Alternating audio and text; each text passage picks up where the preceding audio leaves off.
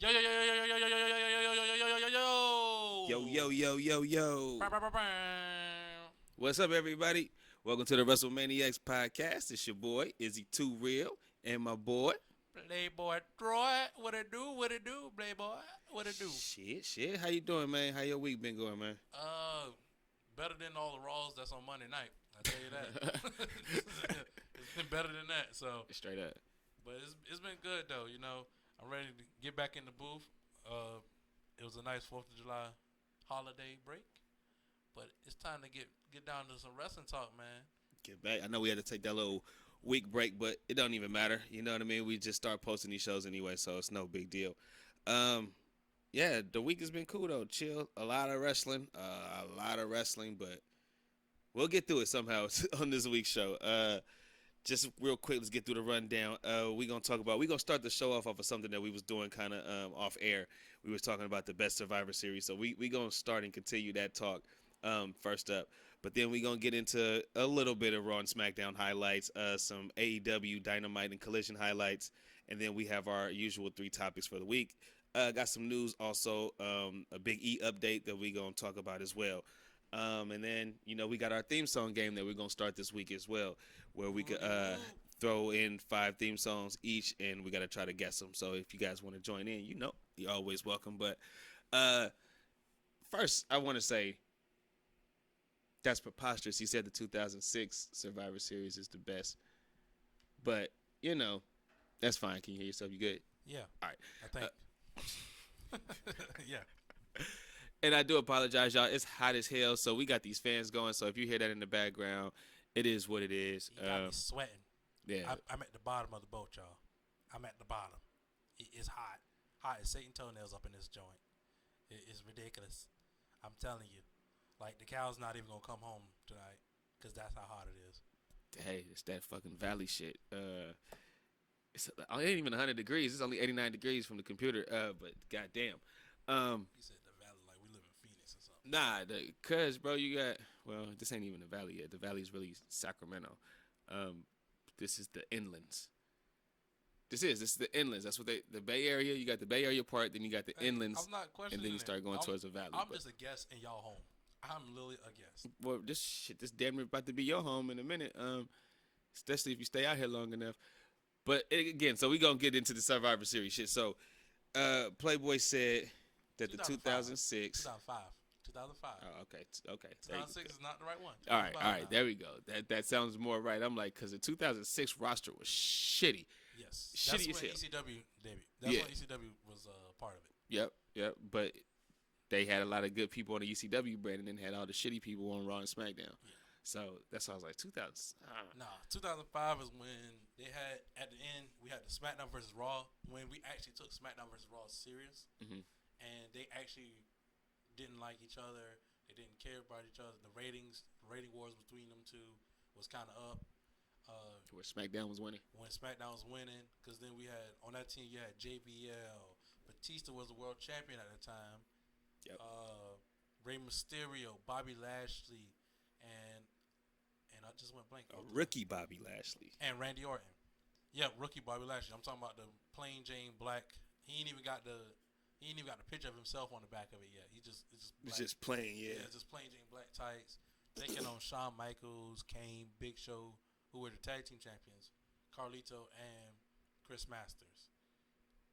And I'm telling you, I think it was just a story that led up to it with Teddy Long and Bischoff going back and forth, with Teddy Long getting trapped in the Master Lock, and Okay, it's that Matt year. Hardy and Rey Mysterio shows up on Taboo Tuesday and embarrasses Raw on their pay-per-view. Yeah. So is this around the time where Eric Bischoff had the little fake stuff on? He started peeling the stuff off during the Billy and Chuck wedding? It's around that time? That's too early. It's too early? That happened when Stephanie McMahon was still the GM. So that's like 03, 04. That's 03, 04. Okay. That's when they're over there. When he said they only got 3 minutes. That's one of my favorite tag teams too. 3-minute warning. You know what I think? Because the more that I heard you talk about that Survivor Series, I started thinking like, damn, you talking about story. Well, the best story was around the 03 Survivor Series. Is that the one with Bischoff and Stone Cold? Yeah, and Austin had to go and he had to pick his side. Yeah. Well, only reason I said story because one, it was Randy Orton's on the team, and he just killed off Undertaker. So He Undertaker, just killed off Undertaker. he burnt Undertaker in the casket. So it's like, oh, okay, that was there. Eddie dies. He remember now he qualified for the team. He passes away. Um, Sean is kind of like he's playing like a B player now. Like he's the guy, but he's really not. He's not. He's a shell of himself. But he still was like the number one babyface though, like Yeah. on Raw at the time. You have Kane and Big Show, who are the tag team champions at a tag team that, which was kind of when you think about it, was crazy because Carlito and Chris Masters was like number one contenders for that title constantly. God. What show did they open up? They opened up WrestleMania. WrestleMania, man, dog. Versus Chris Masters and Carlito. That was. I was like, what the? I don't was a even tag want team to that watch was- this. That was basically indestructible. What? And they lost the titles to the Spear Squad. They were not entertaining. I don't care how indestructible. They just weren't entertaining. This was Kane with no mask, and this was Fat Big Show This leads up with to the them singlet. going with the May 19th. This leads into the May 19th rivalry. That's why they end up breaking up. They probably broke up because Kane had to go film the movie. That's Yeah, probably why they probably broke so. up. Yeah, I mean Big Show was fat at that time too. Yeah. I actually enjoyed Kane without a mask for a good bit before 2008. Because with Kane without the mask, he was a psycho. But that was when he first took it off. Yeah, when he first took it off. Like that 03, was it 03 when he took it off? Yeah, because that's when he had to face Triple H, and he lost, and he had to take the mask off. Yeah, 03, 04. It was 03. It was 03 because that's when he had the match with Shane at Survivor Series.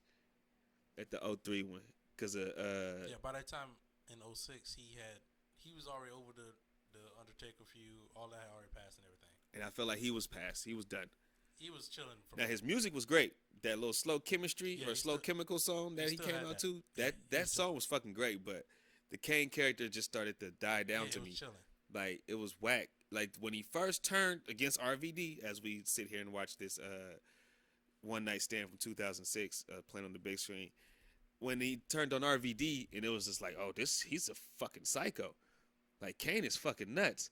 And then like he got into the feud, he started doing the shit with Linda McMahon. Yeah. You know, and then he tombstoned her on the stage. Then he chokeslammed Eric Bischoff. Chokeslammed Eric Bischoff off the stage. Shane McMahon. Shane McMahon tied the jumper cables to the testicles and electroshocked him with a car battery. Then Shane kicks him into the bin of fire. Oh yeah, it did happen in the back in the backstage hold on, segment. time out.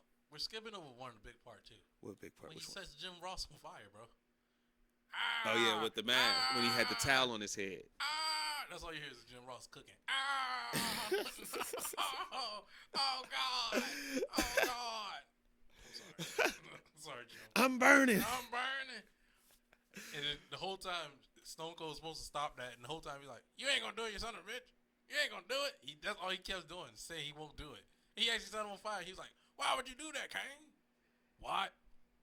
Was he there? Yeah, he lose in the ring when King set Jim Ross on fire. I thought he set him on fire in the backstage segment.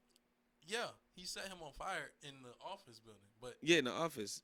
Or when they was having a backstage interviewing segment because Kane had the towel on his head. yeah, but Stone Cold was in the ring Oh, okay. the whole entire time while this was going on. He's like, "I'm gonna set him on fire." And Stone Cold's like, "No, you won't." He kept doing that. Did he? Was he egging him on? Yeah. Because I know Stop it. I remember watching it, but I remember being fearful for JR because like Kane is not just has got that Mick Foley feel. And then Like literally, Stone Cold was literally just sitting there like, "You ain't gonna do it. Don't be a dummy." Like he's literally still like insulting him, and I'm like, "Bro, this is this is wild. This your thank boy. God Stone Cold do not work for the police when people are jumping off bridges. And thank God Stone Cold ain't your boy. That's my boy. No, you would hope not because Oh. JR is his boy too, and you see he kept egging him on to light him on fire. What? Like What? so like crazy. So But that Survivor Series was really good because you had that story leading up to it. Like, we don't like you because this is when throughout the whole time building up that literally Kane and Big Show are beating the shit out of Batista every single chance they get. They're putting him through a table every time. was it SmackDown? They put him on the table through Raw. They beat him. They put him through a table on SmackDown. Then they put him through a car on Raw. And I was like, yo, I think they put him through a car on Raw, and because SmackDown showed up in JBL's limousine. As I remember, Who? SmackDown team. They Showed up in JBL's limousine. I thought you meant the whole SmackDown show showed up. They literally showed up in his limousine, and they all had button-up shirts. That's how I remember. I was like, why did they show up ready to fight in business clothes? Was Orlando there? No. It was just JBL, Batista, Rey Mysterio, Bobby Lashley, and Randy Orton. They literally showed up in the parking lot, and then the camera followed the Raw team coming out there to the parking lot to fight them. This is when... Oh, this is a storyline. Yeah, this is all in the storyline, and I think Raw, they're fighting. Like, the camera is literally just swinging everywhere. And out of nowhere, all you hear is like a car going off, and they swing the camera around, and Kane and Big Show double choke slam Batista through a car, through a windshield. And then it comes to that Friday night when Batista, I want to say he's facing Edge. He's facing Edge on that show. This is 06. This is my forgotten years. And then they put him through a table. That's how. Well, it ends up being a big ass brawl between Raw and SmackDown on SmackDown, leading into Survivor Series. And they put Batista through a table again. He was just getting his ass whooped. Yeah, he just literally built. The whole build-up was Batista's the world champion. He's gonna be taking on. He's leading SmackDown in there. The whole entire time he's getting his ass beat. Yeah, it sounded like he was getting his ass whooped every week. I want to say John Cena is defending that title against Kurt Angle in that pay-per-view. Like, did he get any offense in? Yeah, like every once in a while he gets offense in, but it always ended up with him getting chokeslammed. Literally, he would fight back and he'd end up getting chokeslammed. And then get look. See, I don't understand why WWE, but I get it that you liked it. So there were fans who liked it, but I just never understood why, because they do this a lot. They did it with Bryan Danielson after he won his world title. They'll throw you in these little meaningless feuds with Kane and Big Show, like that's gonna elevate you somehow. At these times when Kane and Big Show weren't anything major, they were curtain jerkers at these times. Hold on now, they're the tag team champions. Curtain jerkers. Yeah. Because I was about to say they lost the titles to the Spirit Squad. Yes, curtain jerkers. Yeah. And they opened up the WrestleMania card. They did. Curtain jerkers. So that's what they were. They weren't threats like that. Before though, that WrestleMania 22 set was fire because it was the city, and then when Kane came out, the city was on fire. Yeah, that was dope. And I think Jerry King Lawler was like, "Look, the city's on fire." Yeah, I remember that. Like, yo, that's crazy. But yeah, it was an inside set though. Yeah, it was kind of whack because the inside set is hella small inside the arena because it's not a big stadium. Hey man, Rey Mysterio came out on top of the city with the I can't think of it. So did Jeff Hardy at Armageddon 2008. That was a pretty cool sight too. Cool sight. But yeah, I get Kane and Big Show kind of like they're curtain jerkers at the time, but I think it was kind of cool because SmackDown was kind of small compared to them. Because you have the big name of Shawn Michaels there already. Then you have two monsters of Kane and Big Show. But they were Raw guys. Yeah, there was Raw. I'm saying SmackDown was taking on that team. Oh, okay. And then you had the up and comers of Carlito and Chris Masters, who were the weakest link of the team. Especially Chris Masters. He should not have been in that position. Yeah. Carlito, because Carlito's character was still great. Yeah. But it was like, okay, cool. But then on SmackDown side, you had the world champion Batista, and then JBL, and you had Rey Mysterio and Randy Orton. All four of those names by themselves were like, at that time they was okay, but now they were okay. Yeah, but like now that you appreciate them more. You appreciate them way more. And now they're all legend guys who are like 40. Young Bobby Lashley, like rookie Bobby Lashley. I'm talking about Raw, because he really was on SmackDown for like maybe, green as shit. He was on SmackDown for like maybe 2 months at the most. Yeah, did he even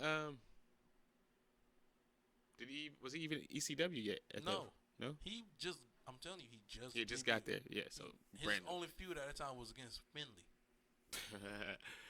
I remember that feud for some reason. Don't ask me why, because I was like, who the hell is this big black nigga? Yeah. But damn, he buff. The only story they had on him was he was in the military. That's literally the only story you had on him. But they didn't try with him like that. No. They pushed him to the moon but they didn't really try. And he still didn't have no story. Even to this day, I really don't understand Bobby. strong. He's no, dominant. I understand him now. He's a dominant black guy that was in the military. What all you need to know? That's it. What more you need to know? That's it. I mean, I'm not complaining But with that. can we also name that he was a former Bellator champion? Now we can. MMA, like this I don't guy. think he was a champion either. Yes, he was. Was he? Yeah. Oh, okay. Fuck yeah, he was. I thought he was just in Bellator. I didn't know he was a champion. Champ. No, that's why he was always wanted to get at Lesnar. Like, bro, we both was champs in MMA. You was UFC, I was Bellator. You know what I mean? But that he got that going for him. Just even just the MMA background in general. Like this guy's a whoop ass. He's been in different type of fighting and combat sports where this guy can whoop ass. So that's all I need to know. That's good enough. It's good enough. I'm not gonna complain about it, but I'm just saying. Back then, You didn't when know he was that. on that team, it was just he was in the military. Yeah, they didn't do him like Brock. No, they didn't. Like he had a He just scholarship at Colorado, then went to the he military. also got to think he came around the time when Boogeyman just came there, and But you needed bigger guys like that at that time. You did. You know what I mean? Well, no, you didn't really, because you had a fucking parade of them. Khali was just coming in at the time. Khali ain't even showed up yet. Well, not at fucking this point in time, but around at 06. the point of that Survivor Series, he wasn't there yet. Because I'm about to say, Batista's still world champion. Khali didn't show up till the 07. Was it 07 when he showed up? Yeah. 07, yeah. Well, yeah, don't say 08. Nah, he was already 07. He was already on the Because downside. this is after Rey Mysterio already won the world championship at WrestleMania. Well, he had hella feuds in 07. They pushed him to the moon when he first got there. Khali? Yeah. Yeah. Punjabi prison matches and like which was supposed to be world heavyweight it was title. supposed to be the Undertaker in that match, ain't it? Yeah, it ended up being Batista, I think. No, it ended up being Big Show. Nah, it was Batista. He had a Punjabi prison match against Batista. Undertaker was supposed to face Great Khali in that match, but Great Khali didn't show up. So Undertaker ended up facing Big Show. That's what it was.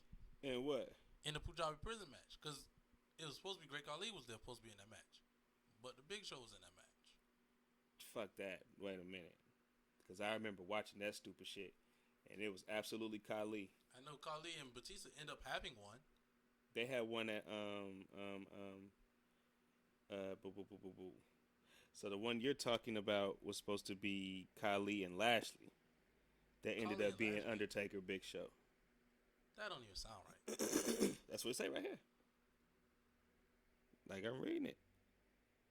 The Great Khali and Bobby Lashley were originally scheduled to compete in the Punjabi prison match. Neither man showed up. But wasn't there? Oh, so Jinder Mahal against Randy Orton. That's 2016. No, see, that's what I'm saying. So it says Great American Bash Down 6.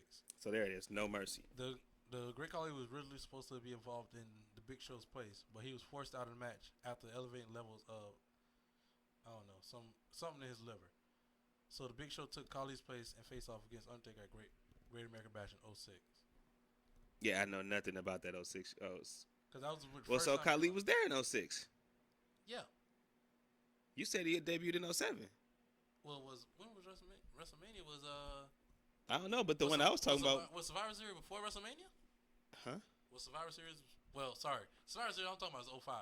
Okay, got you. Okay, I messed it up. I'll take the blame on this one. Okay, I was like, wait, I'm confused now because I'm like, I know there was a match with Batista and Khali. Because when we started off the talking, you said Survivor Series 06.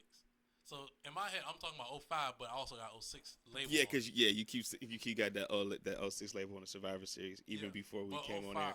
But yeah, I'd say 05 Survivor Series was the best one because it ended so. I think it just ended cool to me because you had that Randy Orton. What the fuck? Oh, it's a cat. You had the Randy Orton, Shawn Michaels match. Well, not match, but they end up coming in because at this time I want to say Shawn Michaels was taking on JBL and Shawn Michaels was the last person on Raw, and SmackDown had JBL and they had three people. They had three. They had Rey Mysterio, JBL. Yeah, it was three that he had to fight back from, and he took Randy Orton. 2 of them out and then lost to Orton. Because JBL interfered. Was it? Yeah, JBL was about to get in the ring with a chair, and Shawn Michaels switching music him. And when he turned around, he got RKO'd. And this is when the Undertaker comes back. Right. And I was like, yo, this Is that the crazy. one with the coffin on fire and it Yeah. just shoots open? Yeah. Yeah, that was dope. That was dope. I thought that was dope because it's the story. We haven't seen a Raw actually hate SmackDown kind of feel in so long. And I mean, like, actually hate each other. Like, But is that even a thing? It's like I don't hate you. We just work on different shows. Damn, that shit got one quick. We just on different shows. You know what I mean? Like, it was like Raw just kept saying they was the A show. They are the A show. It was there first. Yeah, but what do you prefer to watch more, Raw or SmackDown? Today? Or even during that time? During that time. It's the same as today, SmackDown. That's what, to me, Raw was always my SmackDown was always my A show. Because I connected more with SmackDown superstars. I was going to say, did you have cable, not have cable or something like that? No, I watched both of them. I just always connected more with SmackDown superstars because it always seemed like, I don't know, they just had better stories to me.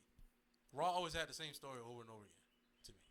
Maybe that's true, but Raw was still always the A show. Raw was the flagship. You know what I mean? Raw is the flagship show. Yeah, that's why it's the A show. But it's like, and it's then the B show, because like if they was, say like back in the days where they was doing house shows, they would always have a squad, B squad, C squad.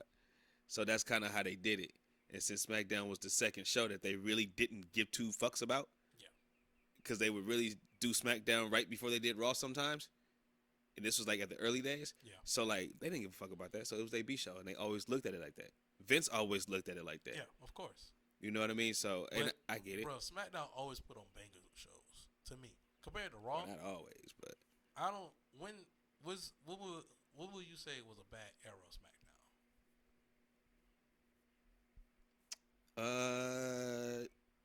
Hell, I would say 2010, 2011, I agree. 2012. I would agree. And then I would say,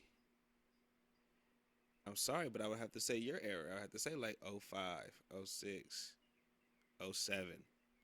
What? Yeah, to me, these were terrible eras of SmackDown. Man, Mexicans come out there. They had a bunch of random people. That's the thing. Yeah, They had a bunch of randoms. So you gotta take your childhood favorites out the equation and just go with like. They had randoms. What was the ratings like? What was the crowds like? In my you know mind, what I mean? SmackDown was good, and then Raw saw how good SmackDown was like, let me get all that. Everybody that you made good over there, let me get all that. So like John Cena went straight to Raw. Edge, Raw. Like all these guys that were top talents on Raw were top talents on SmackDown first.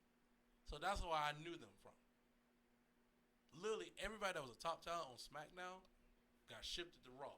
And then SmackDown got left with the boo boo stuff, man. Well, at that time, people wanted to be on Raw because people didn't want to work Tuesdays. That's true. You know what I mean? They end up shifting, because they used to record on Tuesdays. They used to record on Tuesdays. So, and that was the whole shtick with Triple H. He didn't want to work Tuesdays. So, a lot of times they did. They switched him over from SmackDown over to Raw. I agree with you because I believe Batista was even one. I think he came in as like Reverend Batista's or he was on SmackDown. Deacon Batista, and then he shifted to and Raw. Then they got shipped to Raw to be with Triple H and him. So, yeah. Like all the stars, like people that was like coming up, and like because SmackDown had all the up and coming guys. That's why I agree. That's why I like SmackDown a little bit more too, because they had the up and coming. So if you weren't a star yet, but you was coming though, and you knew like everyone who was watching that show knew you was coming. Like Edge, he was just coming up as as an actual single star, was on SmackDown. Eddie Guerrero, single star, coming up on SmackDown. Kurt Angle, Rey Mysterio, all of them. John Cena, Brock Lesnar, Shelton Benjamin. Guys, these are guys that would have never been able to make it on Raw. Yeah. And then they end up becoming stars on SmackDown. And guess what?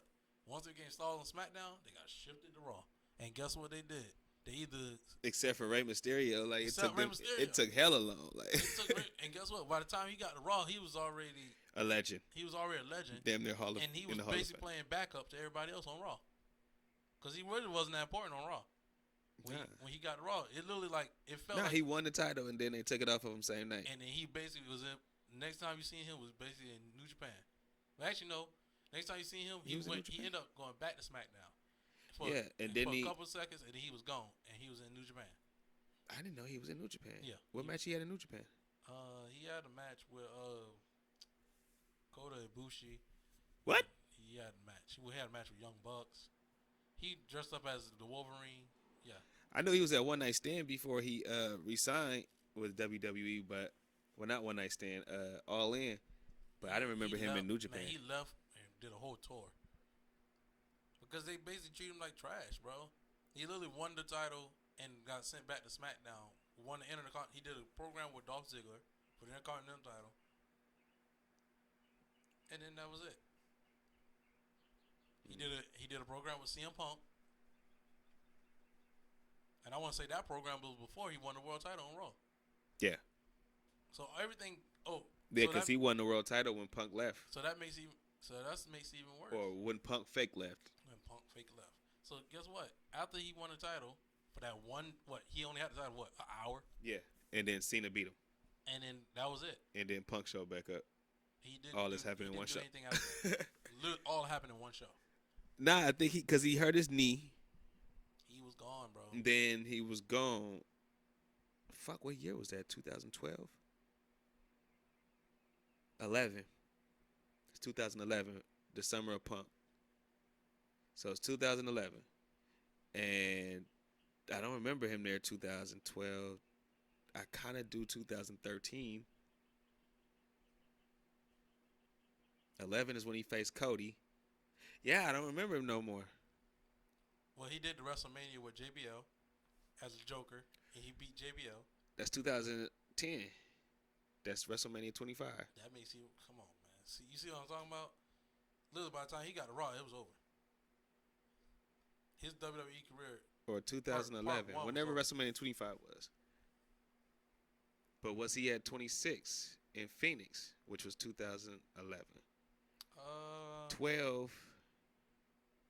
No, 2000. Fuck. What? Was he there when The Rock? No, so hosted? 25 is 08. 26 is 09. 27 is 2010. Right? No, I'm off again. So I'm going to start over. 08 is 24. 09 is 25. 2010 is 26. 2011 is WrestleMania 27. WrestleMania 28 is 2012. I don't remember him there. I thought so. That's The Rock. He was there for You Wikipedia'd him? He was there when 2014 at New Orleans. Is that when he came back? He competed in the Andre. That was his last match before he left. Well, not his last match. But no, I know what you mean. But I'm saying, like, when the hell did he leave? Or leave for New Japan? Not even that. Like, he was gone. He literally was injured. What was? Injured a lot. Yeah, he was injured a lot. So he missed that many manias. He was gone. Damn, I gotta keep scrolling down this motherfucker. He was there 2011. He won the title, right? Alberto Rio. And then he was injured that August. Yeah, matches with Sin Cara 2012. And he was suspended. I remember that. He was suspended. And he took a leave of absence due to a knee injury. He was attacked by Mark Henry. Final storylines in 2013. Against the Wyatts. And then Bad News Barrett before he left. So his last match was against Barrett. But I was like, where the hell was he at 2012? Like, he just had little shit to do. He was suspended. He had the suspensions. He was but that's 60 days. Like, that's what, 2 months? Yeah. But he did have a match at SummerSlam against The Miz. So Miz and Sin Cara. He was just in and out. But this proves my point, though. What is it? We was looking for this so long, I don't even remember what the point was. Smackdown was the show with all up and coming stars. Yeah, I'm not down that's that. Why that's why I didn't want to really watch Raw, because I already knew those guys and I really wasn't. Because all it was the same. It was all at this, like my youth, right? Triple H is the guy. That's all it is. Triple H is always the guy. He stays the guy. No matter who's coming up, he's gonna be the guy. By the time. Well, yo, fine days, he was hurt. Oh, you talking about when in 06. 06. 06, 07, he was hurt. He was hurt. That's when John Cena took over. Yeah. This is after John. Well, Cena took over 05, really. No, we was talking about when SmackDown kind of was just jumping. They was jumping off with all the young guys. Okay. That's when Cena shifted over to Raw. That's when you got the Mexicools and the Boogeyman. Keeps bringing up the Mexicools. Because the Mexicools are fucking cool, bro. Nobody gives a shit about Juventud Guerrera. Like, ooh, Psychosis? Like, fuck. Psychosis is cool. Depends on which one you're talking about. Billy Kidman, Paul London, the cruiserweight the WCW cruiserweight division. The cruiserweight division held down SmackDown the same way the X division held down TNA.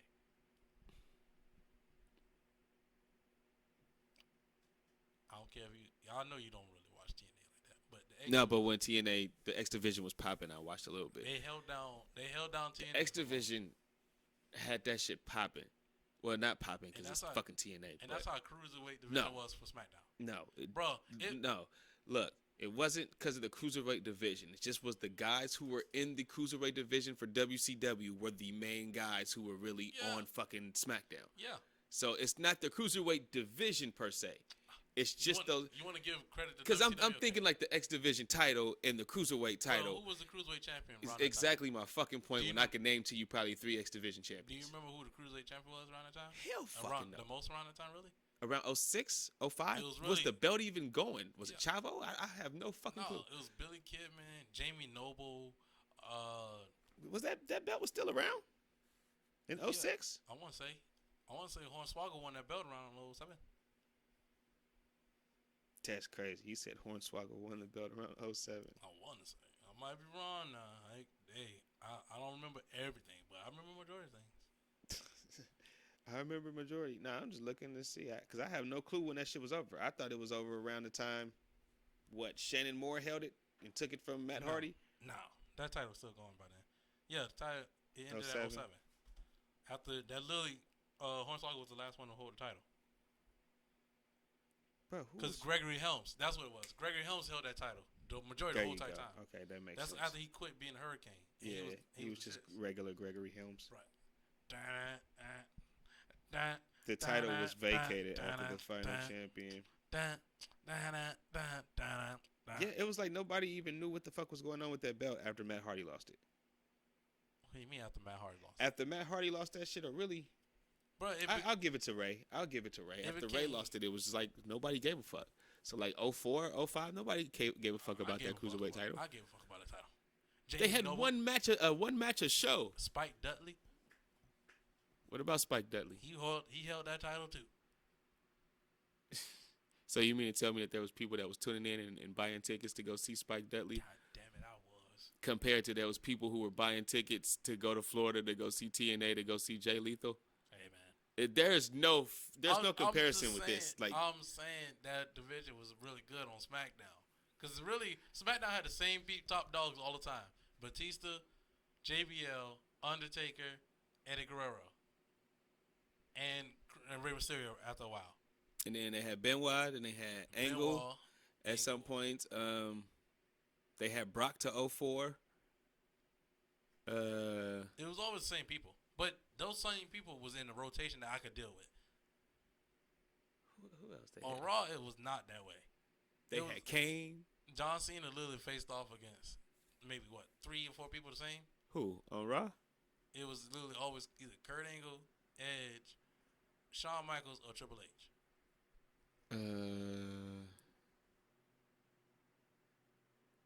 Nah, about right. And then they threw Umaga in there, and he was only he was a flash in the pan. And then after that, they threw Randy Orton. Now they buried him at Mania. Then they threw Randy Orton in there, and then it just became John Cena facing off against Edge or Randy Orton majority of the time. Or Jericho. It was so many fucking Jericho matches, especially 06. Was it 05 or 06? Whatever year Jericho left. That led to him being the loser leads. Yeah, it was like, fuck, bro. Y'all had like 10 matches, bro, like in a fucking 5-week span. And he never could beat him. Like, bro. Yeah. Goodness gracious. Like, just wait. What is happening? And the damn cord to the damn headphones keep making my phone go off. But so you say 05. All right, so what about 02, man? My favorite storyline? One of my favorite storylines of all time. What? The Invasion. Nah, that's 01. So 02. 02 was the Elimination Chamber. Oh, the very first one. Yeah, the very first one. That's regarded as the best no, Survivor Series of all time. I'm gonna back it up. When I say Survivor Series, I'm talking about the tag match. When I say the best Survivor Series tag match, that's what I'm talking about. Tag match, not pay per view, but I'm thinking tag match. Okay. Because that's one of my favorite. I think that's like I was fully invested in that tag match, in that Survivor Series tag match. I can't even battle you on that. Then, if you're just talking about the tag match, I can't even battle you on that. After that is maybe the one when NXT shows up in it. Nah. The other one is 01. No doubt about it. The Invasion one. That fucking shit. I would say 05, 01, and then NXT Smackdown Raw one with Keith Lee and Roman Reigns is at the end. I want to say that's 2017, 16. 17. That was great. 17? That was a great one too. The storyline building up to it. Maybe it could be 18, right before the pandemic. Everything that was great. That match had me literally on the edge. In my head, the whole entire time I thought Keith Lee was gonna win. Nah, I knew they wasn't gonna let him do that. I was like, yo, this is crazy. I knew he wasn't gonna win, but I was like, man, if he wins, bro, the whole building gonna go crazy. Cause that spirit bomb was nasty. It folded Roman Reigns. Yeah, it did. That shit folded him in half. I was like, oh, he gone. He gone. And okay. Because I would say 05, 01, 2018. And then after that, I would say 2016, Raw versus SmackDown, when they got AJ Styles, Bray Wyatt, Randy Orton, Dean Ambrose, and I'm trying to think of the last person on that team versus like Roman, Chris Jericho, Kevin, Seth Rollins, and Braun Strowman. I wasn't a fan of that one. What? I wasn't a fan of that one. That was a great one. That's when I knew SmackDown was on his way back up. I wasn't a fan of that one. I'll give you the 05 one because as far as like the actual Survivor Series match, that shit was fucking great. The way that they built it up was great. But I'll even give you 2018. Just having the young guys in there with the older guys, you know what I mean? Yeah. It's the NXT guys in there. And getting to see, was it Adam Cole in that match too? No, Adam Cole had defended that title against Bryan Danielson or something? No, that was on that SmackDown. But on that show, Adam Cole had defended the title against Pete Dunne. Because the night before, they had War Games. Right, the NXT show. Yeah. When they had, so this the one where Danielson went against Brock? No. AJ went against Brock? Different show. Totally different show. Somebody went against Brock. This was 3 years in a row where Brock was having like big matches on Survivor Series against AJ, Bryan Danielson, and somebody else. It went 3 years straight. It wasn't Daniel Bryan. Because Daniel Bryan literally faced off against Adam Cole that Friday. Wait, so what are you arguing? The Adam Cole part or the Brock Lesnar part? I don't know who Brock Lesnar faced off against. He probably faced off against AJ Styles. But I truly do not remember. Which one are we talking about again? 2018. Don't try to beat me to it. Read your shit. Why?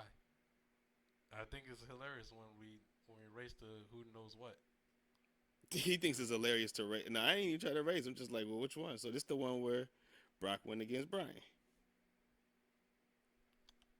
Enzo hijacking. What the fuck is that? Look at how Enzo stands up in a chair while they're in the matches going on, and he basically starts to do his.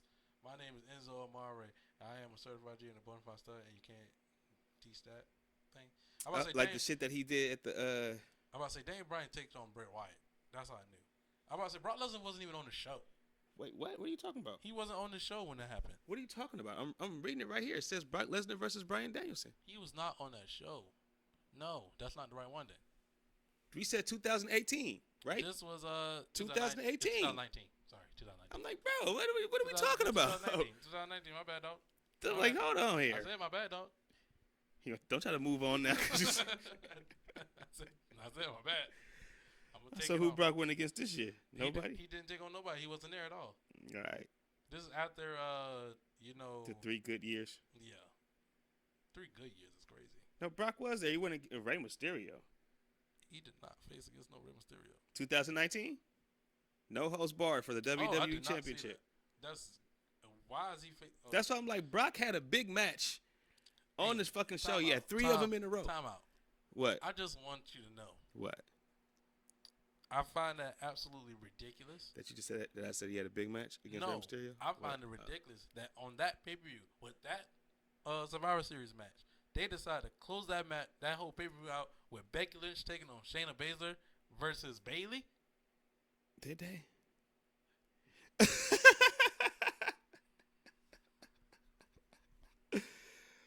Yeah, blood. They okay.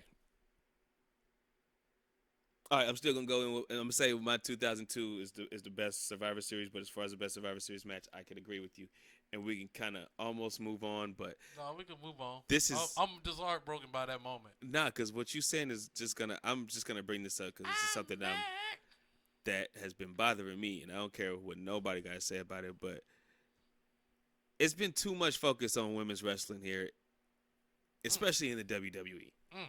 It's way too much focus on women's wrestling. Like, why is there 4 women's matches? Like, especially on a Raw. Like, I'd be like, just 3 hours. It's too much. I get it, women's equality, all of that. I'm never gonna hate on women's equality and all that type of shit. But as far as them being in main events and shit like that, I'm not for it unless it's something that's huge. I have no problem with them being in the main event. I have a problem with them in the main event. I have a problem with 4 women's matches on the card. I have a problem with that. It's about a story for me. You tell me what women's match has a story right now. None. Exactly. So why do they need to be on television so much? Well, to develop the stories. What do you mean? They're not developing anything. Yeah, I know. But let them do house shows. You can't just have a show with just no women. Why you can't? Because then it used to be, but I'm not. I don't care about it. Then when are you gonna develop the stories then?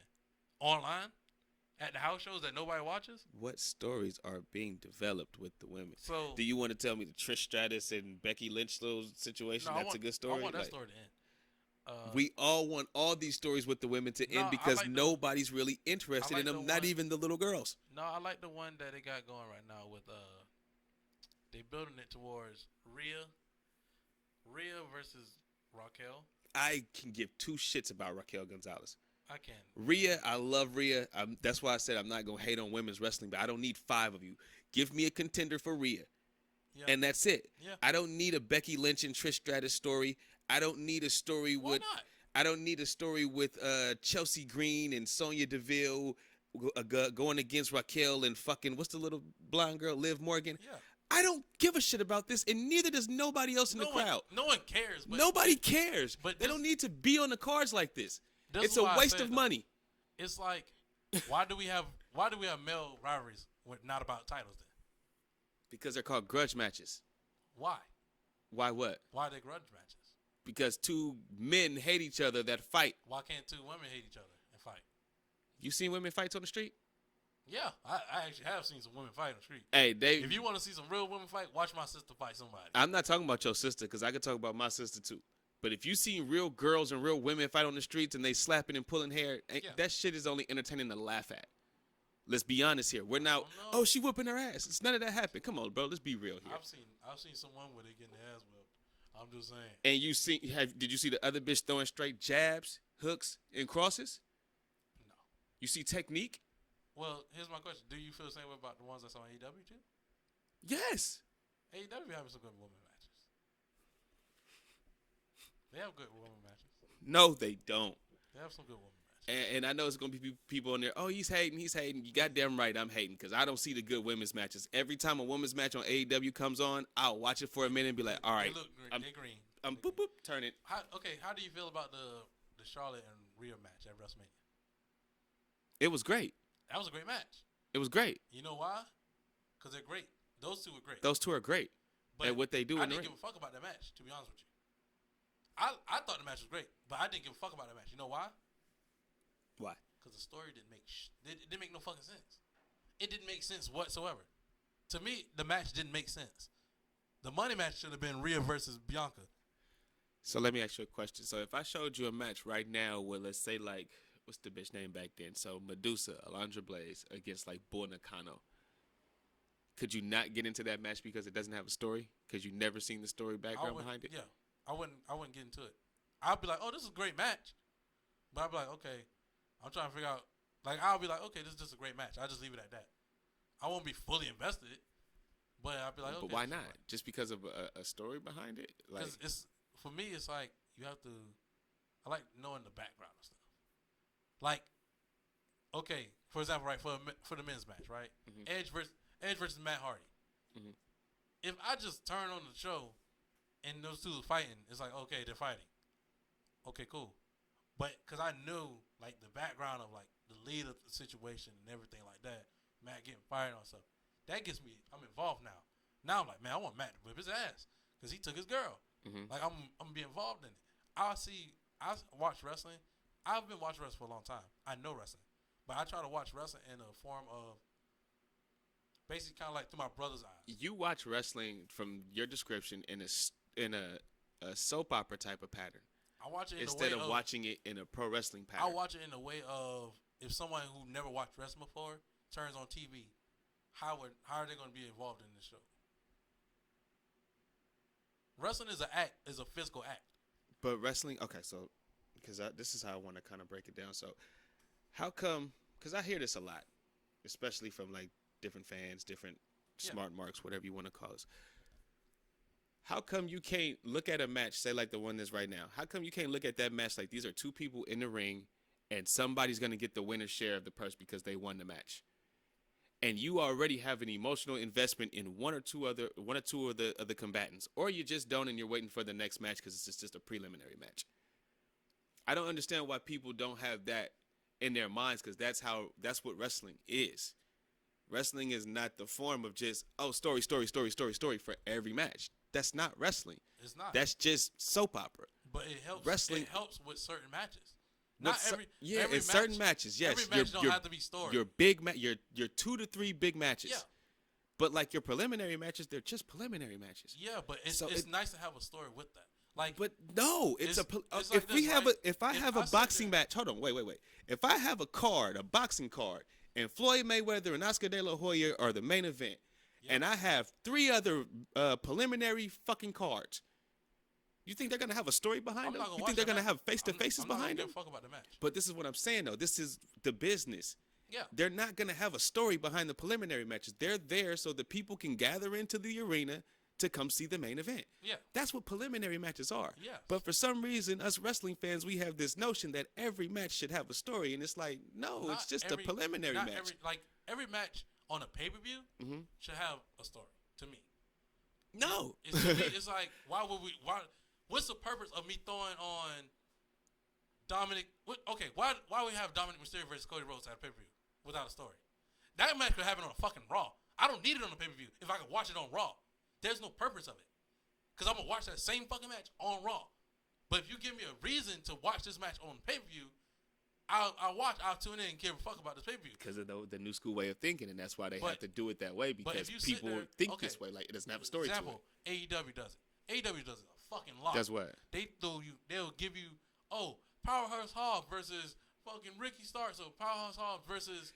Because you see that they're trying to do it, they just don't know how to do it. Because it's like, I'm talking about, they literally throw random matches on their card. Correct. And it's like, because it's like, bro, this same match is literally about to be on Dynamite. Could literally be on Dynamite. Doesn't matter. It's a preliminary match. Because again, and I'm not trying to defend AEW at all. What they're trying to, because when they first came out, they said they're trying to be a more sports-based type of product. I get that. Same as New Japan. You don't have a fucking story for their opening match with their fucking their guys that just came from the dojo. They don't have a story. They're in black trunks. They don't have a story. They have a lot of stories throughout their whole show. Their show has a lot of stories. Did you? Damn it, phone, stop. Their first couple people. No. Listen, stop. Listen. Their first couple matches, yeah, like the new guys. Yes, they don't have no. They don't have a story. They're just preliminary guys. Yeah. They're in there to work and learn how to work. Yes. And then the guys who are the ones that people care about are the ones that's going to get the story, which would be the 3 big matches of a pay-per-view. Right. The first 4 matches, who gives a fuck about? Again, they're just there to help the people fill in to get to the main event, because that's what the people are paying the money for. Here's my question, right? Go ahead. I'm ready for it. NXT. Mm-hmm. At the height of NXT, right? NXT. I don't think that's a good comparison because they're developmental. They're developmental. Hold on, NXT Takeover, right? When Finn Balor versus Samoa Joe is the main event, right? Mm-hmm. All those matches before, I want to say on that same. Actually, I want to say they had stories to them. They had stories to them. Okay. And I was invested in those matches. That's all I'm saying. Some of these matches that like on Raw. That's why I don't give a fuck about majority matches on Raw. Because majority of matches on Raw, I'm just like, okay, this is just another Raw match I don't care about. Mm-hmm. When it comes to the pay-per-view, I want to be invested in those matches. Because I paid to watch all these matches. I didn't pay to just watch one match. But that's where the disconnect is. That's where I'm saying the problem is. That's where I'm saying the problem is because, again, every wrestling fan thinks that every match on the pay-per-view should have a story. But it didn't always used to be like that.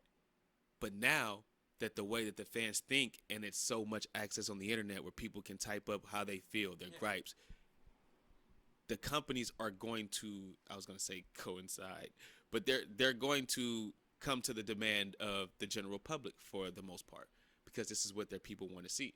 So we have to give them more stories because that's what's going to sell more tickets. Really, WWE don't have to fucking do it because they're on Peacock.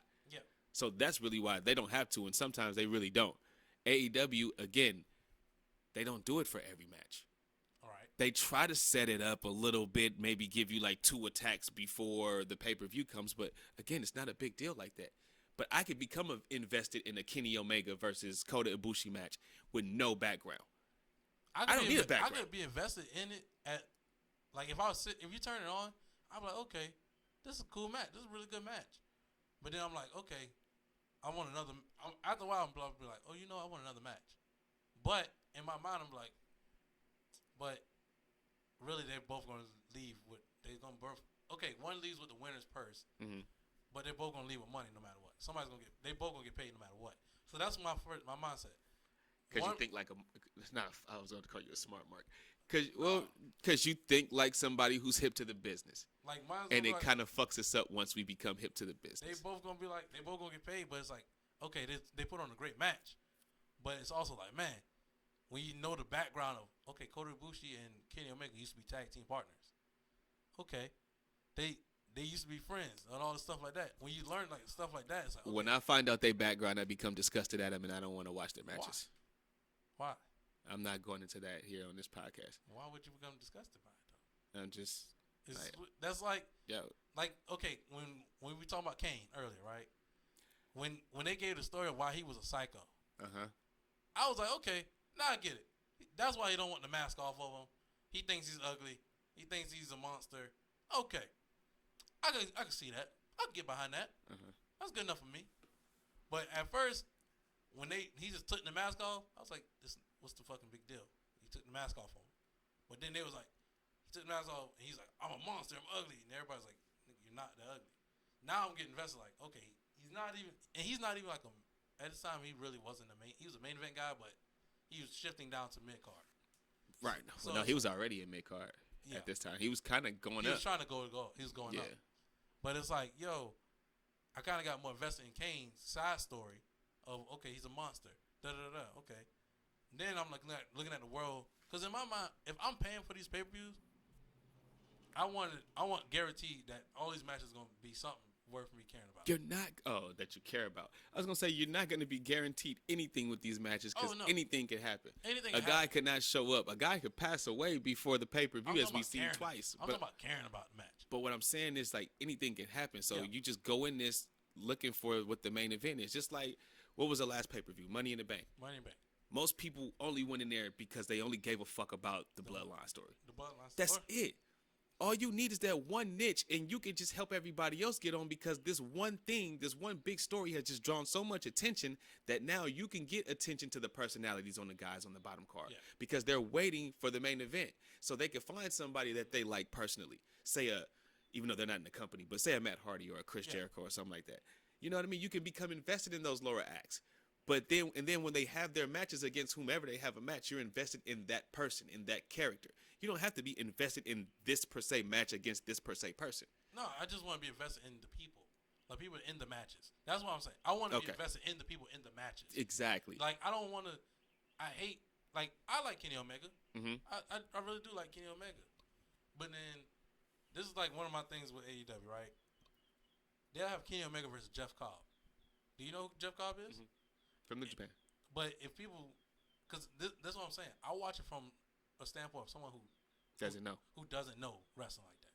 Mm-hmm. I know who Jeff Cobb is, but if I'm sitting there watching it with my brother, he looking at it like, who the fuck is this big ass Samoan dude? I agree. And I'm sitting there now. I have to sit there and be like, and explain who I have it to is. stop and explain who it is. When I'm like, bro, you could have just threw up a quick 15-second package on Jeff Cobb. You ain't even need a package. Just throw up like a little tail of the tape or something, like who this person is. Give me something. 6'3", Don't just 6'4". Like, well, he's about to defend the title against the person. How did he win? How did he even get a chance to win this? How did he even get the opportunity to defend for this title? You get what I'm saying? That's true. And I'm like, yo, give me something, bro. Don't just throw the match on. And I'm just like, well, I know it's about to be a good match. Well, I can't. So would it be a problem if, say, like Jeff Cobb was a jobber? Would that bother me? Yeah, would it bother you? Yeah, because why is the jobber getting the title match? Yeah, it should have never been a title match. But say like the world champion is facing a jobber, you got to get a workout match in. Would that bother you? Like how MJF did on Collision? Yeah. No, because that's his gimmick is like that. He has to have it doesn't matter of a gimmick. No, it's just that's Ric his Flair, when he was world champion, he would have workout matches. Yeah, Tully Blanchard would have workout matches. Arn Anderson would have workout matches. Everybody. That's what everybody does. Everybody does it. Yes. But so when it's not you, a gimmick. But when you make it like somebody that I'm like, okay. So I'm trying to think of a match. Like if they did like AJ Styles versus James Ellsworth on the pay-per-view. I would be like, are you serious, bro? They did that in '98 with Foley. They had Mankind go against Dwayne Gill. And I'm like, and they tried to build him like he was Goldberg or somebody big, and it was Dwayne Gill. Come on, bro. Like, come. I laughed at it like, okay, well, it's an easy win. It's nothing I can take serious. Like, okay, this is da da da da. Like, I wouldn't take it serious one bit. But it's just the fact that it's like, yo, it's no way. Like, I like to be invested in the matches. I guess I like to be at least invested in the people that's in the matches. That's all I ask. That's all I ask. Yeah, I want to be invested in those people. Yeah, be invested in the people. Don't just throw the match on. Because then in my mind I'm like, bro, we could literally just watch this on Dynamite. Well, not throw the match on. It don't matter if you could watch it on Dynamite. You know what I mean? It don't matter if you could watch it on Raw. No, because in my mind, when I think of a pay-per-view, I'm thinking, okay, this is where stories kind of come to the end, or this is where the grudge match happens. Like, this is where, like, this is the big stage of, like, okay, this is where it's supposed to happen at. Right. Raw and Smackdown are kind of like those tune-up shows where, okay, I'm getting my workout in against this guy because I got prepared for this match. That's what comes to my mind. Right. But when it's a match where I'm like, they don't want to fight each other. Well, they want to fight each other. Okay, cool. Why do they want to fight each other? That's what the Raw and Smackdowns are for. Like, why are they having a grudge match? Because this guy thinks he's better than me. This guy thinks he's better than me. It's gonna always be this guy thinks he's a better wrestler than me. But guess what? If I could go with say the next pay-per-view, we got Bronson Reed taking on Tommaso Ciampa, right? Because that's what's going on right now. Guess what? Well, really, I feel like it's gonna be DIY coming together versus Miz and Bronson Reed. But we can talk about it another day. But we can say Bronson Reed and Tommaso Ciampa on the pay-per-view, right? Tommaso Ciampa and Bronson Reed shouldn't face off. They shouldn't be in the match at all until it's time for that pay-per-view. Why not? Because I'm like, well, we gonna see this match on Raw 3 times already. But see, if it's booking. If it's a dark show, no, not that's even okay. Not even nobody's really seen it. It's booking, and I'm not saying like I'm a great booker or I'm a booker at all, but it just goes to booking because you can always have these two guys say. You can have Cody and Shawn Michaels have a match against each other, right? Yeah. They have this match on Raw. Big match. We're trying to draw in ratings. But what will happen is, because the booking will go, something will happen to where there's no decision. Nobody won the match. So now we can build over to the pay-per-view. I can work with that. That's something I can work with. But don't have me go Shawn and Cody going to the match and Shawn wins clean. And then you go to the second match, and then Cody wins, and then you go to the third match, and then Shawn wins the rubber match. It's back and forth. That's what I said, the booking. It's like, yo, the booking has to be good. Like I want to be in this. Like wrestling, yes, to me should have stories, but it also investment. You don't if you don't invest in Hulk Hogan and being this larger than life character, then that moment with Andre the Giant don't mean nothing. Exactly. It means nothing if you don't invest in Hulk Hogan and being this larger than life character. And the fact that Andre the Giant is such a huge shadow. But if you telling me they just throw Hulk Hogan in the ring with Andre the Giant without none of the Hulkamaniac run and none of that. It happened. Do you care about that match? Nah, nobody did. They didn't care about it in the AWA. They didn't care about it in Florida. That's all I'm saying. Like, you got to give me that reason to be invested in this. But you have to be invested in that person. Yes, in that person. In that wrestler. And it makes that match even better. Yes, I agree with that. And not necessarily the story. And the reason that I say that is because I can name like 2 different matches right now. And I know it doesn't really make sense to like younger fans, but I can go back to like what WrestleMania was it 6 or 7? No, it was 6. It was Andre and Haku against Demolition. Before that, they had a match on TV, but there was no decision. Right. You know what I mean? It was no decision at all, so they end up stretching it to go to WrestleMania. Right. It was like a count out or something like that. That's okay. But it'll piss the fans off because fans hate, they boo instantly when it's a count out or disqualification or even a fucking draw. Well, but this is wrestling, people. Like, this is the game. There's sometimes draws in the UFC. There's sometimes draws in boxing. And then you end up having another match. You have another match. That's the way the game goes. That is great. But do not sit there and, I guess to me it comes off as insulting my intelligence a little bit. When you have one person win, and I'm like, okay, he won. That's the end of it. He's better than you because he won that one match. And then all of a sudden y'all do a second match. Like, to me, the Cody Rhodes and Seth Rollins thing, when Cody won 3 times in a row, that pissed me off. Did he win 3 times in a row? He literally won. He won at WrestleMania. Hell in a Cell. Then he won at WrestleMania Backlash, and then he won at Hell in a Cell. They literally had 3 matches straight, and Cody Rhodes and Seth Rollins didn't win not one of the matches. But that still doesn't even piss me off because it's like, in my head, I'm like, why does that match keep coming? Like, how many times do we need to do this match for you're us right. to get that? To WWE's philosophy is 3. You're like, you just tell us when they have a big rivalry, it's 3. He swept him. It don't matter. In my mind, I'm like, why? What's the purpose of having all 3 matches?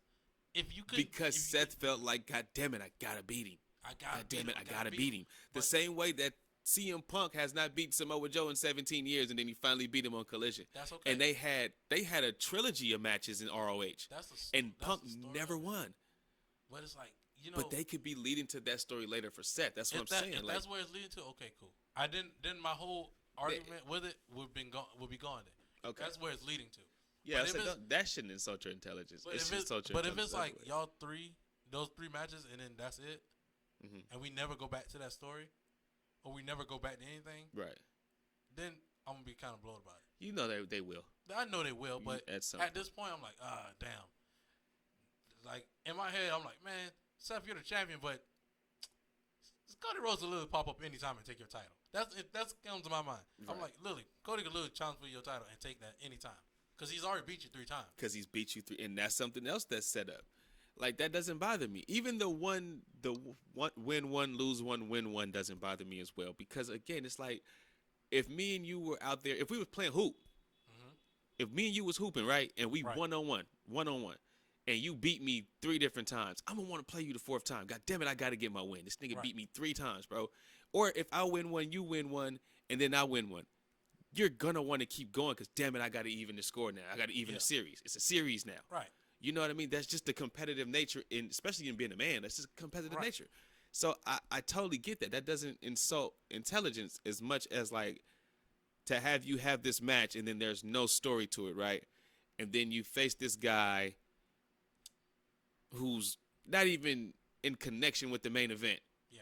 And you're now facing the mid-level guy. I'll take away the insult my intelligence part, but I would use that in the sense of the Brock and Cody Rhodes rivalry right now, right? Why are they fighting? Do you know why they're fighting? Yeah. Well, no, because Cody doesn't even know why they're fighting. No one knows why they're fighting. And the only reason that they've given us is there's no reason. Brock Lesnar doesn't like that Cody was in the main event. Nah, they didn't even really give us that. Cody said it last night. Cody said it last night. That's what they tried to use. That Friday night Smackdown. And then after Cody brought it up, everybody was like, "What? That makes no sense. No, And but Cody said it last night. He was like, so we can end this thing that started for no reason. Like, Really? I was like, yeah, you're right. There's no, in fact, the crowd started cheering because nobody knows why the fuck this shit started. Why. And I'm like, you could at least said that Heyman paid him or something. Like, give me something. Yeah, so give me anything. That's where I'm like, bro, we're literally having 3 matches of Brock versus Cody for no reason. Not because he's better than him. None of this stuff. Like, there's no reason. I'll give you that one just because of how all that shit happened. Yeah. You're in a tag team match with him, and then all of a sudden, like, you just out of nowhere pick him up for an F5. It was like, did he look at you the wrong way? You didn't like Dusty when he was training back in Ohio Valley Wrestling. Like, give me something. I understand that, and the reason that I understand that too is because going back to what we were talking about earlier, this was one of the big matches on the pay-per-view. Yeah. This is one of your 3 big matches. There should be a story behind this. There should be a reason why people are invested in it. And the only reason why I'm invested in it is because it's Cody Rhodes going against big-ass Brock Lesnar. Because it's Cody Rhodes. But, like... And Brock is a fucking beast. Yes. Like, I'd be like, please don't hit Brock the wrong way because he might snap. You know what I mean? Where was they at? Brock, where was they in Puerto Rico? Yeah. Was that Backlash? Yeah, it was Backlash because they didn't fight in England. They weren't even the main event. Well, yeah, they were. They were. They weren't the first time they fought. But they weren't the attraction. Yes, they were. They had. Is this 2? They had 2. This is the third one. This will be a third one. Because the first one was in Backlash in Puerto Rico. Second was Saudi Arabia. There you go, Saudi Arabia. Okay. But I'm saying they weren't even the main attraction in Puerto Rico. One of them they were, weren't they? Well, not Puerto Rico. They weren't the main attraction in Puerto Rico. Well, no, and none of them because Roman. Yeah, Roman was in Saudi Roman Arabia. gonna always carry it right now, like. In Puerto Rico was the Bad Bunny match. That didn't go last. It went second to last. That match was right before Brock and Cody. Second to last? I didn't get to see all of that shit. I want to say no. Brock and Cody went second to last, and then they went. I don't know. Roman wasn't there. Oh no, because I was about to say the Usos in them, but it wasn't them either. That's what I'm saying. The Bad Bunny match had Carlito in it. That was earlier in the card. It was earlier because I came in on it at the late part, and then the Cody match started. So it was before the Cody match. No. I'm about to say. So it's Bad Bunny and Damian Priest was third to last. Yeah. The Bloodline versus Matt Riddle. They redid the same exact. The Bloodline versus Matt Riddle. Matt Riddle, Kevin Owens, the same thing. They literally copy and pasted. That was a pay-per-view match? Yes. They copy and pasted from the year before it. Oh, the Bloodline was solo. Yeah. Not with Roman. Because 2022. I'm like, wait, Roman 2022 was Roman and Usos versus Randy Orton, Matt Riddle, and Kevin Owens. They just replaced Orton. Where was this? Saudi Arabia? No, this is Puerto Rico. Puerto Rico for Backlash? Yeah. So they were the main event. And where was Cody and Brock? Second? The main event. They were? They were the main event. Because everybody was like, why were they the main event? No one understood why they were the main event. Why? Who was the main event? Cody and Brock? Yeah. Because they was the biggest names on the card. They're the biggest fucking names on the card by far. But the whole only reason I say because of the story. No, not the butt. I'm not saying it's not even because of the story. Okay. But it's like that wasn't what they were advertising the most. The advertisement all the advertisements for Backlash was Bad Bunny and Damian Priest. Because they're both Puerto Rican. Everybody's expecting that to be the main event, which I was like, man, that should be the main event because in my mind, after that match, the whole crowd died. The whole crowd literally died. Yeah, well, it died. Like no one cared about the bloodline and all. They might cheer for Sami Zayn for that one moment, but after that match was like they was literally in silence the whole entire time. Cody Rhodes came out, they did the whoa, and then that was it. Silence. And he gets a win by roll up, and he literally runs out the ring like a scared kid. Nigga, I would too. It's fucking Brock Lesnar, big ass nigga. I got a win on you. I'm about to run with this. Hell yeah. And I'm talking shit tomorrow night. I beat Brock. Goddamn right. And he ended up getting his ass beat. I know that ass whooping is coming. That's why I got out the ring as fast as I could because I didn't want it to happen there. And then get to Saudi Arabia, right? Brock Lesnar and Cody Rhodes, second to last match. What was the main event? Kevin Owens and Sami Zayn versus the Bloodline. Okay. To me, if we're going into match 3, SummerSlam in Detroit, where are you putting Brock and Cody at? Because the main event going to be Roman Reigns versus Jey Uso. Which is crazy to me, but... No, it's not. It's good. That's a good story. I'm invested in that match. I want to see because I know in my I'm mind, not. I know Roman's gonna win. I'm not invested in the match per se because I think from the jump I always knew it was gonna go to this and I didn't want it to go to this. So that's why I'm not invested. That's not what I wanted. That's not how I wanted it to play.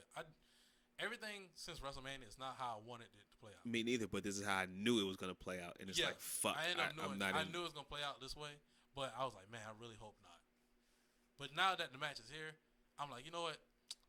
I can see how this match goes because I know it's gonna. I know how it's gonna go. It's gonna be a bunch of shit talking, super match. Kicks, and Superman punches. It's gonna be a good match. It's gonna be a good theatrical match. Good theatrical match, yes. But I can already tell you. I can't tell you the spots, but I can tell you the moves that's gonna be used in the match. What's gonna have you invested? Okay, if you didn't have Peacock, right? What match would make you buy Peacock just to watch SummerSlam? Because so far, It'll be Cody and Brock, and it'll be Roman and Jay. That's crazy. That's crazy. That's what would make me buy the pay-per-view. I would pay the $50 just for that. I'll probably pay the $50 and the SummerSlam name. Just to see. I'll probably say I'll pay to see the Roman and Jay. I wouldn't pay to see Cody and Brock. And I love Cody. Don't get me wrong. I'm a huge Cody fan. But I'm like, man, can this rivalry please end? Please let it end. I mean, but it's not nothing. I'm like, oh my god, this shit is fucking getting on my nerves. Like, it's nothing like that. It's nothing like that. It's kind of. It reminds me of the fucking Brock Roman rivalry when they literally just what? Because I'm a fan of Roman Reigns. The Brock and Roman rivalry that lasted like almost a decade or a half a decade. Man, it went different WrestleManias. I was hoping that shit would end soon. Dog. Because every match was literally exactly the same. Dog, but we talking about a Cody and Brock feud that's literally only been going on for 2 months compared to Roman and Brock, who had like 4 WrestleMania matches, 3 Saudi Arabia matches, probably a SummerSlam match, I believe, where the fucking ring got lifted up. What are we talking about? It feels like fucking forever. No, it doesn't. It do. No, it's just because for you it doesn't have a story to it. This year is dragging on. It's dragging. At this point, I am begging. With what? I'm begging. I'm more invested. I'm more invested in watching a full SmackDown show and at least trying to watch a Monday Night Raw than I have been in years. I can't, man. Raw. I'm telling you, I am a guy that's been watching Raw, SmackDown like religiously. When I tell you, I turn on Raw. I turn on. Why does Matt Hardy look like a dead body right there? We're sorry, y'all. It's an old Monday Night Raw that's playing on the big screen. It has Kane with a chair over Matt Hardy's neck, and he's stepping on the back half of the chair. It's clamped with Lita begging. Yeah, and Matt Hardy's like struggling for air, but he just looks like a dead carcass here. And Kane, maybe that was really clamped down on him because you see the Kane foot come up and the chair came up too. He was literally choking. Maybe was literally choking it. But I was saying that Raw has been so hard for me to watch. Not only is the fact that you watch Raw at 8 o'clock, right? Yeah. It ain't shit on TV for anything else. I watch Raw at 5 o'clock. It's shit on TV or it's things to do during the day. Like, well, I get off at 3. Remember now. But what I'm saying is like when I watch it at 5 o'clock, in my mind I go, thank God I could get rid of this shit. Thank God I could move on with my night with this without Raw. Yeah, see, because you're starting early. But if you was to start at like 8 o'clock, bro, I would have been in bed by 9. That's fine. You watch the first little 30 minutes, the first promo, and go to sleep. I'll probably be in bed by 8:30. To be honest with you, because I already know it's gonna start it off. It's either gonna be Judgment Day, Seth Rollins, or Cody Rhodes. Nah, Cody ain't starting it. Cody come at that 10 o'clock hour. Yeah, he come at the 10 o'clock hour. Yeah. But it's probably gonna be Seth Rollins or Judgment Day. That's gonna start off that show every single week. Or Kevin Owens and Sami Zayn. They get their backstage segment first. Nah, they started a couple of them. They not the one yesterday, but they started a couple of them. The Bloodline storyline for them is over. It ain't nothing about the Bloodline. It's just random ass stories with Imperium. Really, they had stopped the story, but they had a story where it was like Kevin Owens and Sami Zayn was literally closed in by Imperium and Judgment Day. I wish they continued on that story. Well, nah, the Judgment Day thing is done because they got They Well, need we to can kind of get into this now. A little Yeah. bit of a Raw highlight. They kind of got the Judgment Day going through it. You know, the Damian Priest and Finn Balor type of shit. And then they had Rhea try to tell both of them get their fucking heads on Whatever straight. happens on SmackDown, gonna happen on Raw. What you mean? Bloodline's going through something. Guess what? Judgment Day is going through something. But I think they're guarantee- trying to end that Judgment Day quicker Let me because they guess. want to. The Imperium push going through Daniel. something too, ain't it? Nuh-uh. They just keep losing. That they going through something. They just keep losing. They're a fucking bunch of losers, except for Walter. They need to get Walter away from them. Just Gunther, sorry, my let bad. him be. Nope, you said it right. Gunther. Let Walter be on his own and let him just be the ring general No, killer I on his like- own. I like Imperium. First of all, No, Imperium- what was that he? tag Was they team- there in NXT UK? Yeah. Yes. They were. Okay. That tag team is literally one of the best tag teams. But WWE booking has made them look like fucking nerds. And ain't no comeback from it. It looks like a bunch of losers. Ain't no comeback from it though. Because literally in NXT, they was literally one of the best tag teams. It's Why almost not? like Doc Gallows and Carl Anderson. That's what I'm saying. There's bro. no comeback once sometimes they get their hands on them. And you know what show they on? TNA now, right? No. Doc Gallows. Oh no, they are they're WWE now, huh? They with AJ. They on SmackDown, ain't they? Yeah. The but best tag team nobody best tag gives a team fuck about division that. is on SmackDown. Who's the best tag team in the division? No, the best tag team division is on SmackDown. In the world? No, out of WWE. Oh. Really, I was about the to say best- I'm not even the biggest AEW mark no more, The but best their WWE fucking tag best- team division really is better. Best WWE division tag team wise is They don't have one. I would say SmackDown. It'll be I wouldn't even say that, it'll be 'cause- SmackDown NXT then Raw. I would never say Raw. Any team, any show that got Chad Gable and Otis as a team and they pushing them to the moon, nah. You just hate fun. You I hate what? hate happiness. I hate bullshit in professional wrestling. You hate happiness. You could call me a fucking what they call Grinch. a stooge or not Grinch. stooge, a Scrooge. Grinch. You can call me a Grinch. You can call me what you want. I love money, and guess what? The funny shit doesn't draw. What? The funny shit don't draw. Funny shit don't draw. You name me the last funny main eventer. Because if you're funny, you're in the preliminaries, which means you're a mid card to a low card, and your paycheck is not as high as that main eventer. So you let me know who the joke guy is, and you show me the joke guy, I'll show you a low card guy. I guess in my head, comedy is just great. It's just a great sideshow. Just a great sideshow. I like sideshows. You Go to the circus. You only want. I don't Go to the circus for a sideshow. You only want. Go the main to event. East Oakland. You only watch the main event. Huh? You live in East Oakland, so go to International. First, I hate to tell you There's a this. sideshow right there. First of all, the circus that is there, they only speak Spanish. So boom. So if that makes you feel a little bit better. Hey, they still spinning their cars, goddammit. And I don't like clowns anyway. So boom. All I'm saying is, Damn, so you wasn't a Doink fan, huh? I fucking hated Doink. Not even because he was a clown. He's just stupid to me. The original Doink. Fuck that nice Doink. The one that smiled and then frowned. Yeah. I didn't like him. No matter what, never liked him. Great. Not even because he was a Fucking clown. It was just because he just Fucking great. he came around that time with the dumpster guys and all the Fucking great. Now, he came before them. He was there in 92. That makes it even worse. He came before them. Crush, him and Crush at WrestleMania. Yep. That was stupid. Crush was stupid to me. Yo, Crush was an idiot. Yeah. Yeah, rest in peace. But yeah, he But I'm saying Raw, the Otis Chad Gable, great tag team. They can wrestle when they're not goofing off and doing all that dumb stuff. yeah. They're a great tag team. They literally have some great tag teams. Pretty Deadly, great tag team. Stupid gimmick. Yeah, I'm not a fan of that shit They at all. actually could wrestle. Not saying they can't. When but- they was in NXT UK, they were better.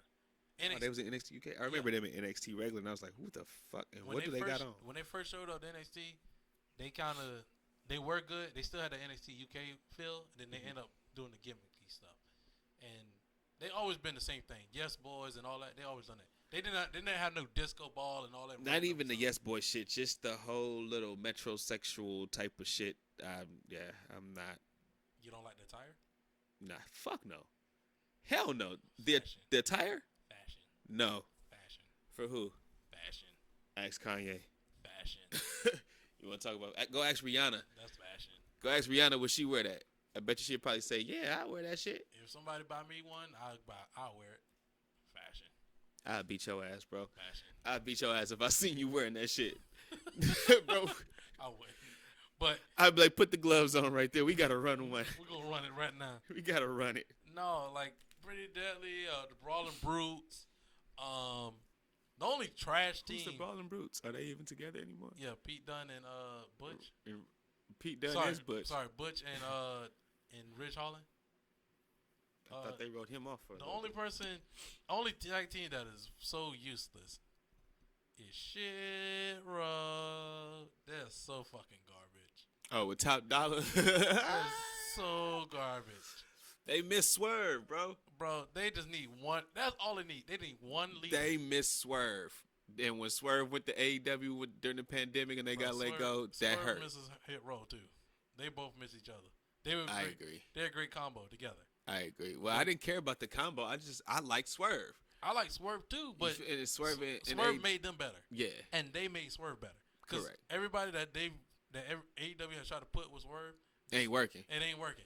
It ain't working. And you're just like, what the fuck is this? And I'm hoping he didn't sign an extension. I hope not either, but he probably did. I'm hoping he didn't sign an extension, and I'm hoping my boy Will didn't sign an extension. Like Powerhouse. Yeah, bro. Get the. I know you probably not listening to this podcast, bro. But if it comes around to you, bro, get the fuck out of AEW. Like straight up, they don't. Where you gonna go? I promise you, Vince would know what to do with him a little bit more than what Tony Khan is. Him and Bobby Lashley would be an amazing tag team. Really, he could literally just be a muscle for Carmelo Hayes. He could, yes. I'd be okay with that. He could be a muscle for anybody and then kind of like bounce off. I could see Vince using him as a main eventer for like a couple months. Great. Do you know what I mean? Like he'd be great. Yeah, like he has a build. He has a build. And Vince has a type. Yeah, he has that look. And I know Triple H would do something with him. What they doing to him now is like he could literally take his first rivalry could be against Bobby Lashley. I wouldn't want that. Because he'll take over Bobby Lashley's spot. See what I would prefer, and this is just armchair booking. I would prefer for MVP to get back with Lashley, and then they somehow do a storyline where Lashley's going against somebody for the heavyweight title. Let's say Seth Rollins, since he's a babyface. Bobby Lashley turns back heel. Something happens where, I hate the lights go off gimmick. Just something happens where they have to end up having a bodyguard or some heavy comes out the crowd but that's why I said and helps him out. Because he'd be with MVP. That way it's MVP, it's Bobby Lashley, and then you can bring back the other two guys and you have your whole Hurt business right there. But the only reason I said no because they tried to do that with Omos. And that's not going to work. It's just weird because Bobby Lashley is big. Uh-huh. So it's like, why do Bobby Lashley need a muscle? Like, what's the purpose of Bobby Lashley needing a muscle? That's why I said him with Carmelo Hayes would be great. Because literally it could be him, Carmelo Hayes, Trick, and you still have MVP. You just have a new Hurt business now. That's true, but I just don't feel like they would give Carmelo Hayes that top spot. They would put him in a prominent spot. I feel like no. You have Carmelo because he has the charisma and everything, right? But he's small. Yes, we get he's small. So you have it set up where he only went the highest he gets is the United States title or the Intercontinental title, right? Mm-hmm. And you got Trick Williams still there, mouthpiece. He does a lot of talking. After a while, Trick Williams, he needs somebody to back him up because Carmelo's he's busy with the United States title. But think about it. The only reason I'm saying is that it just seems like a lower card act to me. If you put him with Bobby Lashley and with MVP, it automatically elevates him to the United States title status himself. He doesn't have to be the bodyguard. He's just in Hurt business with Shelton Benjamin. You have to build it up.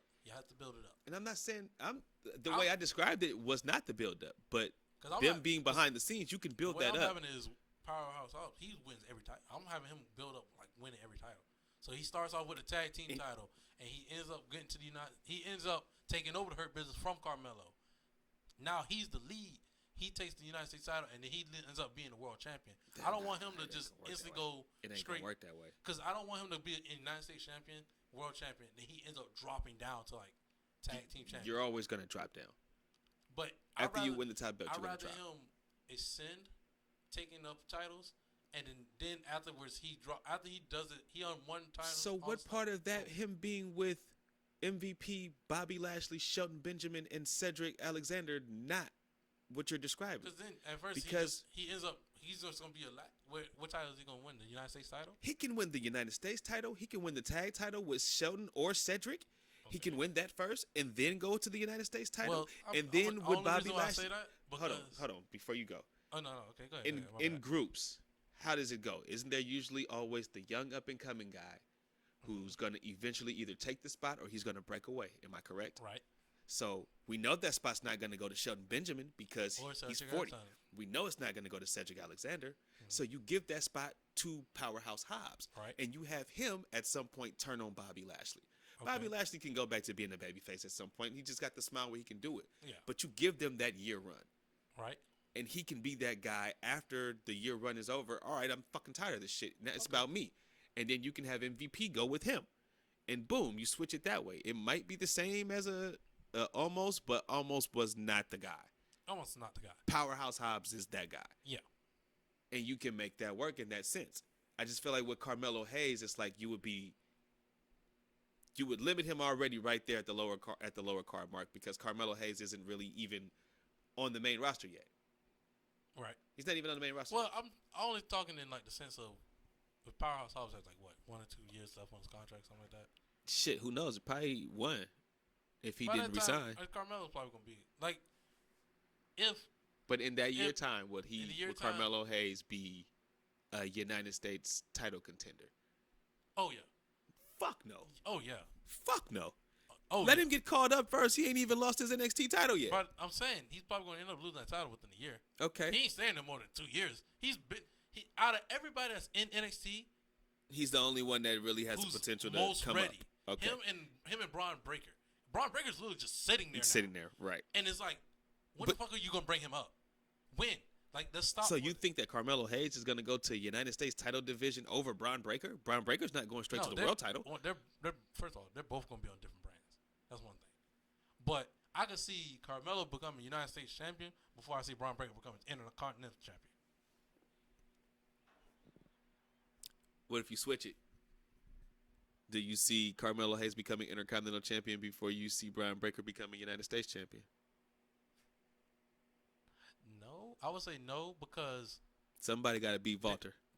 Well, to me, who's going to win? Who's going to actually take the Intercontinental title off of him? I would probably say, if it ain't Drew McIntyre, I think we get it could be a Braun. We get to a part where it could possibly be a Braun. Somebody like he has to do it in like a dominant fashion.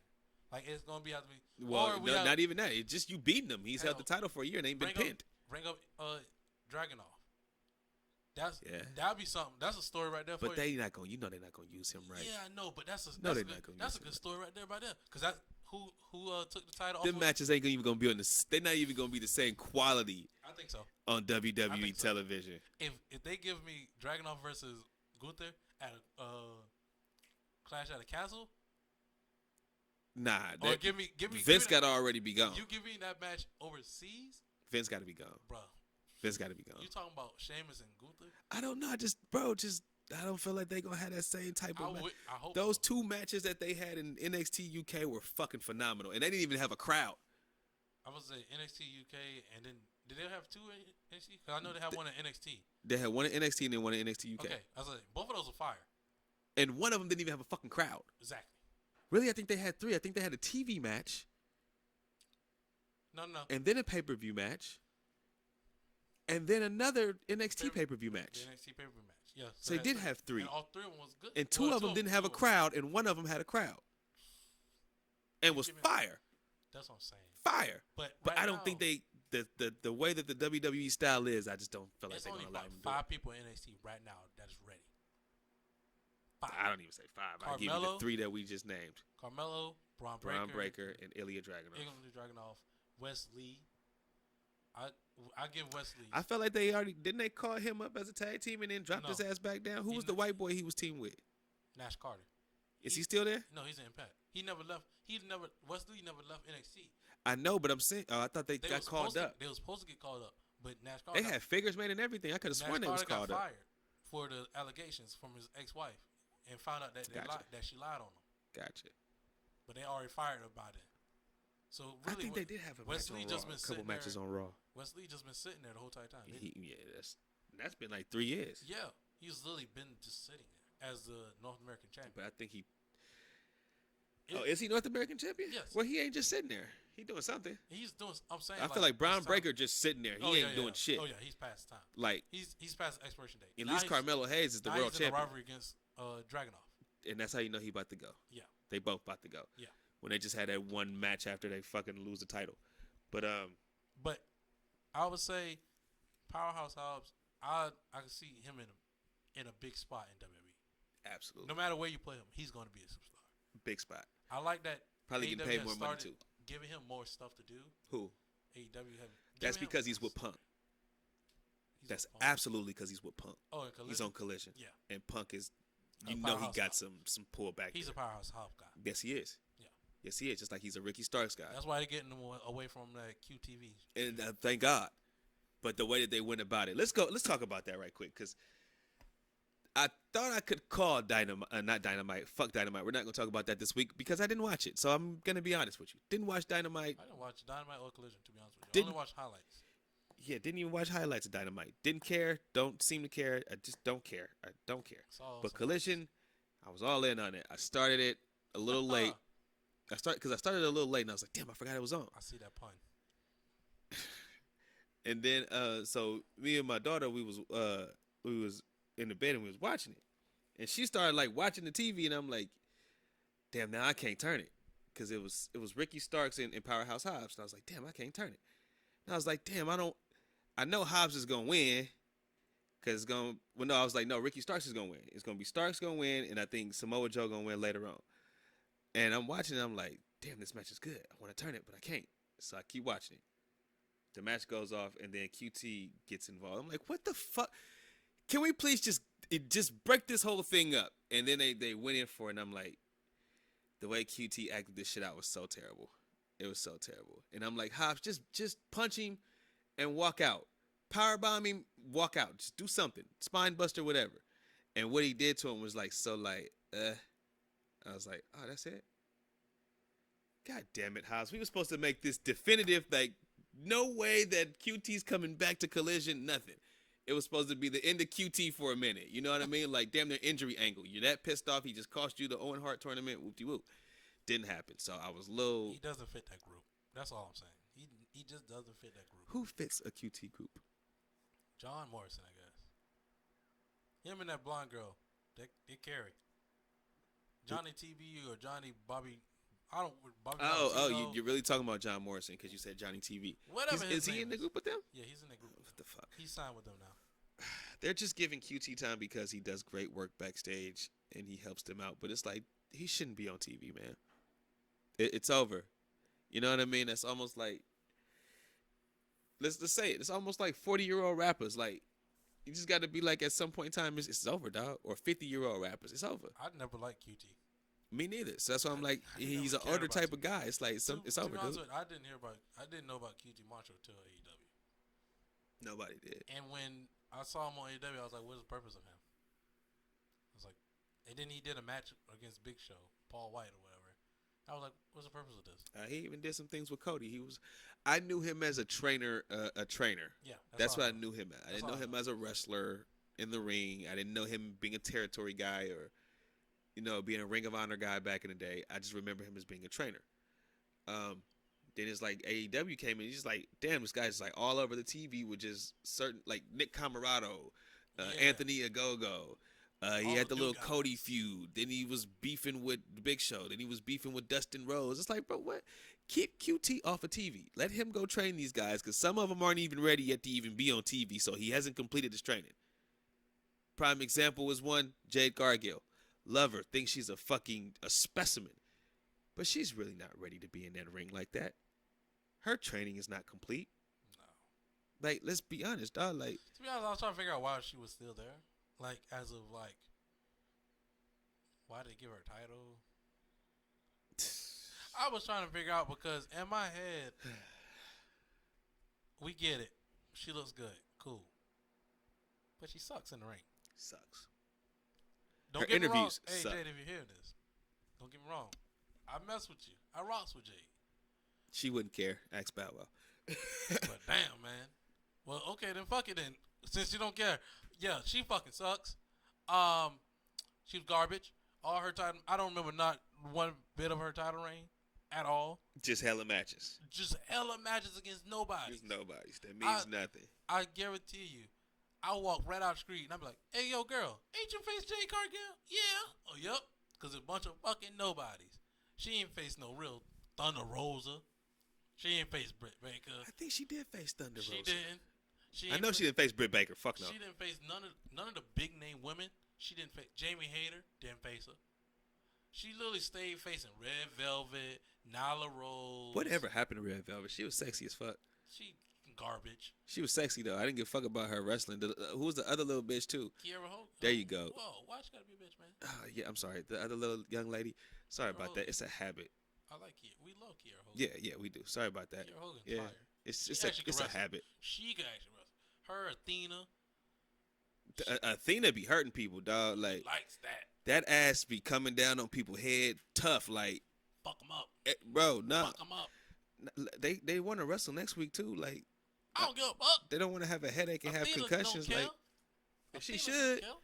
Will Cornette call her a satchel ass? Like I don't care.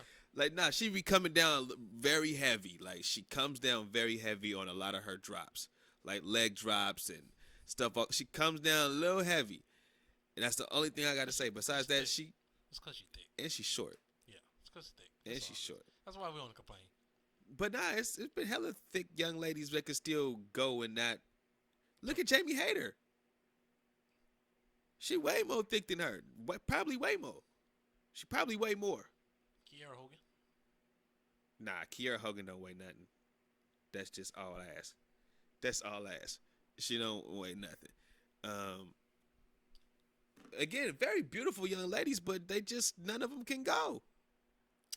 No, none of them really can go. Kiera Hogan could go. I only seen one match she had, and that was against none of them can really carry Red Velvet. None of them can really carry a full match. Exactly. Against someone that's green, especially someone that's green. Like and that's why Kiera Hogan and Athena could put on a good match. But when you put Kiera Hogan and Athena in the match against Jade Cargill, it's like, man. Yeah, I'm gonna have to close this. Yeah. I'm just saying, because like they're great wrestlers, but when you put them in there with somebody that's green, like they not green, but they're good enough. They at least get in a good match with someone else that's good. But when you put a good wrestler in there with someone that's green, it just looks bad. Athena looked like a good wrestler. Really, Athena looked trash when she was in that match with Jade Cargill. But when you put her in a match against somebody else, she looked like a stud. I ain't gonna lie, she's looked trash in every match in AEW since she's come back. You think so? I think so. I think the Ring of Honor matches are great. I haven't seen those, so I'll take that off the list. I haven't seen the Ring of Honor matches, but the ones that she's had in AEW on Dynamite and on Dark and all that shit, or not Dark, but Rampage. You know why? Trash. Because she was converting back from the WWE, that WWE style. So when you're converting back from that WWE style, it's hard to kind of turn that off when you've been there for so long. That's why I felt like some matches where when Miro was in, it looked like man, he kind of looked kind of off a little bit, but now he's kind of got his groove back, and plus he was away from the WWE for a little bit before he even showed up in AEW. So. And now it's been so long, I can't even remember what his Bobby Lashley. I was gonna say what his last feud was in the WWE. Yeah, or what year that was. When he was a cuck. It had to be before the pandemic. Can I say that on? Can I say that? Yeah, you can say what the fuck you want to. Okay, cool. I didn't know. I'm trying to make it mainstream, man. Now, once we get the sponsors, you can't. No, that's what I'm trying to get to the sponsor. Since we don't got them there, you can say what the fuck you want. I got sponsorships out here in the streets. Wingstop, Raising Cane's, the LGBT, the Alphabet Club. I'm an ally of them. They sponsorships out here in the streets too. I got sponsorships everywhere. Hibbett Sports, Dick's Sporting Goods, Foot Locker. Like I got sponsorships. So I don't know about y'all. Well, then get them to sponsor the show, goddamn it, so we can get what we need to get to. Hey man, Brody. Uber Eats. This nigga said Wody. Yo, I thought you was about to say Cash Money taking over for the 99 no, 2000. Like, strength to strength. I got a lot. Matt's not sponsoring. I got sponsorships all over the place, bro. What are you talking about? You crazy. Y'all not out here trying to get that sponsorship money, but I am. Blue, I'm trying to get it all. I'm trying to get it all. Give me all the money. I don't even wear Adidas no more. Not because of Kanye, because I'm sponsored by Nike. Just saying. What the fuck? If that's the case, I'm sponsored by goddamn Jordan. Always have been, always will The be. only Adidas I Because got I can't wear any other shoes. The only Adidas I wear are the ones that I wear the referee in. That's the only Adidas I wear. Still even wear Jordans to referee? I don't wear Nikes because I ain't got no all black Nikes. And the only all black Nikes I can think of is the all black Air Forces. And I ain't about to be on no Black Force Air problems. No Black Force Air problems. Black Force, yeah, you know what I mean. Anyway, so as far as going back to the collision topic discussion, so I knew that Ricky Starks would win the match against Powerhouse Hobbs. I knew they was gonna fuck Hobbs over somehow. Then we get to the match with FTR against Bullet Club Gold. That's Jay White and Mr. Juice Robinson. Rock hard. Huh? Rock hard. I'm not saying that. Rock hard. You can Juice say Robinson. that. You can say that. That's just what I'm saying. That's his name. Which the was Switchblade. Switchblade. I know Switchblade Jay White. The And I know the catalyst of pro wrestling. Mr. Rock, whatever. Rock hard. Juice Robinson. But anyway, great match. Great fucking match. Long as shit though. The match was hella fucking long. It was like at least like 30 minutes. Damn near 30 minutes. It was hella long. But times that motherfucker by 2 next weekend. Oh, because they're having a rematch? It's best 2 out of 3. Oh, nah, it ain't gonna. It's gonna be the same length, but yeah, it's probably gonna be the same length. But that was my match of the week. On my other podcast, the Heavily Opinionated Podcast, that was my wrestling match of the week. Tell them what day. Oh, new episodes on Tuesdays and Fridays on YouTube. Follow us on Instagram, YouTube, and TikTok. But that was my match of the week because that was my best display of professional wrestling. That's some of the best display of professional wrestling. I like we talked about it earlier, right? About the win one match, lose the next match, and all that stuff. Mm-hmm. That's okay because in my mind, that I have no problem against the win one, lose one. I have no problem with it. Right. But I'm invested in this match a little bit because in my head, it kind of got that ties. The ties are already there for FTR and Bullet Club. Because I'm really hoping more Bullet Club members show up. More people come in other than just Rock Hard, Juice Robinson, Switchblade, and the Guns. I don't. I want. Oh, you talking about in their little stable that they have going on Collision? Yeah. Okay. I want more people. I want more people in that group. Because in my mind, I'm like, Bullet Club should be taken seriously. Jay White shouldn't be competing for the tag team titles. He shouldn't. He should be on the main event level. When you bring Jay White in, the hottest free agent at that time. To who? To a lot of people. To who though? To the wrestling world. Okay, to the wrestling what? Community? Yeah. What about the people who are like just casual wrestling fans? That's I'm saying. They don't know who the hell Jay White is. So to say that to just bring him in and instantly put him in the main event spot. But this is the thing. I mean, in an instant main event feud. This is why you build them up. This is the stuff I'm talking about. The build up. You build them up. This is why I say this, right? Mm-hmm. Jay White, okay, hottest free agent. That's what he was, the hottest free agent, right? If you get him to WWE, he wouldn't have just showed up. He wouldn't just showed up. If he did, he would probably pop in, and then they would give us an introduction to him, if anything. What you think he would have did if he would have went to WWE? As far as like a debut and his debut would probably. What did it be against?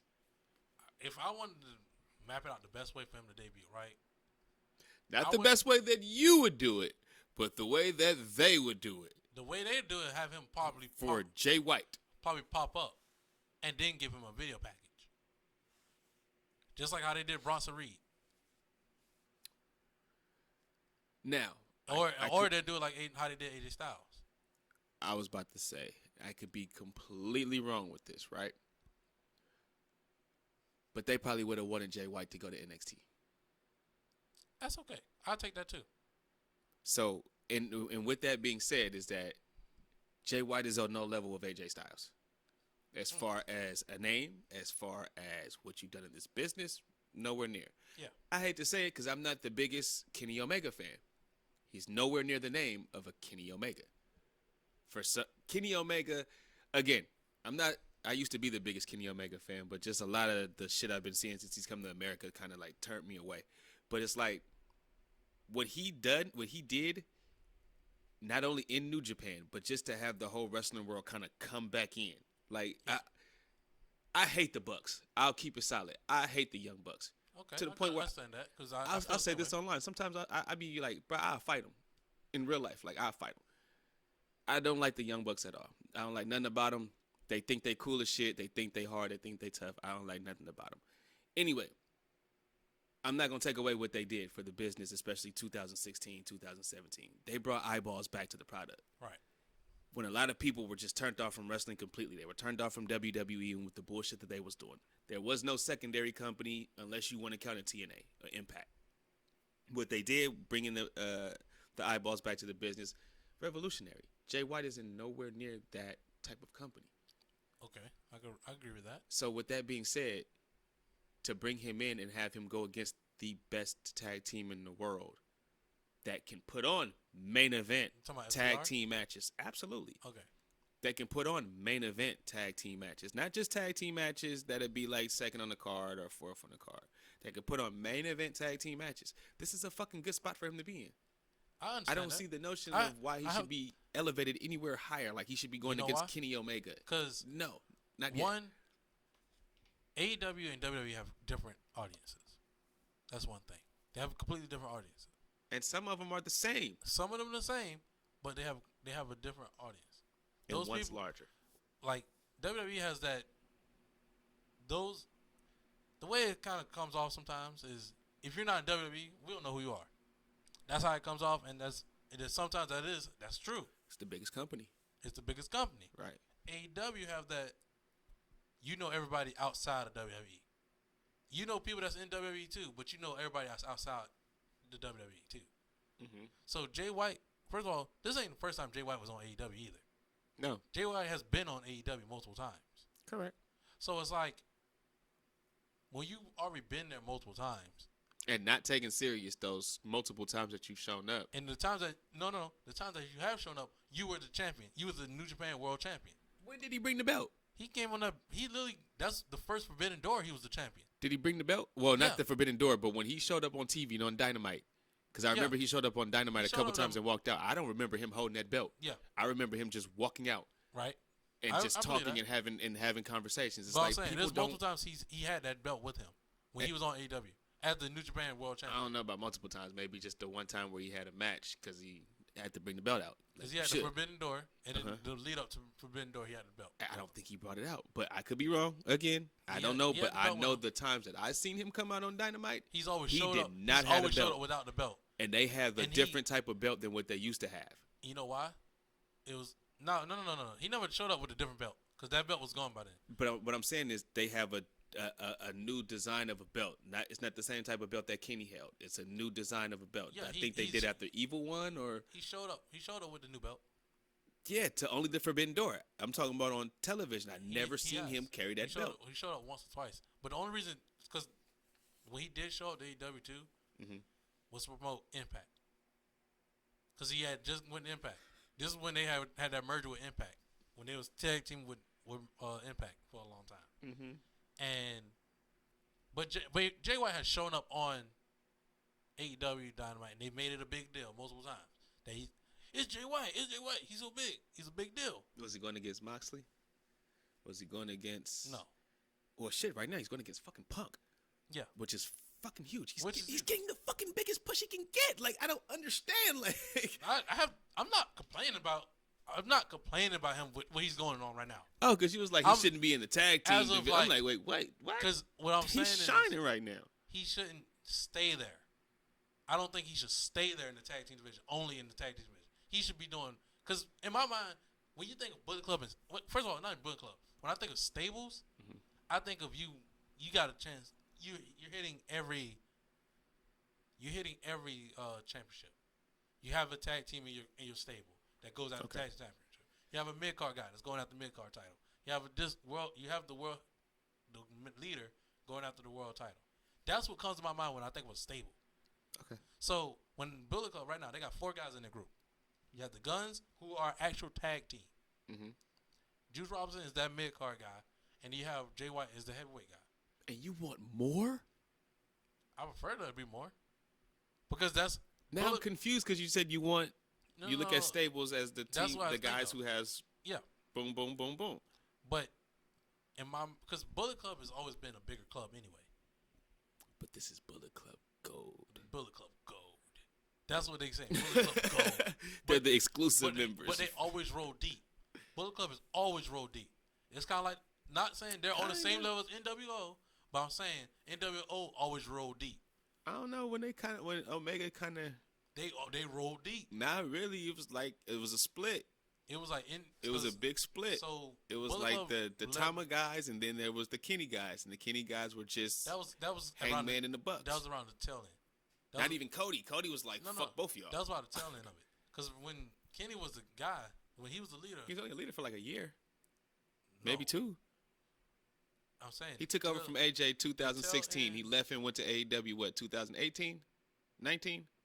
They became the Elite win and broke off from the Bullet Club. No. AJ left by 2015.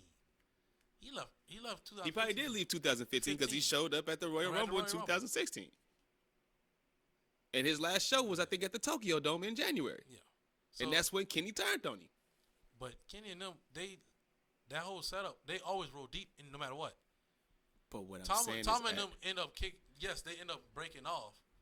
But even when Tom and them broke off and they made Jay White the leader, they still rolled deep. But remember when there was a time where Kenny was rocking heavy with Kota Ibushi, and everybody was kind of like pushed away from Kenny? Like, they weren't as like cohesive where they were always hella deep. You would have the Gorillas of Destiny with like 2 people, like Chase Owens or something. They had a lot of subgroups. Yeah, but they were not. There was a point in time I know where I was watching where they weren't always together. Like it was that. like so. It was always just Kenny the Elite guys, the Gorillas of Destiny guys, and it was like a big split. And then Cody was kind of by himself doing his own thing. Cody was with the Elite guys. Kinda. That's when he was kind of going through it with Kenny, and he was like, "Well, fuck this. If I'm not going to be the leader, he wanted to be the leader, right?" And that's when all of a sudden they broke off, right? And then when they broke off, and the Gorillas of Destiny became the Firing Squad, because that's how they labeled it. Like they got rid of got rid of the old Bullet Club. They got rid of the Elite, and they're going back to the original Bullet Club. We're gonna have Jay White as leader. When he became leader, that's what I'm saying.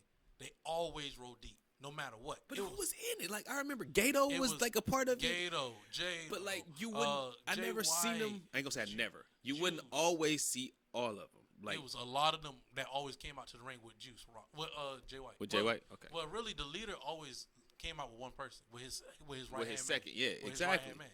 With Kenny, he always came out with the Bucks. He always came out with the Bucks, no matter what. Or Hangman, or Kota Ibushi. No.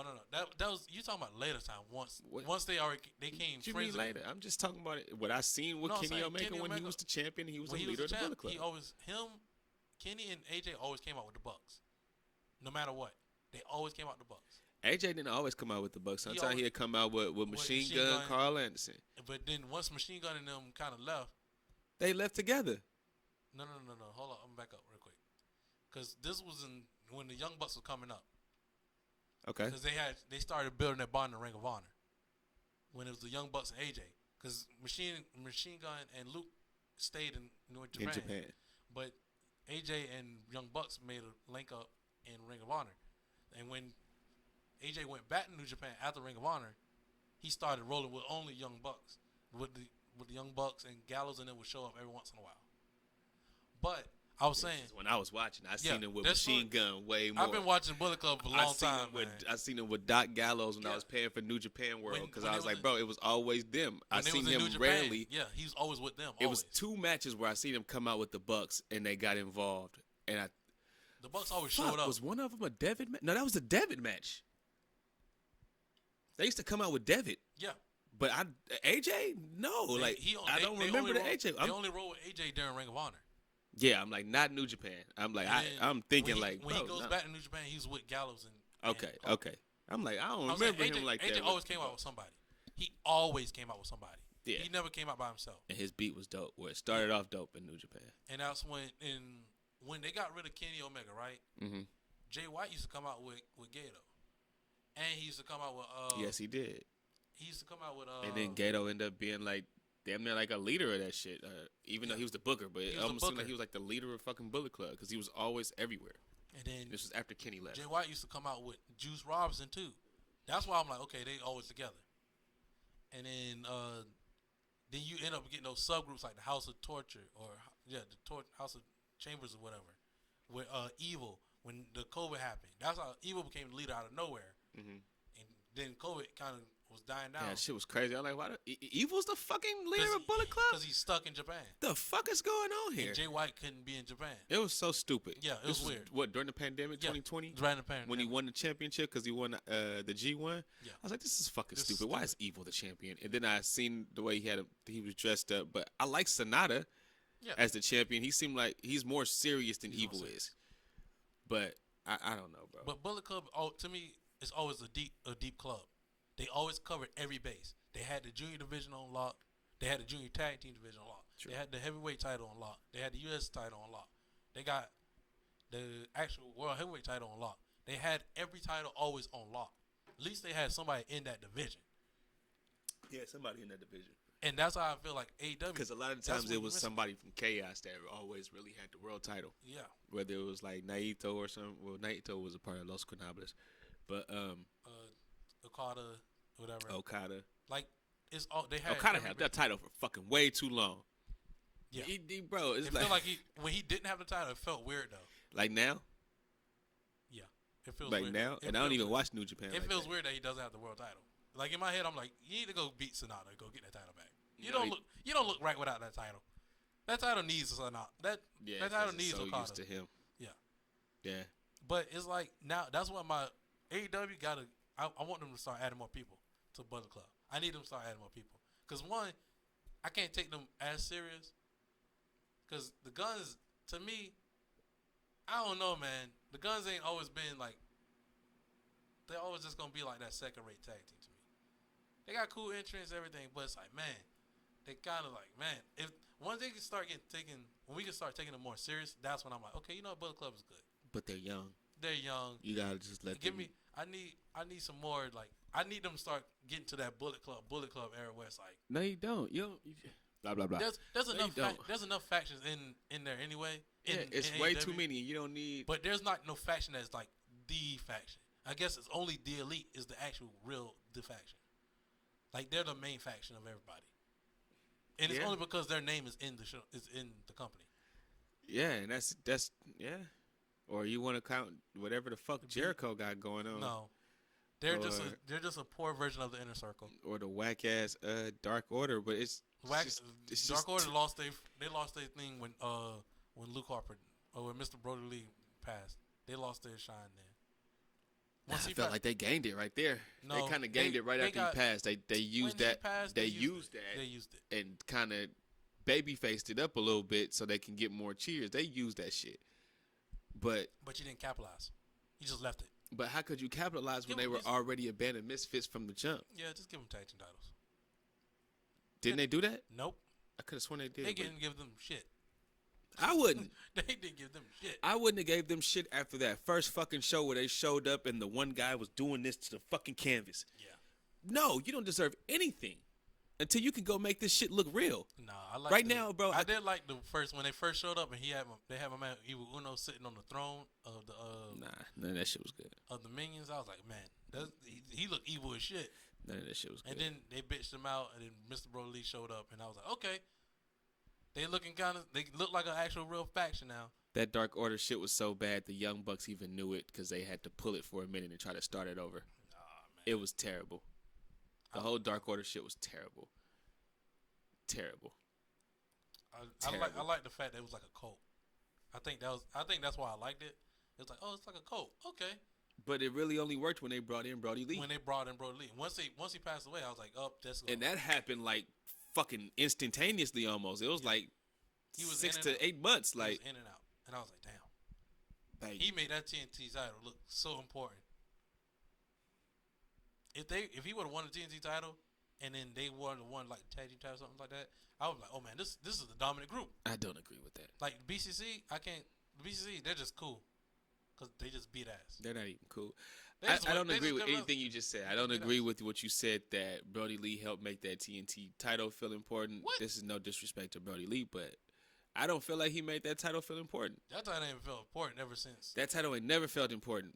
It felt really, important. really when Cody held it. When Cody held it, and he was going against Lance Archer and Darby Allin and shit like that. That's when it kind of felt like something because it was a brand new fucking belt. Yeah. After that, it was like nobody gave a fuck. It was once Cody had that belt, it was important. When Brody got that belt, the way he beat Cody for it was important. What? Because he squashed him. He squashed him, and it created a great story from that, right? After Cody won, but then they take like a long ass break or something, and then come back with the rematch. The story of that it was It was a really shitty story because they took a big ass break in between. Yeah, even though it could have been. Cody went to go star in the show.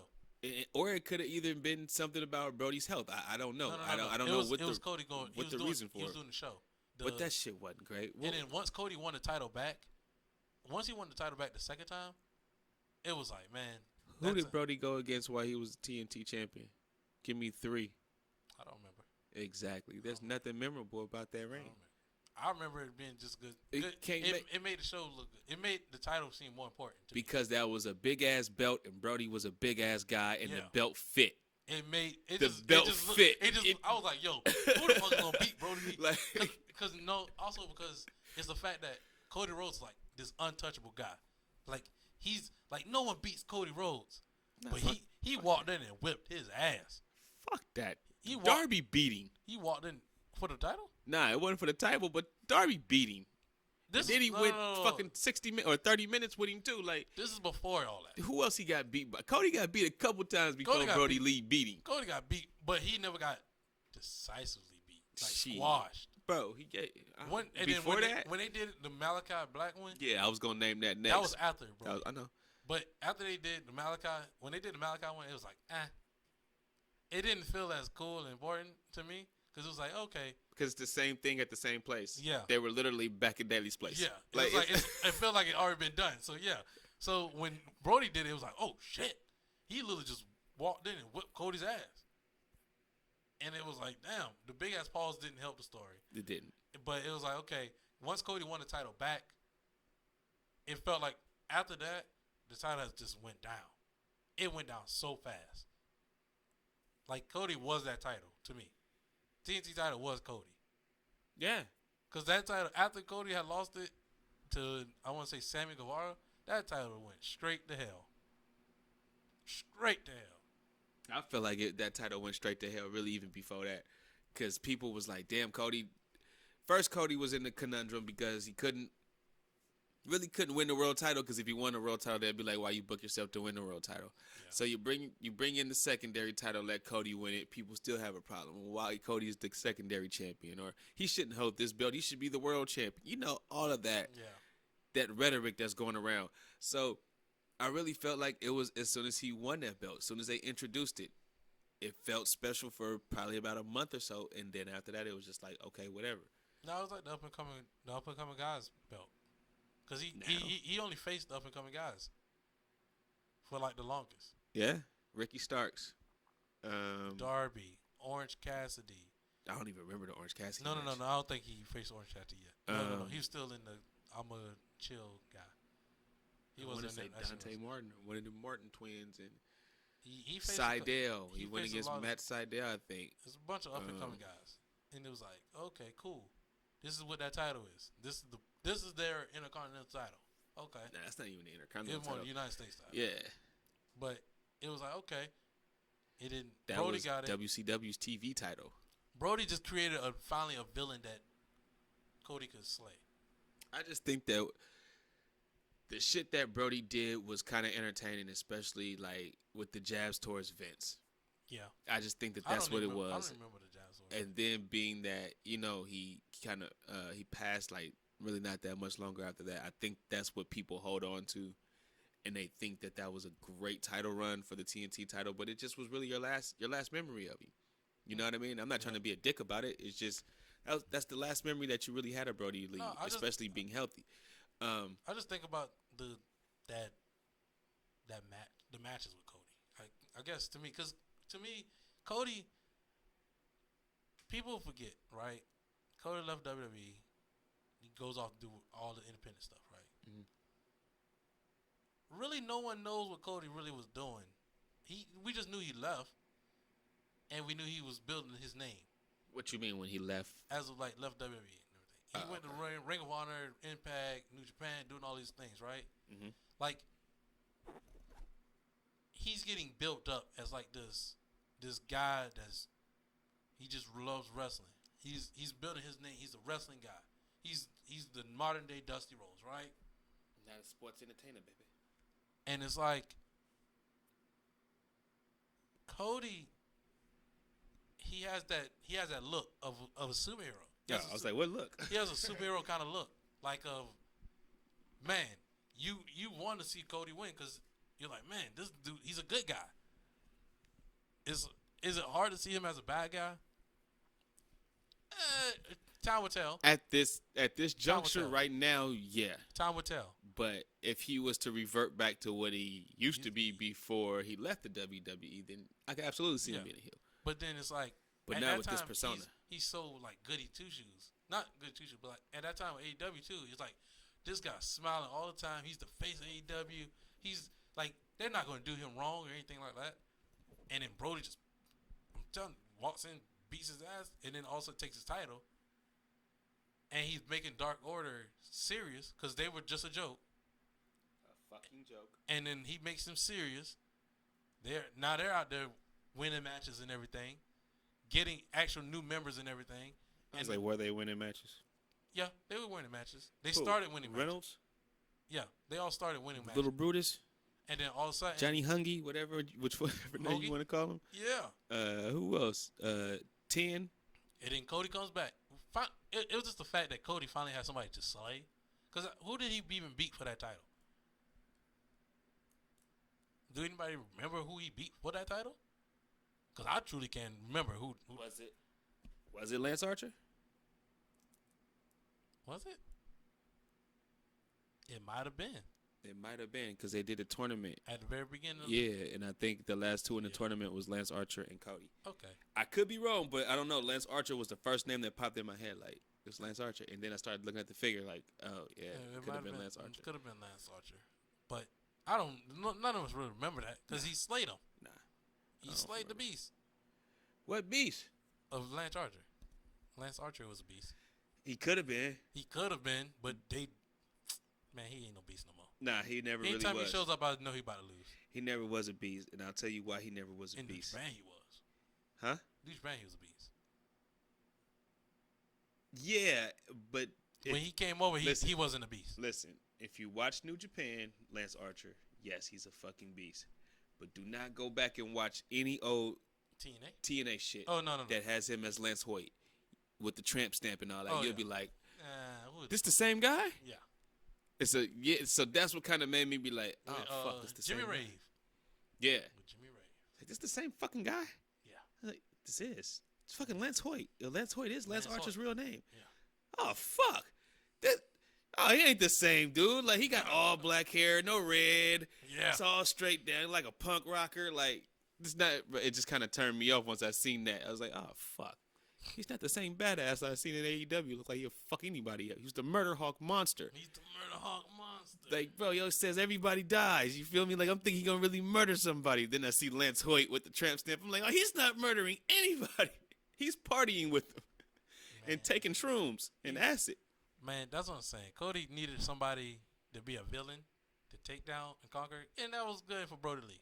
I felt like Brody Lee felt that he brought that image of an evil dude that you had to take down.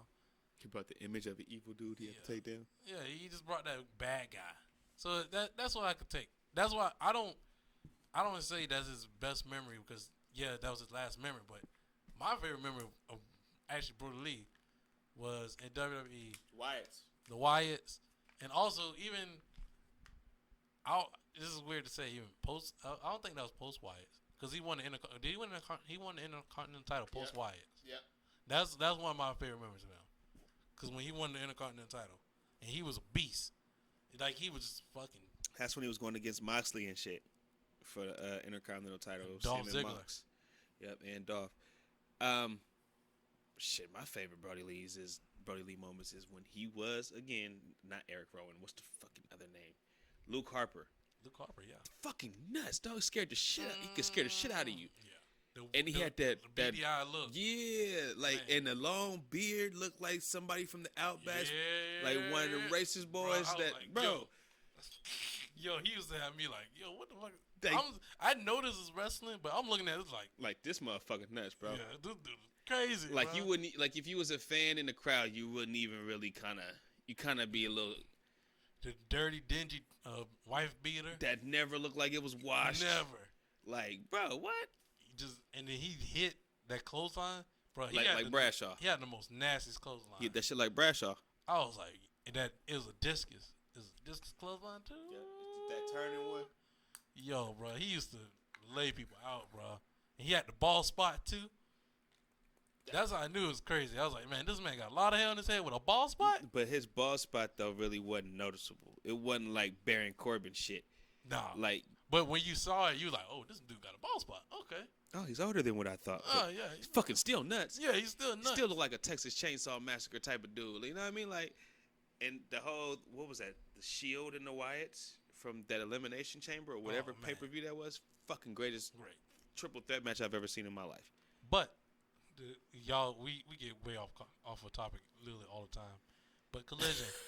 Collision was a great show, man. Collision was a great show. FTR and Jay White and Juice Robinson, they're going to have a 2 out of 3 falls next week. So.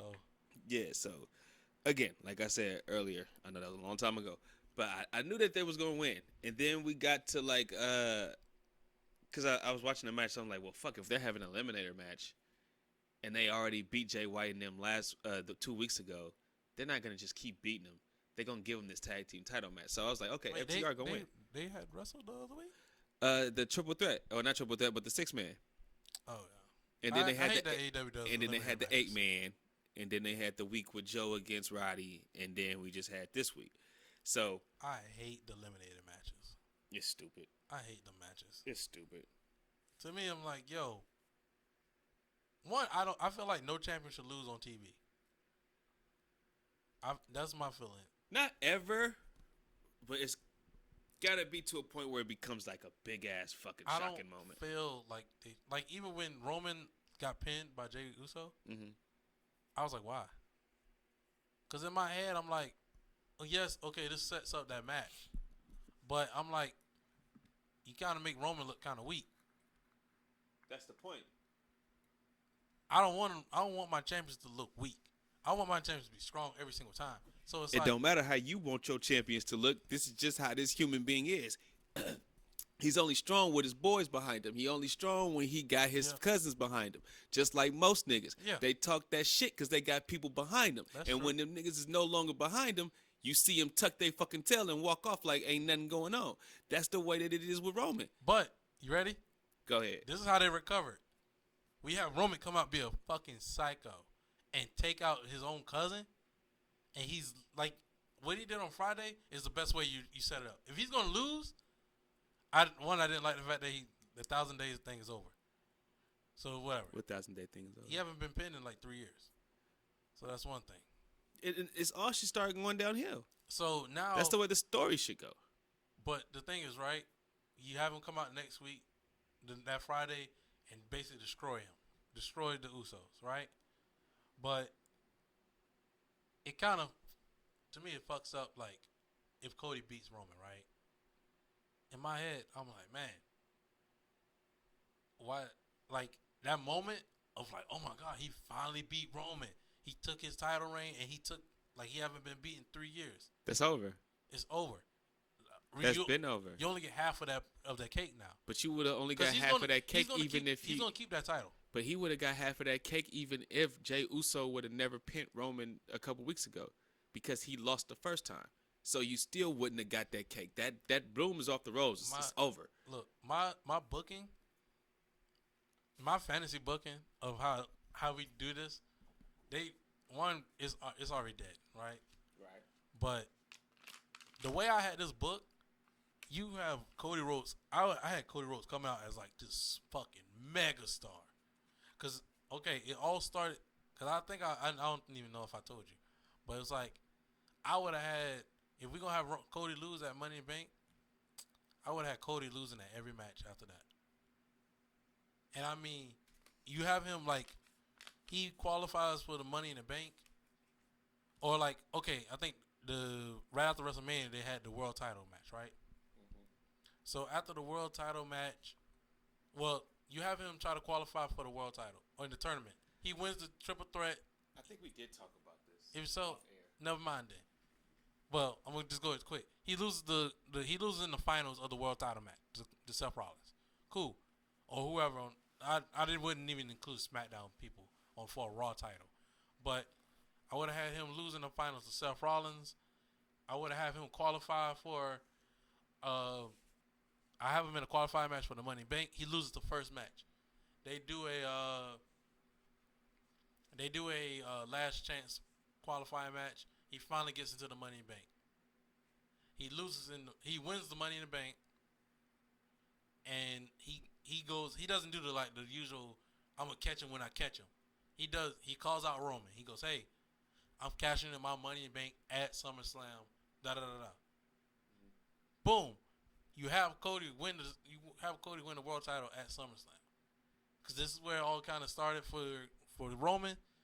Where his title reign didn't start at SummerSlam, but it was him returning at SummerSlam 2020 or whatever. That's how you have that play out, because SummerSlam in Detroit is a big place for Dusty Rhodes. You have his son win the title at SummerSlam, and if you want to do Detroit ain't no big place for Dusty. It was a big place for Dusty. I want to say Dusty or it was for Cody. One of them. It was important for them. I remember seeing it. And, I'm like Detroit, like Horace Hogan. Sorry. Maybe only Detroit because it's a high black community out there, and Dusty Rhodes had the black community on lock. But that wasn't a place that that Jim Crockett Promotions always visited. You know what I mean? They were mostly a Southern promotion. They did some in the Northeast and some on the West Coast, but they weren't there all the time like in Detroit, like they were in Charlotte, North Carolina, or even Florida, Alabama, Georgia. I get what you're saying. I can't remember where. When I look it up later, I connect it back. But it was important. The Detroit, whatever, SummerSlam, it would have been great. And then from there, if you want to have a Roman Reigns versus Cody match at WrestleMania in Philadelphia, have it a third match, that's great. Have it there. Boom. Leave it at that. But I wouldn't have had it like Brock. I didn't have Brock on my bingo card versus Cody Rhodes. The Jay and Roman match, I have no problem with, but that wasn't on your bingo card. It wasn't on my bingo card. It's just some things where I'm like, man, that moment of Cody Rhodes slayed the beast is gone. But also now we have a story of basically Cody Rhodes is facing an unhinged Roman. Because Roman ain't going to have Usos, and he probably won't have Solo no more. Because after Jay challenges for his title at SummerSlam, I could see Solo being like, no more. Yeah, Solo dipping out. He's going to end up getting him a one-on-one match.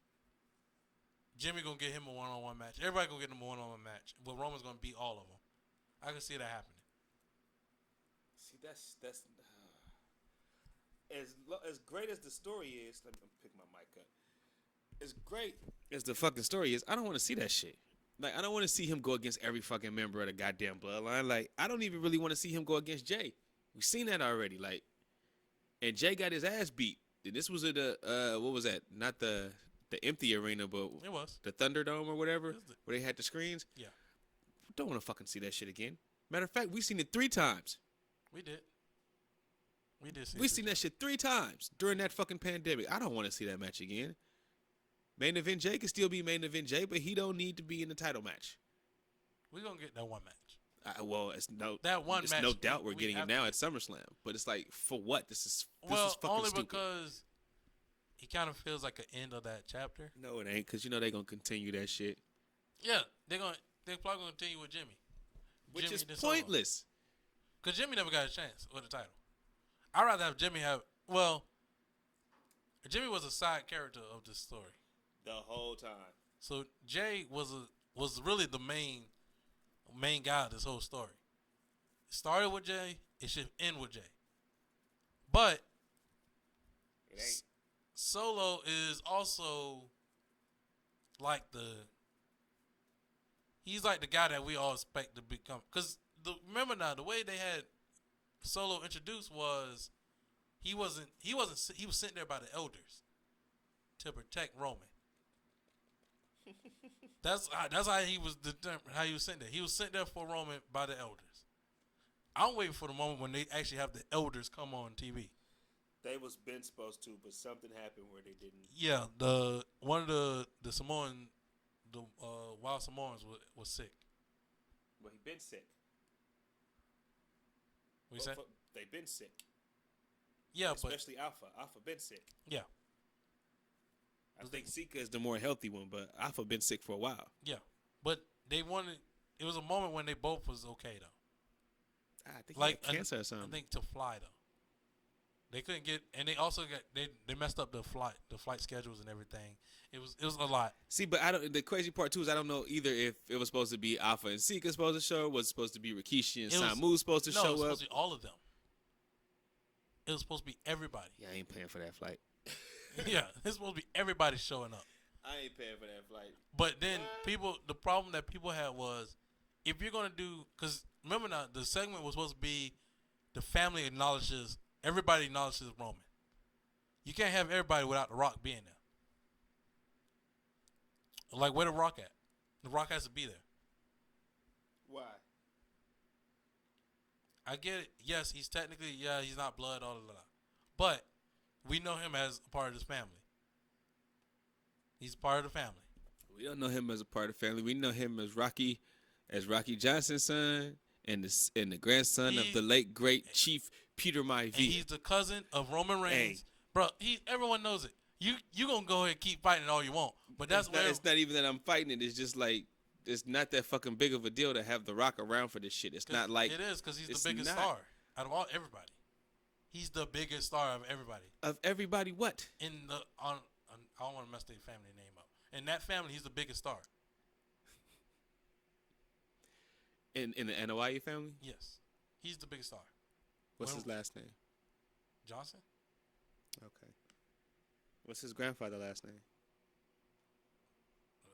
Maivia. What's his grandmother last name? I don't know his grandmother last name. Which means he's not a fucking NOI. Oh Lord. Jesus Christ! It's not that important to not have him there. Here we go, y'all. It's not that important to not have him there. It is. It's not. It is. It's not. Really especially if you're not gonna have a match at WrestleMania between Roman and The Rock. It's not that serious to have him. You got to set him up. You got to set that up. You can't set up nothing if the man's schedule is not allowing him to be there for WrestleMania. It's not that important to not have him there. What's important is to have all of the Samoans there who were a part of the Wild Samoans, as in Alpha, Sika. You can have L.A. Smooth there. No matter what. Samu. No matter what you say, he has to be there. He needs to be there. No, he does. Yes, he does. No, he does. You're gonna be the only one. You go down that hill by yourself.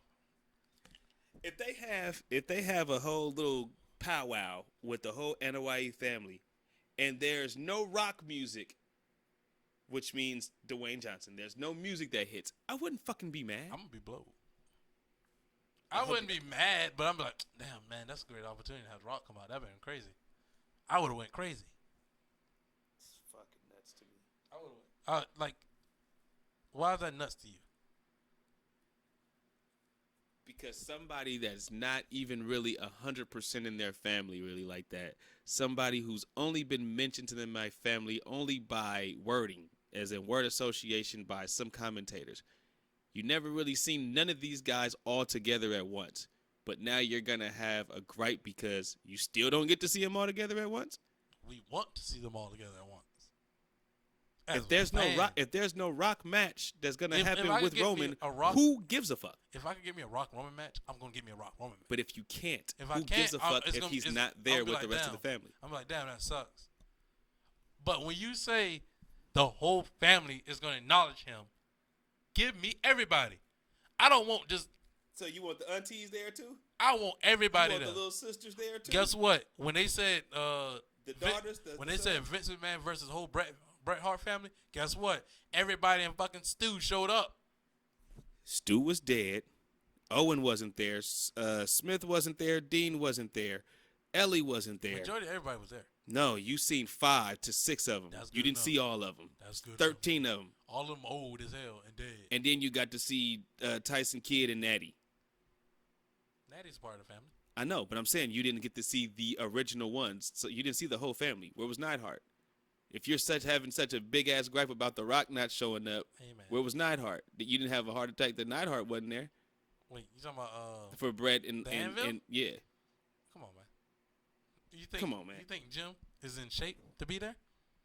Because I know The Rock is in shape. You don't know that? God steroids all through this. You never know. If I see The Rock in another goddamn movie that literally is just him playing The Rock, he's in shape. He's in fucking shape. He could be playing his next movie as a fat person. He has to gain some weight. Bro, he ain't playing no movie playing as no fat person. He plays the same person in the same shirt doing the same actions in every movie. Ooh, it's The Rock in a black shirt playing who? The Rock. Ooh, it's The Rock in a green dirty shirt playing as who? The Rock. So why is it a big deal if The Rock does not show up to something with Roman Reigns? Because, God damn it, that's just the money right there. That's the money. Now, I'm not arguing that. We finally got John Cena versus Austin Theory. We got that out of the way. It wasn't that good of a match. We finally got rid of it. Who was begging for it? Basically, everybody that constantly seen Austin Theory. Austin Theory looks like John Cena. He got the same swaggers on. Like, we had to get that out of the way. That's good. Something. Get that out the way. Let me go ahead and get Rock. Just go ahead and get me Roman and Rock out the way. I'll take it. We'll just knock it out the way. You won't hear me. You won't hear nobody complain no more once we get that match out the way. We might find something else to complain about, but go ahead and get that match out the way. I think I cared about that match maybe 3 years ago. Yes. But now that the fact that The Rock is almost 50 years old, if he's not already 50, the window's closed. But yeah, I don't care. I'm not saying give me the match. I'm saying you're saying give me The Rock if we have the whole Anoa'i family here, give me The Rock and give me the match. That's what you're saying. If you're gonna promote everybody in the family, gonna acknowledge him, give me everybody. God damn it, even bring out Jacob Fatu. He's not under contract. God damn it, we gonna pay him one time. They're not gonna bring him in. This is what I'm saying. But a one time. It's not gonna hurt you that there's no Jacob Fatu. It's not gonna hurt. Rock. It won't hurt. It won't hurt me. But I've heard, like, if we're gonna do acknowledge, like, even if, like, say we do a family trial, we do that again, right? Okay. And they say everybody's gonna be there. I expect the Usos to still be there. I expect Solo to be there. I expect Tamina Snuka to bring her ass out of catering to be there. I'll accept that more than The Rock. Do you want to know why I'll accept that more than The Rock? Please tell me why. Because we seen her debut with the fucking Usos. We seen her be around the Usos. We seen them all be around each other on a consistent basis. We seen The Rock and Roman together. One time at the Royal Rumble. That's good enough. No, it's not. That's good enough. Tamina was managing the Usos. Nobody remembers that. The whole fuck that. That's the only thing that she's fucking remembered for. I remember her winning the titles with Natalya. Gotcha. You the only one that remember that. You know what? Even this. Guess what? If you call that, I need Nia Jax to be there too.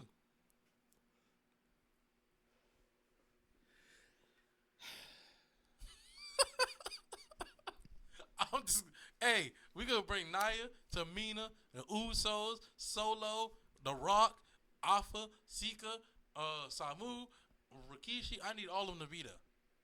I need them all to be there. Tama, don't forget Tama. Tama. It's crazy. You forgetting the main one of the family, but you want The Rock to be there. Yeah. People always leave out Tama. Tama, I got your back. Especially because our birthday is the same day. I respect him and Keish. How do you not mention Tama, but you mention The Rock? How do you not mention, like, well, you did mention Jacob Fatu, so I ain't gonna shit on you with that. Like, mention the ones who are in this family. Like, literally who were born into this shit. Like, about the ones that are, like, I guess WWE. You want The Rock's daughter to be there, too? Oh, shit, yeah, her, too. Bring Ava. She ain't doing shit. She just being a little weirdo down in NXT. Bring her too.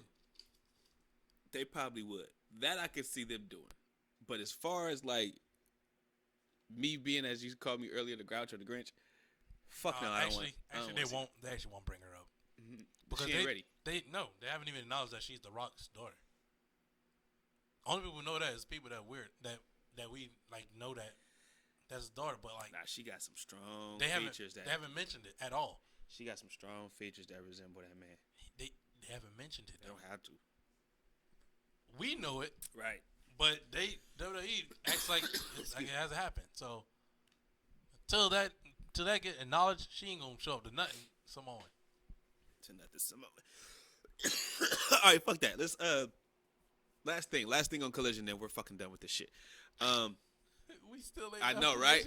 So the last thing was the Samoa Joe CM Punk thing. Quickly, Samoa Joe loses the match. Punk wins it. Surprised. Very surprised because to me the whole night I was like, Punk gonna lose this match. I was like, and the story is there for it. Like, he's never beat Samoa Joe in 17 years. You know that this story is gonna continue. Why the fuck should Punk even win this match tonight? So many missed opportunities in wrestling. I swear. Man. This is literally just like the Roman thing, right? Don't go back to WWE. No, you know we gonna be over there for a while. No, I'm just saying. There's so many missed opportunities. Like AEW got so many missed opportunities. Like they're supposed to be announcing the 5th man for each team for tomorrow, right? I feel like Kota Ibushi's one. If Kota Ibushi ain't one, missed opportunity. If it ain't Chris Hero for... Oh, yeah, because he used to be partners with Claudio. Yeah. Missed opportunity. If it's... Is he signed? No. You sure? No, he's not. Some of these guys be having them WWE contracts and sitting at home. If it ain't nobody really significant or that we were like, oh, okay, missed opportunity.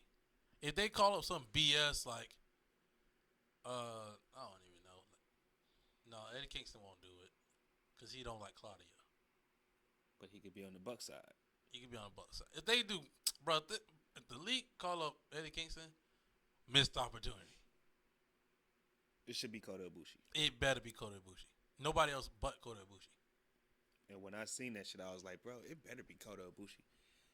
I'm only gonna watch it on YouTube. I hate to tell y'all, the Blood and Guts match has been trash to me. I don't remember not one good Blood and Guts match. People go, well, that's how War Games was supposed to be with the ceiling on top. I don't care. True, but that's not the big deal.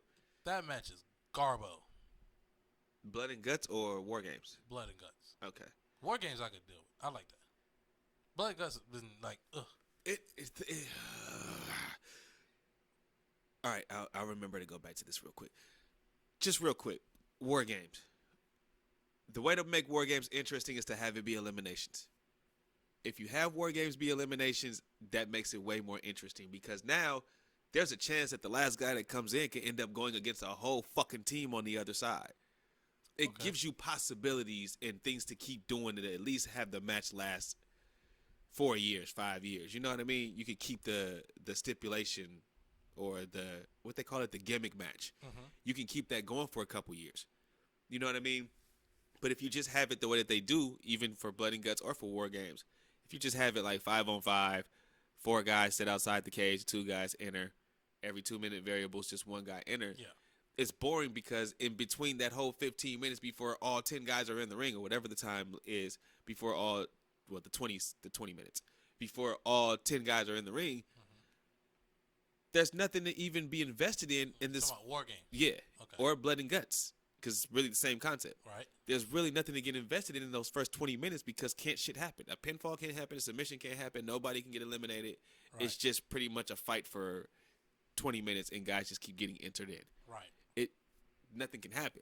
Just like Elimination Chamber, at least somebody can get eliminated before the next participant enters in the ring. Right. So if that was to happen with War Games, I think that, or Blood and Guts, that would keep it more interesting and keep the fans to be able to be interested in watching it the next year that it comes around, no matter who the participants are. But, yeah. Yeah, I mean, Blood and Guts, I don't know what it is. So I guess because it came after War Games, it's just like, oh, okay, they're having a war games. They're just gonna have blood in their war games. Well, Moxley. Moxley gonna do all the bleeding for everybody else, but Right. it's like, but still, it's like, I don't know, man. It's just I just have a hard time getting fully invested in blood and guts because I'm like, because I know the rivalry's still gonna continue afterwards. Right. So with war games, it's like the rivalry kind of ends there.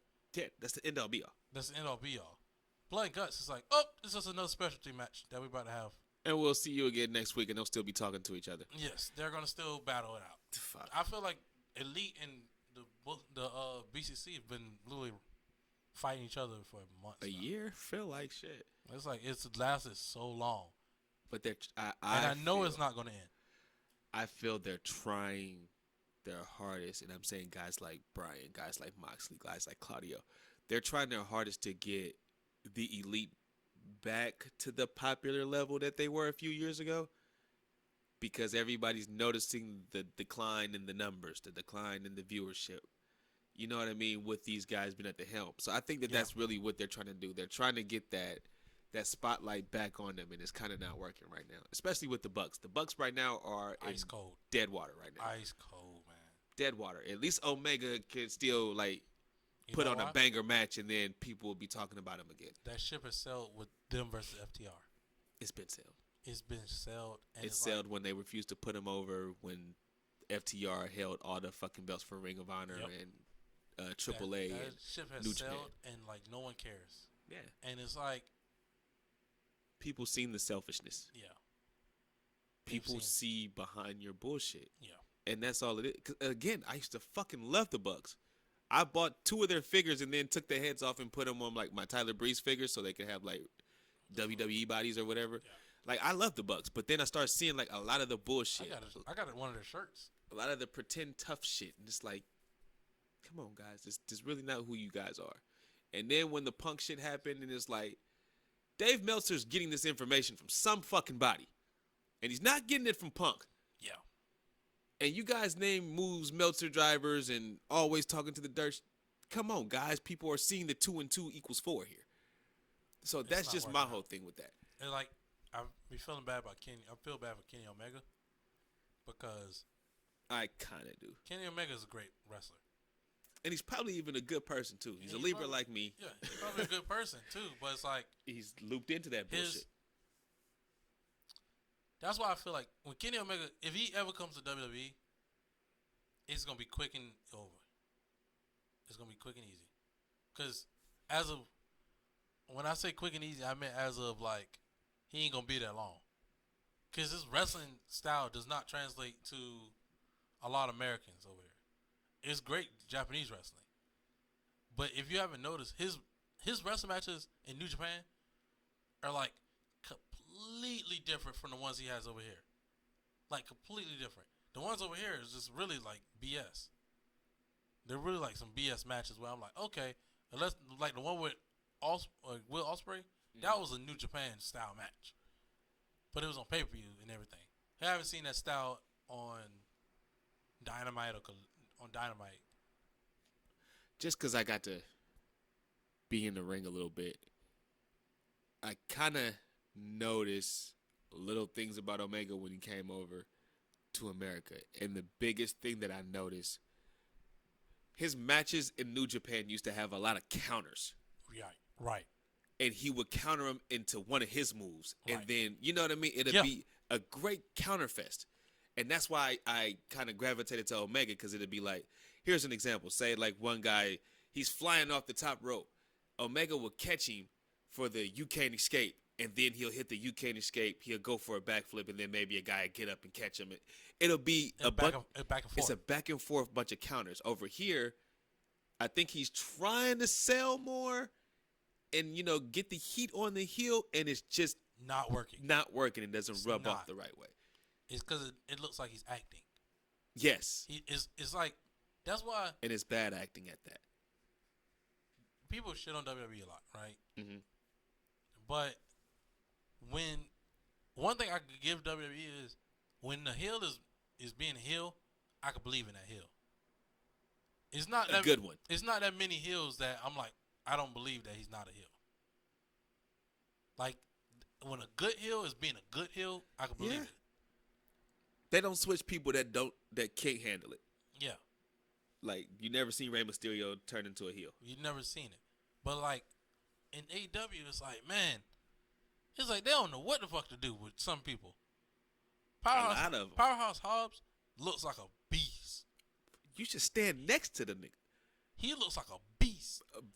Like, he looks like he could be a monster heel. Like, I don't see him as a smiley kind of guy. No. He looks like he break your fucking neck. Look like he'll beat your ass, bro. Anytime. Or just grab you and... All right, I stood... this was last year. Stood next to him. We was having a conversation. I'm not going to say where, but we was in Vegas. But we're having a conversation, and I'm just, like, standing next to him. I'm like... I said, damn, bro, like...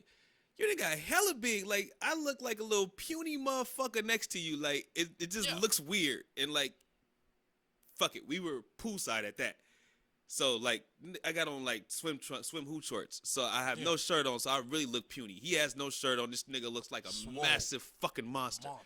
And then you look to the back, and then there's big-ass Brian Cage. Fucking monster. I gotta go over here. I don't want to stand next to you guys no more. Yeah. Like, I don't fit. And I believe, like, that's what he looks like. Yes. But all of a sudden, now we're about to make him a babyface? Nah. I don't think I won't be invested. Because in my mind, I don't think he needs to be ripping somebody's heads off. That's why Wardlow died off so fast. Because he was a monster. And he was whipping ass, taking names. And out of nowhere, my dad never loved me. Come on, bro. Fuck. I don't know if I want to say this because I'm so fucking kayfabe. But I'm only gonna say this because there's a little fucking part of me that's like I probably could buy Hobbs as a babyface. If you meet him and you have a conversation with him, you'll understand what I'm saying. I'm basing off the look. I know. But then if you get him to talk, then you'll be like, oh, fuck, you're a babyface. All these dudes, I assume, is super nice. Nah, not Jungle Boy. I don't assume all of them are dicks. If I hear Jungle Boy talk, I instantly think, bro, I just want to punch you. Like, you sound like a dick. Like, you know what I mean? Like, I don't think all of them are dickheads. I think everybody's nice. But it's like... Maybe everybody's not nice. But like, Jungle Boy, I'm having a hard time buying as a heel. I'm not. Because in my mind, I'm like, dude, look at that hair. Fuck the hair. Like, he can cut it. Once he cut the hair, I'll probably be like, oh, this dude's a dick. Don't cut it. Don't cut it, though. It's his look. It's his look. Yeah, don't cut your Jungle Boy, don't cut your fucking hair, bro. Don't let him convince you to do it. Guys like... Ponytail that bitch. I know you hate him. I know you hate him. But Orange Cassidy. Do you see Orange Cassidy as a heel? Can you see him really being a heel?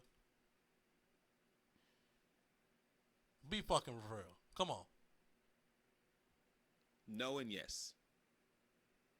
What heel? I could see this Orange Cassidy gimmick if he was to just really, well, he's already fucking over the top. But if he was to just do it to annoy people and people are sick and tired of him, I could absolutely see him being a giant heel. He could dom it, but it's up to the fans. It wouldn't be up to him. Yeah, I think he'll end up being like an LA Knight kind of deal. Like, LA Knight is supposed to be a heel. Nah, I don't think they will. LA Knight is supposed to be a heel, right?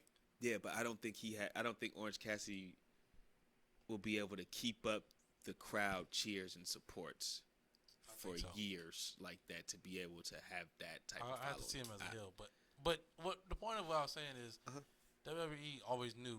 They know who could be heel, who could be babyface, who has to stay babyface, who has to stay heel. Right. AEW, they don't know. And with Kenny Omega, he's done the babyface, he's done the heel. I prefer him more of a babyface. I prefer him as a babyface. The heel's not working. The heel seems like he was forcing it so hard. So hard. And he's a natural babyface. Especially if you can't be the cleaner. The Young Bucks are the natural heels. But I fucking hate them as heels. I hate them as babyfaces. I don't. But it depends on the baby faces that we're going for. If they're the Young Bucks from when the company first started, baby faces, I could go with that. But the heel shtick that they went with and kind of now transitioning to babyface, no. Wear Jordans all the time? Well, they always wore Jordans and Air Forces and shit. They always wore fly kicks, so not that, but like the stupid annoying beards and the way that they're talking. I miss the old the hats, the attire. The attire with the bell bottom bullshit that's what you did one fucking event out of every 2 years or something. I miss the Young Bucks, the one with the little tassels at the bottom. The rocker imitators.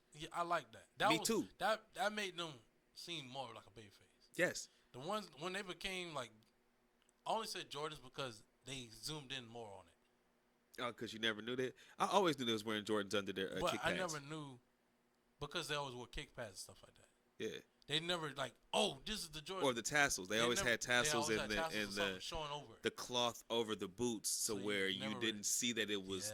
Yes, you never knew. Yeah, you never. But knew. now it's like we wear Jordans that you can't buy. It's like okay, those Dior Jordans, those literally something I can literally go get those from anywhere. Right. I can literally go get. We know the store you're getting them from. Yeah. Now, if you're saying that we don't want to pay as much as you are, you're goddamn right. We don't want to pay fucking $10,000 for a pair of shoes. But I know where you got them from. I know where you got. So it's like the fact that they kind of still kept that same heel look, but making a baby face is what makes you go. But the same heel attitude as well. Yeah, but they're baby. But you're supposed to be baby faces. It just doesn't work. It doesn't work. And now the BCC are supposed to be heels, but people still kind of love them. It's like it's not working. It's not working. That's why people hear this and be like, "You're such a WWE mark and you hate AEW." No, I like stuff that makes sense. That makes sense. Logical sense. Logical sense. I need logic. Now I know who I need to root for. I know who I need to root against. I'm gonna root for whoever I want to root for, but I know who's who though. I know who's the babyface. Nah, fuck that. I need you to tell me. Yeah. I need it just off of wrestling tradition. I kind of need you to tell me now. It depends on what type of weirdo era that we're living in, where the heels could be baby faces and the baby faces could be heels. You know, kind of like that 90s era where the heels were baby faces. Yeah. Like the NWO. They were completely heels, but the fans were fucking eating it up. Yeah. Now, if we got that era, that's different. But I need you to tell me, who's the baby face, who's the heel here? Who's the good guy, who's the bad guy? Right. Who's Lex Luthor, who's Superman? Who's Joker, who's Batman? I need you to tell me these things so I can make my decision if I want to rock with Lex Luthor or not. This is the thing, though. You have the BCC, who's supposed to be the heels, but they're cool because they beat everybody's ass. That's their thing. They beat people's ass, and they're great at wrestling. But you got babyface Brian. Like, dog, he's not even trying to be a heel. He's not even trying. He's not trying to be a heel, and he's not even trying to be a babyface. And that's the thing. I like the fact that all they keep saying is, we like wrestling. We like beating people up. And I ain't seen Claudio beat nobody up. Yeah. Well, Claudio's he's been hanging out on Ring of Honor. That's why. He's the Ring of Honor World Champion still. That don't mean that you can't. He's in the BCC. That don't mean. Yeah. I see Wheeler Yuta fucking ass every week, and ain't he the pure champion or used to be the pure champion? He's not pure champion no more. Okay, he used to be. God damn it, he's still on the fucking show every week. Yeah, he's on the show every week. Claudio is amazing. He's the flagship guy. He's the head guy of Ring of Honor. That's why. But Claudio's so fucking amazing, and it's I get what you're saying. But even WWE didn't really do nothing with Claudio. They tried to towards the end, but it was like it's fucking too late. It's time for him to go away and learn. It's hard to connect with him. It's not. Is it because? Are you saying that because y'all both bald headed or? No, I'm saying that because I can rock. I think I go more off of people's move sets. Okay, I think that's what really gravitates me to a certain wrestler more than even their personality is their move sets. Okay. If you have a repertoire of like 5-6 moves that are like fucking great, and I'm like, oh, those are fucking great, I rock with that wrestler. Right. Cena doesn't count with his 5 moves to do him or 3 moves, whatever it is. No. Cena, I feel like Cena's in his own class by himself. Yeah, he doesn't count. Nobody could touch Cena. Period. If there's a pyramid, Cena's just sitting there. Hulk Hogan's not in that. He's just sitting there. He's not even in that category. Hulk Hogan's not in that category. Stone Cold, Rock, no. He just got a middle column by himself. It's just him in the middle, and then Blank on the other 2 sides, and then go to the next level. Just Cena by himself, because he can literally do absolutely no wrong. In my book, he does no wrong.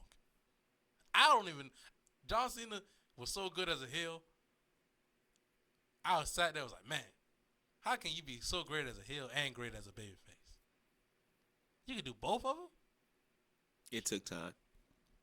Stone Cold, when he was a heel, I felt like he was a babyface. When he was a babyface, it felt like he was a babyface. When The Rock was a heel, That's not fair. That's not fair. Because you're kind of using one person with two different characters, and then you're using one person with the same character. Right. Well, The Rock. Same thing. When he went heel, that was a great heel. Which one? The Hollywood Rock. Okay. That was great. That was great. When he went babyface before Hollywood Rock, it was like, I guess to me, he always been Hollywood Rock. Nah. Well, yeah. He always been Hollywood Rock. Because it was, you knew, you saw the writing on the wall. John Cena, the writing was on the wall, but he kind of was like, I'm going to do the Marine, but I'm not about to go do movies, y'all. I'm going to stay here with y'all. Because the Marine was a big movie when it first came out now. It didn't go straight to DVD like Marine 56 that they've been putting out with The Miz. But there's a reason why Marine 2 and 3 and 4 and 5 and 6 went straight to video. But the first one was good. First one was really good. The sales didn't say so, but I get what you're saying. But The Rock, though, the writing on the wall didn't come to it was already over. Bruh, he was literally doing TV interviews. 2002 was like, you was like, okay. Well, when 2001. When he was suspended, he was doing a movie. Whatever the invasion angle. He was doing a movie then. That's what I'm saying. That's when you can kind of see the writing. That's when you can kind of see, oh, he might fuck with Hollywood. Yeah. But you thought that maybe it might be like Hogan, because Hogan tried it, didn't work. Piper tried it, didn't work. So you thought maybe it'd go that way. Nah. And when the Scorpion, was it Scorpion King? No, it was the Mummy Returns. When the Mummy Returns dropped and that fucking blew everything out the box office, you was like, oh, fuck. And then you saw him on SNL. And you saw him on. But Austin and Triple H was on SNL too, so that's what I'm saying. That kind of didn't do it. It was like, but when he went TV back, and movie. But when he went back to do the Scorpion King, it was like, oh fuck, they're gonna keep throwing these out every year, and he gonna keep leaving. Boom. Yeah. Be like, boom, there it is. There it is. And I think they did one more of those Mummy type of films, and that's when it was like, fuck, that's it. He's out of here. Because remember, he did Mummy, Scorpion, and then after that. After Scorpion, he did The Rundown. I was going to say Lockdown, but it's Rundown. He did The Rundown. With Sean William Scott. He did The Walking Tall. Then he Walking Tall. Get Short or Get Right, one of them two. It was Walking Tall and Rundown was literally around the same exact time. Back-to-back year. That was like 02 to 03. Yeah. So then he came back and did his run, because I think he was still under contract. Yeah. So he came out the When he left to do the Scorpio King, he was with Raw. No. You're mixing up the one with Brock Lesnar when he defended the title. That's the one I'm talking about. That's Mummy. That's Mummy Returns. When he did Scorpion King, he was on Raw as a heel. When he did the Hulk Hogan match again, the second match. So what he did a movie in 2001, came out 2002. Whichever one came out 2002. That's the Mummy. The Mummy Returns came out first. Yes. Then Scorpion King. That's 2003, 2004. 2003. Because he's on Raw, remember now. He's on Raw. Yeah, he was gone. That's when he left and came back. This was 2002, it's 2003. Yeah. So this is when he comes back he made the guest appearance at WrestleMania. With Mick Foley. Nah. It was during the taping. Nah, he did, dog. Nah, he did like two, 3 movies before he was like done. Because that's WrestleMania 20? WrestleMania 20 is when he was like, fuck it, after this I'm in, because they didn't renew his contract. What year was that? 04. 04? 04. So yeah, before he came back before then. Okay. Yeah, he came back before then. He did 3 movies and then it was like, a heel, damn, he's gone. He was a heel. Yeah. Like a full on heel by that He's time. like, fuck, he's gone. Yeah. And then he lost to Goldberg. He just did a random ass loss to Goldberg at like a backlash or some shit. Yeah. When Goldberg first came in, he was like, damn, he gone, bro. Yeah, he gone. Because now Austin gone, now The Rock gone. Like, you've seen the writing before because it's happened so many fucking times where guys leave after a Mania. Yeah. But Cena, it felt like he always stayed around. He did, but it was like you saw it coming, and he said he wasn't gonna do it, so you kind of took him at face value. You took his word for it because he said he wasn't gonna leave. But he actually left when he kind of started getting kind of older though. He's still young, but he kind of gotten older now. Yeah, he has. But what I'm saying is like his last run was like he didn't drop no other movies. Well, he wasn't in no other movies. Yeah, he was in commercials and he did the little Daddy's Home shit. Daddy's Home. Yeah. Ain't that what it's called? With him and Mark Wahlberg, where Mark Wahlberg's the stepdaddy and he's a stepdaddy too. Like he did part 2 of that. He just came because at first he was only doing guest appearances in movies Because he was in Jump 20, But he was doing so many 22 guest appearances 22 in Jump Street big and movies. everything. Fast and Furious. That's when he actually started starring in the movies. Yeah, but I'm saying like He was gone by then. But still, remember his He was first gone. Fast and Furious, it was just a cameo role. But he wasn't a star role like that in his first Fast and the Furious movie. Yes, he was. Yes, he was. He was a star? He was a star in that movie. I could have sworn he was a cameo, just No, like no, all no. the other ones. No. But still, he didn't show up till that. That was when he finally made. So his it was just like Daddy's Home, right? Daddy's Home was. He was already gone by then. He was gone by then. But he was gone by the first Fast and the Furious movie too. Fast and Furious came after Daddy's Home. I'm not saying that. Did it? Yeah. His first one that he was in? He was only in one Daddy's Home. He was in two. He was in one. He was in two of them. He came at the end of part one, I think, or the end of part one. He came in on the motorcycle, and then he was the star in the second one. So by the second one, because I'm about to say, Fast and Furious came after Daddy's Home too. His very first one. Because he showed up his first Fast and Furious. He was literally in the whole movie. But it was after his match with The Rock, because Rock put him in the movie. He helped him get in the movie. It was after one of his battles with The Rock, either 2012, 2013. It was after his first battle with The Rock. He never was in the movie with The Rock. He got on the Fast and Furious movie because of The Rock. Yeah. But I'm saying he wasn't, because this is how I know, because Roman was Roman was in Hobbs and Shaw before John Cena was. But Hobbs and Shaw is a subsidiary, spinoff of Fast and Furious. Fast and Furious. Yeah. And Hobbs and Shaw came out before John Cena was in the Fast and Furious movie. Because I don't know, I want to say he was in Fast 6. I really want to say Fast 6, but I'm not fucking sure which one it was. I'm about to say Fast 8. It's like Fast 8, Fast 9. Fast 6 was Tokyo Drift. Yeah. No. If Fast 10 just came out, he was in Fast 9. I'm telling you because I watch all the Fast and Furious movies. So was he in the one that Paul Walker died in, No. passed away? No. The one before that? He wasn't in that. Because Dom just found out. Well, we just found out about his brother in Fast 9. All right, so that's the one that The Rock is in. And Ronda Rousey is in this one too. The Rock wasn't in the Fast 9. No, I'm talking about 6, bro. Oh, no.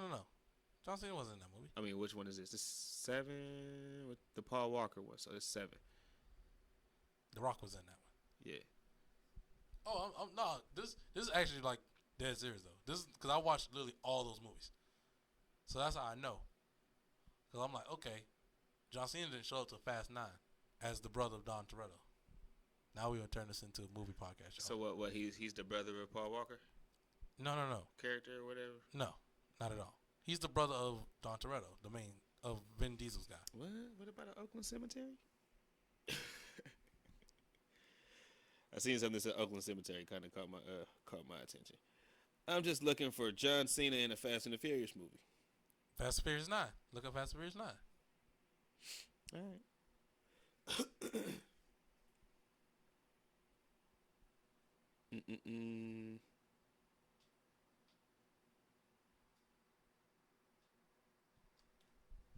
Talk. Say something. Don't leave it blank. Oh, my bad, dog. So yeah, basically, John Cena is in his own tier alone. But before all that, we was talking about Collision, right? CM Punk, Samoa Joe, great match. Wish they just missed the opportunity on a lot of things, man. They really did. Because this could have been a great story that AEW could have ran with, but they're trying to force this CM Punk versus Jay White match, which they could have just literally just naturally have, but they're trying to force it so bad right now, and it's not. Like, I got to see where it goes from here. I have to see, because right now it's like you have FTR taking on Jay White and Juice Robinson, Rock Hard Juice Robinson, my bad. Rock Hard Juice Robinson taking, and the Switchblade taking on FTR next week. So what is CM Punk gonna be doing? Taking on Ricky Starks next week, right? Mm-hmm. And I probably see Ricky Starks winning that match. He should win that match. That match shouldn't even be happening. But Yeah, it should have been Ricky Starks with Samoa Joe. Yes, it should have. But I'm gonna just go ahead because I this shit has got me not disheveled, but I don't feel like looking for it. I'm just gonna say that you're right. What about the Fast 9 thing? Oh, I know I'm right. I just wanted you to see. I wanted you to just hunt down for all that information, just so you know that I'm right. I'm one of those people. I know we do this all the time. God damn it. Yeah, I know. I could have been pulled it up for you, but I told you before. Don't try to pull up shit at the same time I'm trying to pull up. Yeah, I know. Because then you be like full on like, don't do it. I already did it, bro. It's okay though. No, I don't need you to be checking shit before me, nigga. Yep, John Cena came out. He was in F9. Sorry, that's when they went into space. Hey, bro, Fast and Furious done got crazy. If you haven't been watching, nah. Why you think I had to look up which one he was in? I ain't been watching. I've been watching. I watched all of them. I watched all of them. That's why I was like, the only one I haven't watched is Hobbs and Shaw, and I just know Roman Reigns is in that one. I ain't watching that shit. But yeah. Anyway, you talking about the Ricky Starks thing? Yeah, Ricky Starks should not be. He should not be facing CM Punk. But I say that I'm intrigued by kind of like the little story that they went off the air with, even though there was like nothing verbally said, but just the actions. And I was like, fuck, I don't want this to happen, but damn it, I'm intrigued on what's gonna happen. Because it was like I thought it's Samoa Joe, because it was like it made sense for Samoa Joe to go against Ricky Starks. And then for Samoa Joe either to win or Starks to win. For Punk to cost Samoa Joe the match and then Starks to win. But that's just armchair booking. But then when it came down and Starks came out after Joe attacked Punk, and then Starks just stood there while FTR and Punk was telling him to come on and get in the ring, and he was like, nah. And he walked off. But he was like, fuck it. You know what I mean? He was like confused a little bit. I thought that was fucking great. I was like, well, damn, where the fuck do we go from here? So it had me wondering. So it did what it needed to do as far as like kind of get people talking, but it was like I still felt like it was maybe the wrong way to go. Yeah, they missed it, and I'm gonna say this. Tony Khan need to get a booker, man. He needs to get somebody else. It can't just be him no more. I truly cannot stand it no more. I just can't. Like, I love that.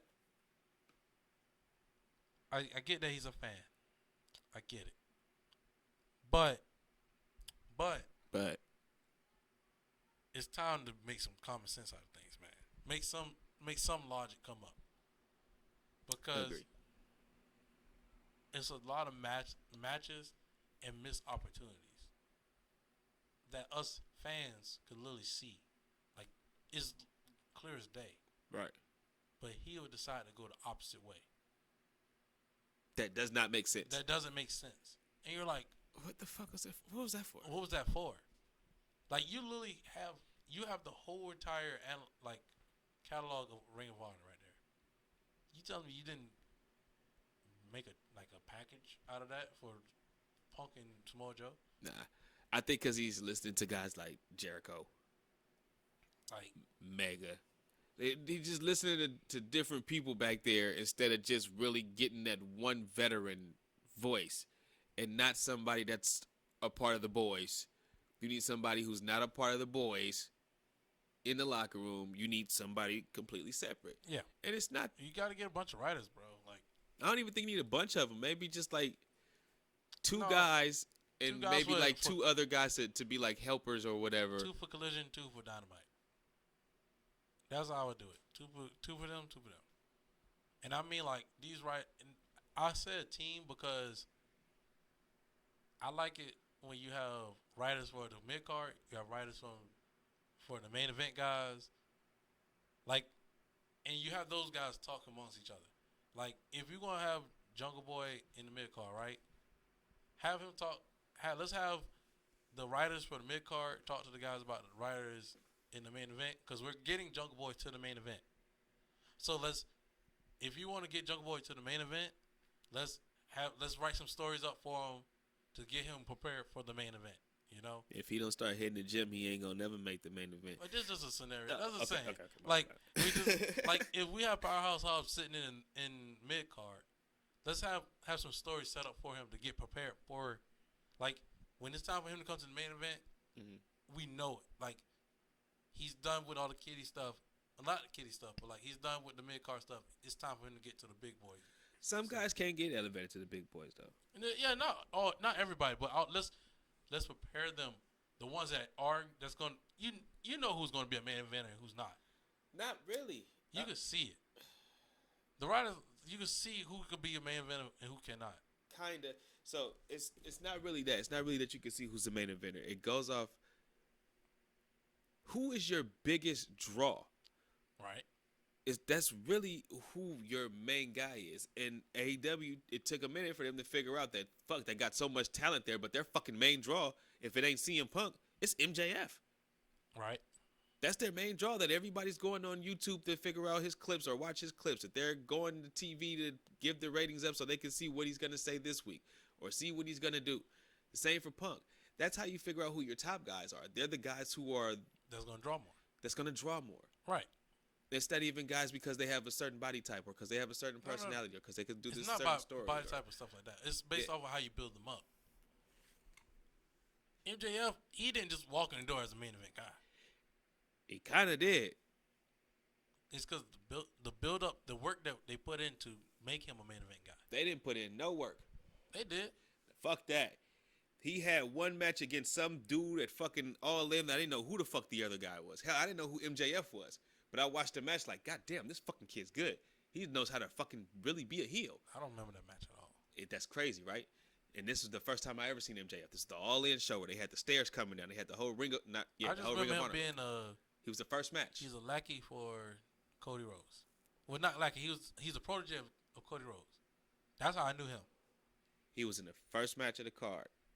I forgot. He's against some older dude, but he was being a real legitimate like old school heel. And then he came out a couple weeks later and started doing some shit with Cody. Well, not even a couple weeks, couple months, because they didn't get TV for a couple months.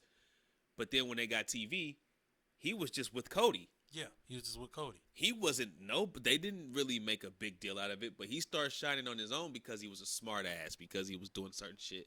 And then probably because Cody was like, hey, this your time. If I swing it to you, you know what I mean? You got it back. Right. Type of shit. But MJF was the main guy for me, and they didn't do shit to bring him up. And that's why he used to bring it up on his promos. AEW don't do shit for me. That's why I can end up going to Vince or Vinny or going to Triple H or Hunter, whatever the fuck he was saying. But that's because AEW wasn't doing shit to get him over. He was. There was nothing Tony Khan did, no program I can remember to help, especially the Jericho one. He was trying to bury him, if anything. So I just see that MJF did that kind of on his own, and he's still not even given anything to work with even now as the world champion. He's in a fucking tag team now with Adam Cole. Yeah. He's the fucking world champion. Like, they're not giving him anything to work with. So here's my question, right? Mm-hmm. I don't think they're going to win the tournament, but when they lose, Adam Cole takes that pinfall, right? Of course he does. Okay. I just wanted or to if not, then that's the way to keep building that story. Then you feel me? Hey, I blame you for taking that pinfall, or I blame you for making me get pinned if I'm MJF. It's ways to go around it, but it's like, what the fuck? Where are we going with this? They're not gonna win no fucking tag team titles. You know what I mean? And if anything, this should lead to Adam Cole turning back heel. If anything, that'd be. I don't know, man. Him as a heel. Him as a babyface. And being hella little like that. If he's not the ultimate underdog, then what is he? What is his role? He's no Panama Playboy no more. Man, I don't know. Adam Cole's weird, man. He's in that weird section. I liked him in NXT, but I only liked him in NXT because he was with Undisputed Era. It's crazy because I advocated for all these guys during the pandemic era. Bro, get the fuck out of WWE. Go to AEW. Get the fuck out of there. And now it's like, I wasn't. Fuck, dog. I didn't. I was one of those people who was like, you should probably stay in WWE. Keith Lee. I kept saying, you should probably stay in WWE. I kept saying that. Because in my mind, the way I saw it was, everybody just wanted it. Let me get out of WWE so we go to AEW. Yeah. When everybody rushed out of WWE to go to AEW, what do you think is going to happen? You think you're going to be the main guy? Because you're really not. I thought for Adam Cole, he could have been one of those main guys. He And could have. the reason was because of his relationship with the Young Bucks, his relationship with Kenny Omega.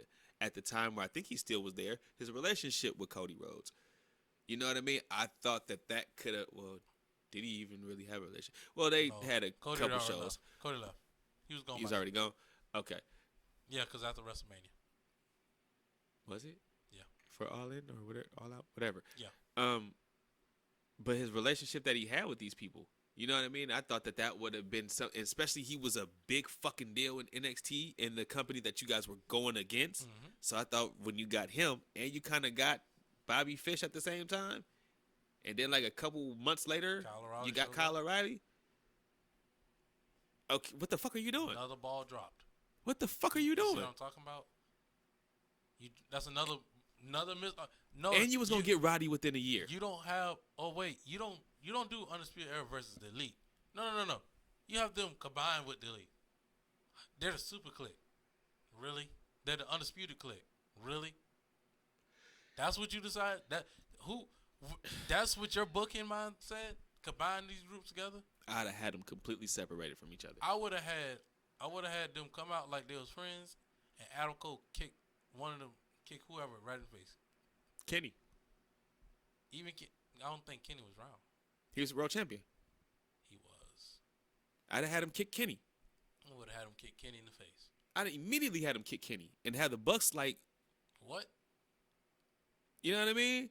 Really, I wouldn't have. This is where they messed up. He was gonna lose anyway, but I would have had him kick Kenny. This is where they messed up at.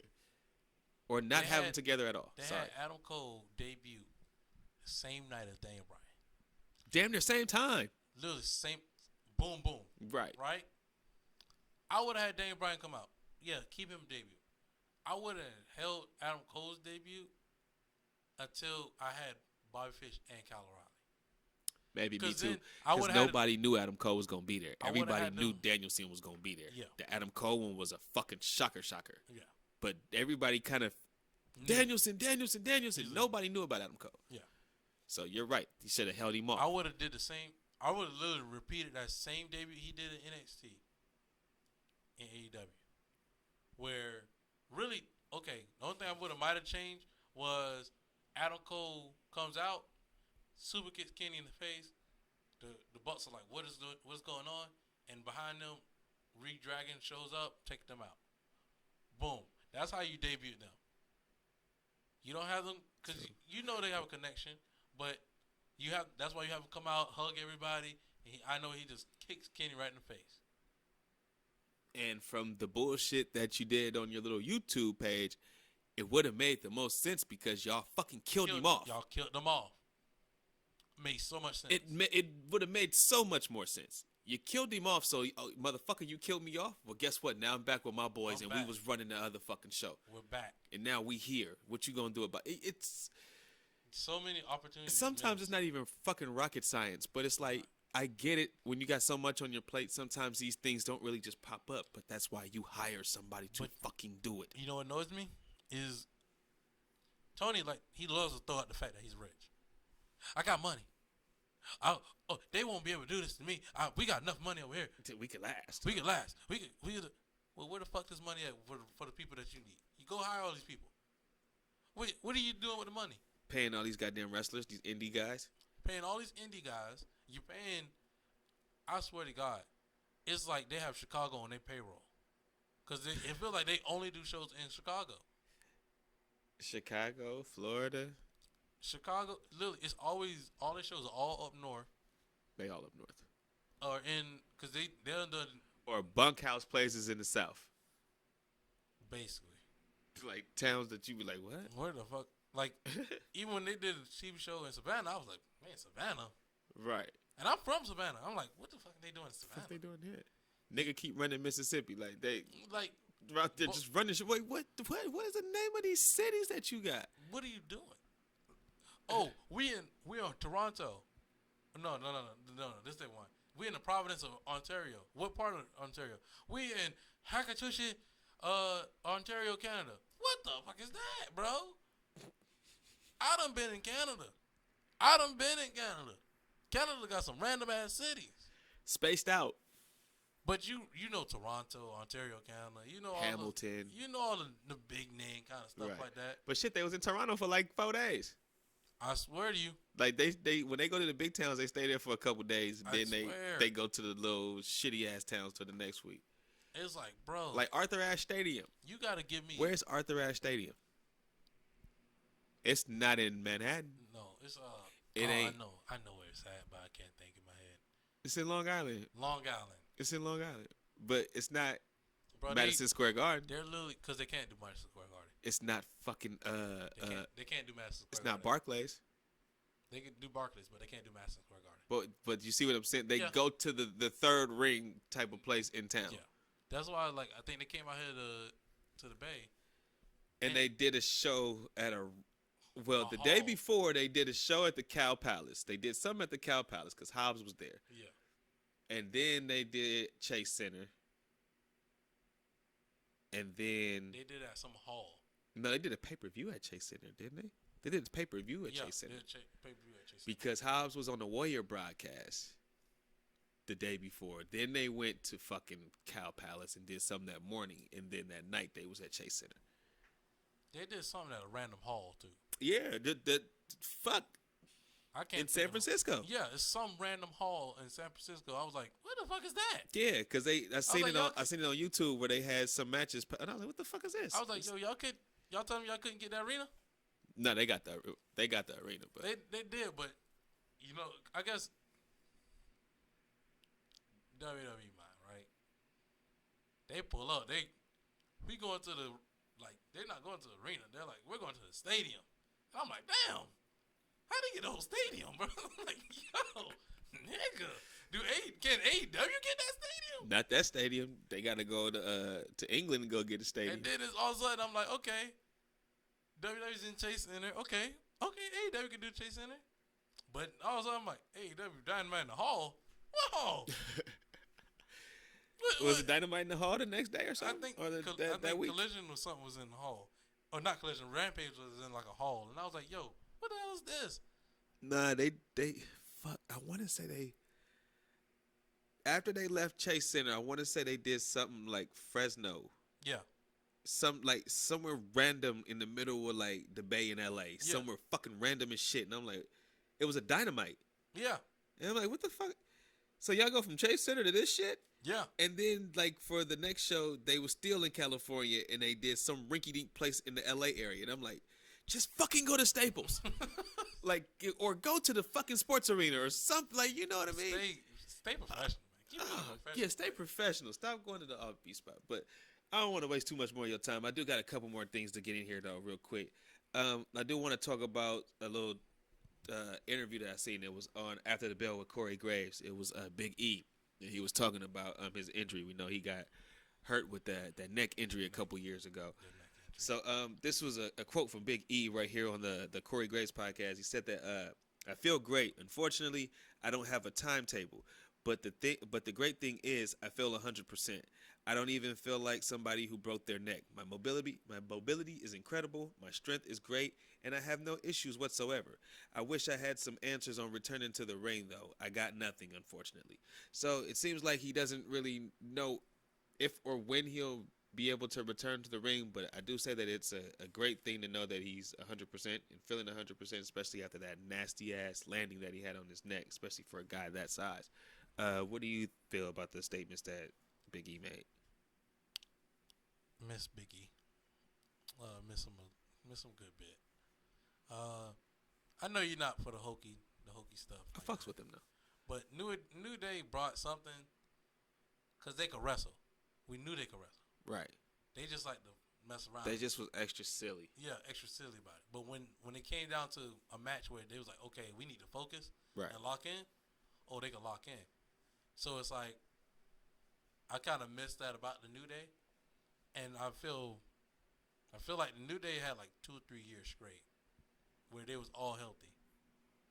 Ever since Not even that. Was it even that? It maybe was 2 years. It probably was like 1, and then you didn't even know that the other one was injured because they was on the outside. And they always kept them outside. Yeah. But like now, Kofi's hurt. and Big E's hurt. Is Xavier hurt? Xavier's not hurt, but He can't work because his boys is out. his boys out. It's weird to see one. At least it's okay to see two of them, two of the three. Right. But when you only see one of the New Day, you can't even say he's representing the New Day. It's just Xavier Woods. That's true. Well, I guess he had one little run. He was going for the IC title, but he lost it. He lost, But we haven't seen him ever since. You ain't seen him since. And I know Kofi been out with the ankle injury. Like, that's why I'm like, man, Big E, in my head, I'm like, man, if we could at least get Kofi back and we could just have Big E just sit outside, that's good enough for me. Right. He just played the manager. He ain't got to take no bumps like that. He ain't got to take no bumps, no nothing crazy. But just to not have him there all together with New Day, it just feels weird. I hope to see him back in the ring, but do you think that's part of the reason why even right now the Usos are shining in the role that they are? Because remember, it always just seemed like it was New Day and Usos always on the same plane for like years straight. And it seems like when one gets out and goes to get injured, then the other takes. I remember it was one of the Usos that got injured. Yeah. And then that's when Kofi got elevated to the world title status. Like, right. You know what I mean? Because I think it was only... No. Were they both back there at the screen watching? Or was it only one? They was both. Oh, everybody was good. The only time when the Usos got hurt was when Jay became main event Jay, the starting of this bloodline stuff. But there's another time too where they were hurt, and they both had to sit out. What do you mean? They both usually sit out when one gets hurt. Cause you talking about New Day and Usos? Yeah. Well, I'm talking about with the Usos right now. Like if Jimmy gets hurt, then Jay sits out. Like when they first started in 2014, if one got hurt, they both had to sit out. You're right. You know what I mean? Because they were considered the twin team. Yeah, they're the twin team. You know what I mean? So one had to always sit out. Right. But it seems like ever since like that 2020 mark or 19, whenever Jimmy hurt his leg and got the injury, where Jay got to just fucking shine because of the Roman thing. Right. So what I'm saying is like it just seems like, damn, they got to shine. Now there's no New Day because you know there usually be a New Day versus fucking Usos. Yeah. So now that there's no New Day for them to keep running back to, as far as like WWE creative, right? They are forced to, guess, let's hammer this fucking home with the bloodline. You know what I mean? Yeah. Like that's just my. What you're saying is why when Jimmy went down, Jay rose. Correct. When Woods went down, when Woods went down. Because I was say Woods went down first. Yep. And then Big E rose. Kofi went down. I thought the Usos was hurt. No. During that Kofi run. Because I don't even remember seeing them on TV like that. I remember seeing them on the back screen TVs watching Kofi go through the gauntlet. No, they were part of the gauntlet. Remember? No. That's how they got through. That's how Kofi won. Because when Xavier Woods and Big E had to run the gauntlet, the Usos was like, they were the last ones. They was like, go ahead, we're gonna let y'all slide. And I thought it was because somebody was hurt. No, that's why they didn't have a match. They were the tag team champions. Who? The Usos? Yeah. Okay. They were the tag team champions. They was like, y'all got our respect. Y'all good. Go ahead. Okay. They were never hurt. Nobody was hurt. No. Nobody was hurt. They just let Kofi get that moment because the fans wanted it so bad. So who was hurt for Big E's? I think Xavier. For Big E, when he won championship? Yeah. Yeah, Xavier was hurt. Xavier was hurt. And Kofi was hurt. And then for Jay to get elevated, Jimmy was hurt. And now for both the Usos to get elevated to this main event level, the whole New Day is fucking out. Yeah, except for Xavier, who's not hurt. But he's still out. He's just out. Yeah. He's on up, down, down right now. He's not even on television. And he's on a different brand. So, what, he got switched to Raw now? Yeah. I want to say, no. They on SmackDown. No. I don't fucking know. They're on Raw. I don't know. They got drafted to Raw. When was their name popped up on the goddamn draft thing? Did it say King Woods? Never mind. No, because they got drafted when they was NXT Tag Team Champions. Huh? They was NXT Tag Team Champions when they got drafted. They were NXT Tag Team Champions WrestleMania weekend? Yes. If I'm correct. They should have been. I thought Kofi been out for a minute. I do remember they were tag team champions for NXT, but I thought Kofi been out for a while, like damn near a year. I'm pretty sure they were NXT tag team champions around that time. They might have already lost them at New Year's Evil. Hey, I'm gonna give you your shit today because you've been batting a Yeah. 90, a 900. I've been hitting. You've been batting a 900 today, so I ain't. Cause I usually get this stuff right because I'm everywhere with wrestling. I'm like everywhere, so I kind of like. I'm watching NXT. I'm watching like people don't understand like. I'm busy literally all week. Raw, I watch it. NXT, watch it. Dynamite. That's a cap. Some weeks I miss Raw. I'm about to say you do not watch Raw. Not all the time. Some weeks I miss You Raw. just admitted at the very beginning of this 4-hour telecast. I didn't watch this Raw. I didn't watch this week's Raw. But I usually watch Raw. I usually watch NXT. I watch Dynamite. I watch Impact. I might watch a little bit Impact, but I usually just watch. I just scroll on Instagram about Impact, and then Fridays I'm watching Smackdown. Saturday I'm trying to watch Collision. It's fucking every day of the week. Every day of the week. Crazy. And I work Monday through Friday, literally 7 to 3 every day. No, you work Monday through Saturday. And I work Saturday, basically 8 to 5. Sundays are my only days off, really. And guess what? I'm either playing WWE 2K. That's too much wrestling. It's too much wrestling.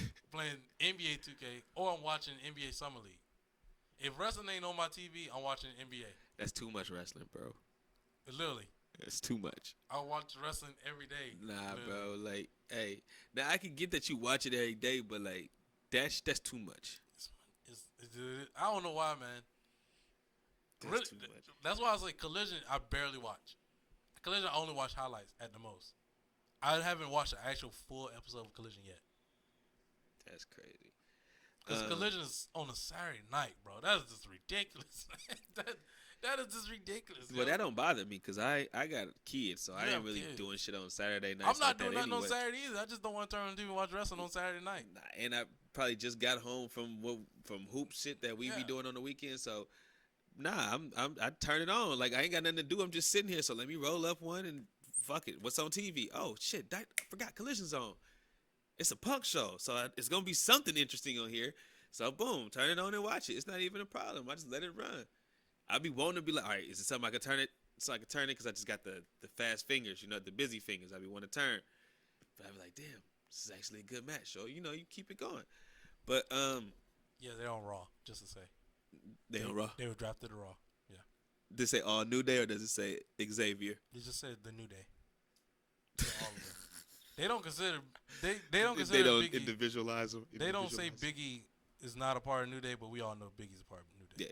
Yeah. Because that's how WWE tried to make Biggie a single superstar. That's why they gave him his own theme song and his own Titantrons and all that stuff.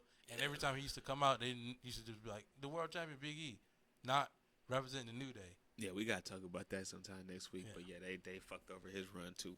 Another missed opportunity. We might have to just do like a whole show of like missed opportunities, like just 10 of them. On both companies. Yeah, on any company. Any company. Like let me write. Just. All right, Jeff Jarrett. Yeah, I'm gonna write this shit down real quick because missed opportunities is just like. This is crazy. But let's do this real quick. You had a question, and I still never really wrote them down, but I can go off the top of my head and think of them. Go ahead with your question, your topic.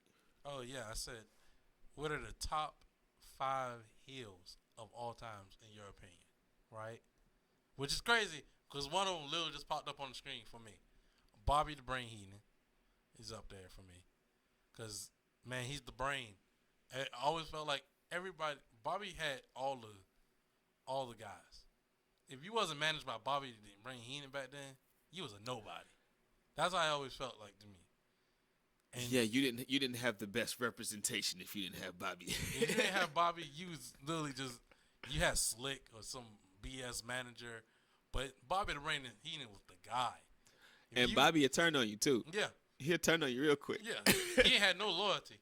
He turned on every single person that's ever worked for him. He ain't got no loyalty. None. He turned on Andre. He turned on Flair. He turned on no, he didn't turn on Flair. He turned on Perfect. The only on loyalty he had was to the money. To the money. That's all I had. Then I had the Iron Sheik. Like one of the greatest heels of all time. Fuck you, Hulk Hogan. Jabroni. Rest in peace, Sheik. Rest in peace, Bobby. Randy Orton. I had Randy Orton up there. Man. Randy Orton. Okay. I said Randy Orton because, man, it's like sometimes I forget Randy Orton was a babyface. I truly just think he's straight heel all the time. I truly forget that he'd be a babyface. Or you just forget his babyface runs. You don't remember. Like, no, I just assume that every time he's a babyface, I just like, man, he's about to turn on them. That's my first time. I'm like, bro, he's not trustworthy. He's so just not trustworthy. I get you with that. I agree. 1,000. Speaking of Randy Orton, Jake the Snake Roberts. Jake, he was a heel, but it was like, man, well, it was like he was a babyface, but his heel run was so powerful for me. Because I was huge, which was weird because I was a Macho Man, Randy Savage kind of fan, but I also was a huge Jake the Snake fan. Because he always be like, don't trust a snake. Never. And because you can't. And that's how Jake, I literally always was on. Every time I watch Jake, I was like, man, I don't know what side he on. He a despicable motherfucker. Yeah, I was like, he just gonna turn on somebody. And that's how I felt with Randy too. It's like, he gonna turn on somebody. Like, why would you trust him as far as, you can't trust him as far as you can throw him. Well, you can't trust neither of them because they both snakes. One's a viper and the other is just a fucking a cobra or a boa. Yeah. Like, you can't trust them. And then my old-time favorite heel, Rowdy Piper. Rowdy Piper, man. Damn, that was the one I had in my head I was going to say first. Like, that's my guy, man. I love Rowdy, man. He's a heel's heel, literally. Like, you want to love him so bad, but damn, you just hate him. Just hate him. Hate his guts. Hate his guts, no matter what. The Mr. T shit. It was the 85 run. The 85 to early 86 run, you be like, this motherfucker. And you can't whoop his ass because he was a former Golden Gloves champion. So he not only can he wrestle and he's probably bigger than you, he can also box. Yeah. So it's like he's just gonna talk and nobody can stop him. Like nobody can shut him up. He could talk with the best of them. And just sometimes not even just nonsensical. And yeah, and you'd be like, the pokes. It's the little pokes he would give to you. With the little pokes. It's just like, yo, like, Mr. T, you look like a monkey. With those big ass gnarly nostrils. Like shit like that. You was such a big eyes of yours. You such a dickhead, bro. Like, you just wanted to punch him in the face. Wanted to punch him. But you knew he could fight back. You just knew it. You knew it. You couldn't do nothing about it. Yeah, you couldn't do nothing. You couldn't do shit about it. Fuck, like, goddamn it. I know we're going to war. We got to fuck this motherfucker up if he say something to me. But nah, I love that list. You took 2 off of mine, so I can't use Bobby and I can't use Piper. So, number 5, I'm gonna go with. I'm gonna have to go with Ric Flair. Just had so many countless runs, and you want to talk about somebody who was not trustworthy. Ask Sting about that. Turned on 2 to 3 times by this man alone. Flair was something different because he wasn't really the chicken shit heel. He was more the guy who was the ultimate wrestler. He was he had the ultimate confidence in his abilities. He felt like he can beat anybody and nobody can beat him. And then once he got his 4 horsemen compadres, he felt like he really couldn't be touched. Because now I got guys who trains just like me, who's on the same level as me. We can't be beat. We're all fucking champions. If we've been champions for like a year, nobody can beat us. So, he could take your girl on the mic. Just the things that he would say to like guys like Dusty Rhodes or like Ronnie Garvin, crazy.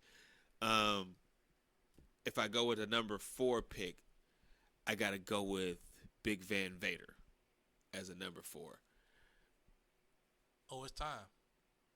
It's time. I thought you were gonna say time to go. It's Vader time. But Vader, gotta go with Vader. Vader just was a big fucking monster. Nobody could really do nothing with him. When he was in the WCW, nobody could really do nothing with him. Sting tried, British Bulldog tried, Dustin Rhodes tried. The only one that was able to be successful was Paul Orndorff, but that's a whole other story. But Vader just was a big, scary mastodon heel. Even when he went to the WWFE, his debut was like crazy because he beat up Gorilla Monsoon, who was like a beloved figurehead in the WWF at the time. Beat him up, squashed him, sent him home, and we kind of almost really never seen Gorilla too much after that. So kind of almost wrote him off TV. So it was a big thing for Big Van Vader. So I have to go with Vader. I'm going off the top of my head with these, so I have none of these written down. So I'm really just thinking off top. You're good. I think the Vader is a huge choice anyway. Because one, him and Bam Bam were in the category alone. Yeah. By themselves. So there's two big guys that just so athletic, and then they're monsters. Monsters. They weren't just like, oh, they're big, they could do this, that's cool. No, these guys are rough and tough as guys. They don't need to beat you from the sky. They don't have to be. But they can. That's what makes it even scary. They can beat you from the sky. Right. So it's like, because all you know is, okay, usually big guys just, they don't always going to stay on the ground. They ain't going to do much. No, these guys can fly. They can fucking fly. And when they fly, moonsaults. Yeah, and when they fly, that's a lot of weight coming down. At a certain velocity. Yeah. You're going to feel it. Yeah, you're going to fucking feel it. So I got to give it to Vader. Number 3, I got to go with probably my favorite wrestler of all time. But as far as heels, I got to go with him with number 3. I think I'm going to go with the Macho Man Randy Savage for number 3. Ooh, yeah. Oh, yeah. Just the heel tactics. You want to talk about being a fucking heel. This guy had, like, at the time, one of the most beautiful ladies that you could have in the professional wrestling business, Miss Elizabeth, and would, like, treat her like shit. Like, Elizabeth, hold my belt. Elizabeth, grab my robe. Elizabeth, go. Like, he'd grab her by the chin and you know what I mean? Like, punking her by the chin and saying little shit to her. Like, It was like the ultimate misogyny, if you want. It almost seemed like misogyny, even though misogyny is like a hatred of women. I know it's not a complete hatred, but it just seemed like it was in that kind of vein. You know what I mean? Right. And then, like, he went babyface, and then once he turned back heel, it was again based off of Elizabeth and the jealousy going on with Hogan. So, tactics that he would do, like bashing the Ultimate Warrior in the head with a scepter, or hanging Crush upside down at a WrestleMania and then having I'm just gonna go with you did WrestleMania 10 when he tied Crush up. And then he had the little cable pulley to pull him up, so Crush was upside down for like 2 seconds, and then he like came down. Like it didn't stay up that long, but yeah, I'm gonna go with Macho just for like the whole Elizabeth dynamic as a number 3. The cream always rises to the top. Yep, the best interviews too. Like it was always like he was on some type of upper I used at the to watch time. all his interviews. I didn't used to watch all his matches. I used to watch all his interviews. And you'd be like, this man's fucking nuts. Yeah. I just like, yo, every interview just keeps getting interesting every single time. I was like, I want to see what he says next. Because the cream just keeps rising to the top. Yeah. And he got like a little coffee cup. I'm like, like, yo, what? This is Ricky Steamboat's last cup of coffee in the WWF. Because I am the Intercontinental Heavyweight Champion. Just fucking great. It just goes. Man. He just rambles, and I love that he just rambles. I'm like, and it just be nonsense. Not even nonsense. It kind of makes sense, but you be like, but you're like, you what? went there? Like, what are you talking about? Ah, shit. Now I gotta think of like 2 more fucking heels. Like, I said Bobby and Piper was on yours. Heenan and yeah, and I don't want to use the same ones that you use. So, fuck. I have to go with 1999 Triple H. Okay, I was gonna put Triple H up there. 1999. I fucking hated Hunter, man. Like, legitimately hated him. I felt like he bullshitted his way to the title, and then once he got there, it was like, God damn it, nobody can beat him. He was whooping everybody's ass.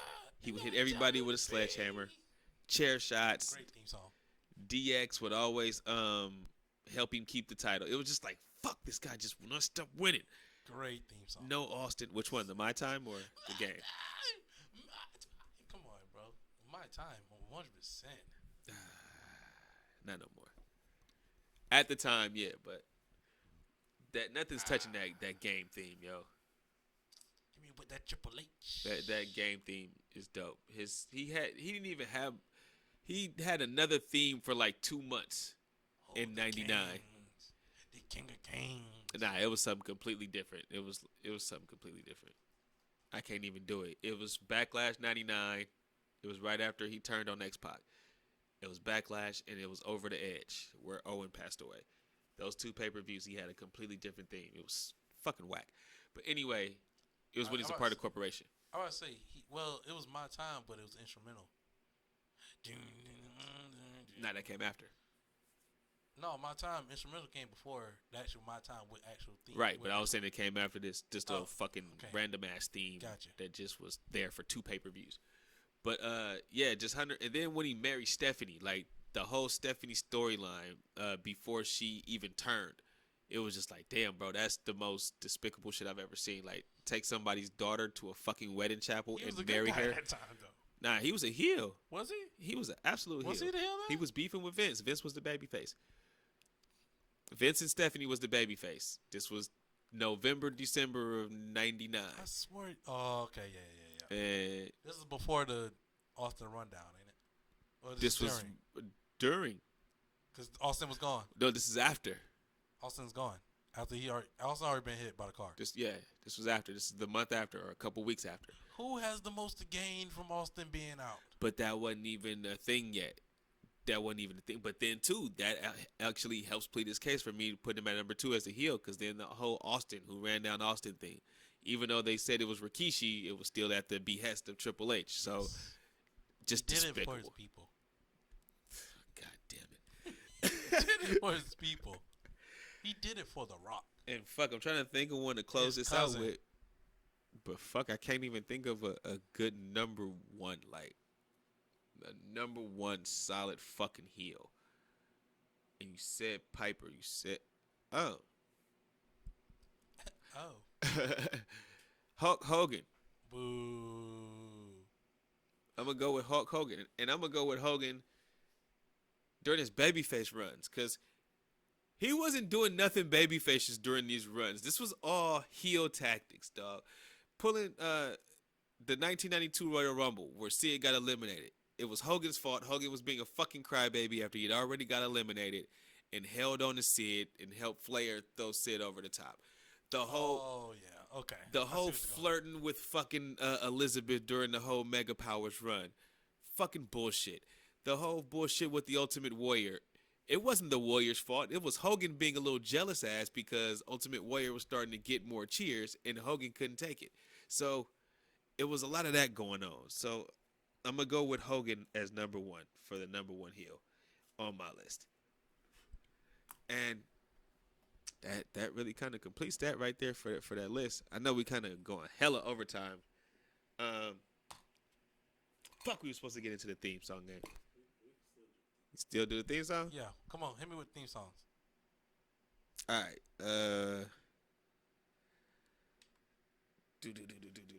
So we about to get into this the theme song game. I got some that I wrote written that I had written down on this paper here to see if he can get a couple of them. I might not get none of them. To be honest with you, I feel like you're gonna stump me on all of them. Cause I bet you there might be some ones that either I wasn't born yet, of course, in a different company that I've never heard of, or something crazy. So, but that's okay. All right, let's start off with this first one here. This might be easy as shit for you. Let me know if you can hear it or can't hear it.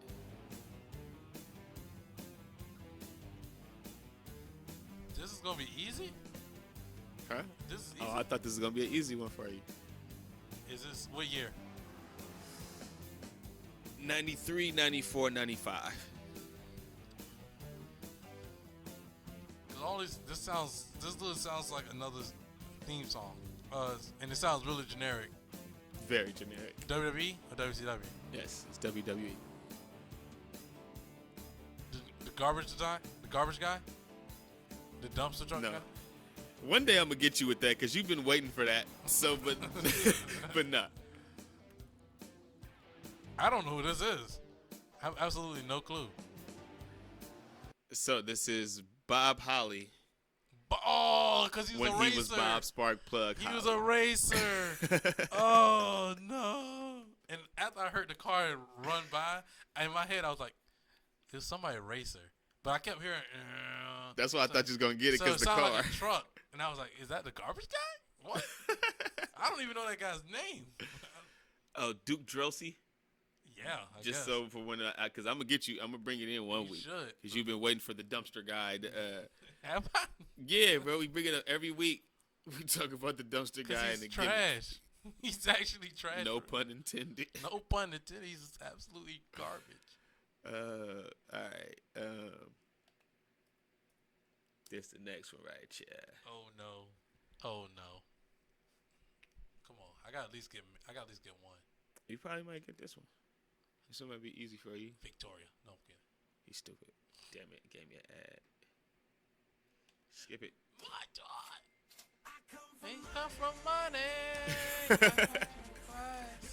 These ladies love me for all my cash. Ted DiBiase Jr. Who the fuck knows this type of shit, dog? Like, Cause I got money and I could do anything. Oh, I'm a place. Hey. get the fuck out. Cause you know why? Cause this theme song reminds me of David Otunga's theme song.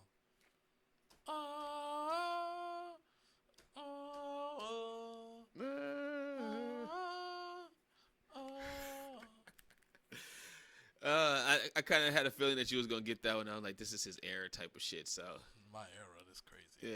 yeah, nah, it's your era, bro. That's okay. Like 2010. This is literally when he's with Maurice. Is it? Yeah. So, but this ain't. I don't think this is the one I listened to earlier that I was gonna get you with. But that one? Or the next one? it was a Ted DiBiase Jr. Theme, but I don't think that was the one. But I was like, oh, Mikey get him, but nah, he fucking knows this shit already. Especially this era. Oh! Speaking of it, he turns on Sting. See, Flair cannot be trusted, ladies and gentlemen. Damn, this is one of my favorite ones. I don't know if you ever heard this before. Damn, let's do it.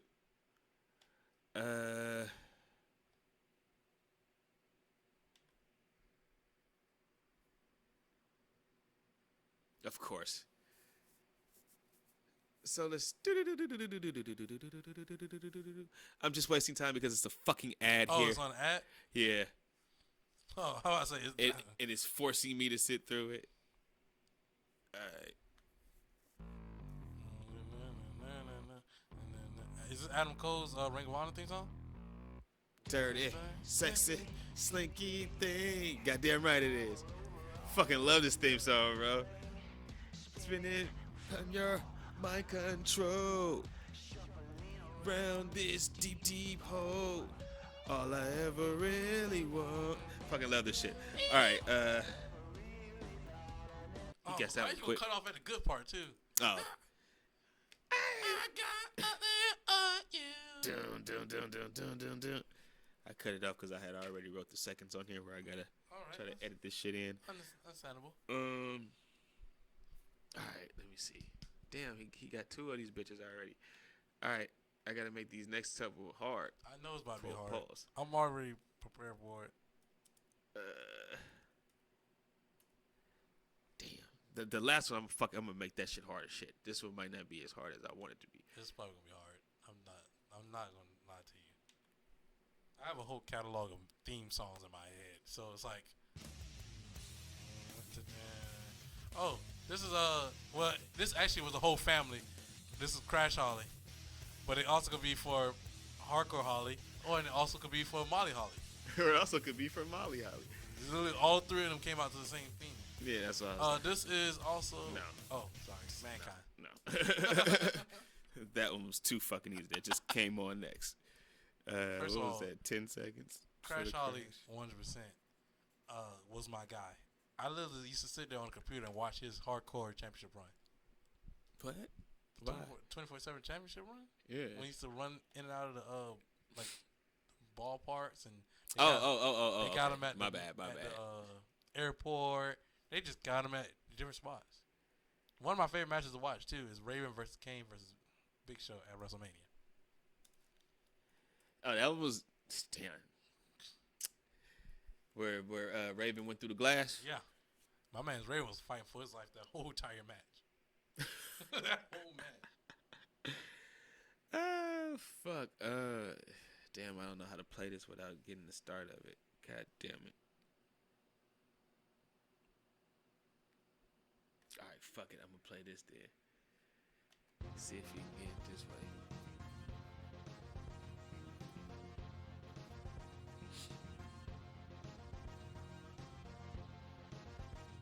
Is this it or is this an ad? This is it. Oh. He said this. It was just an ad.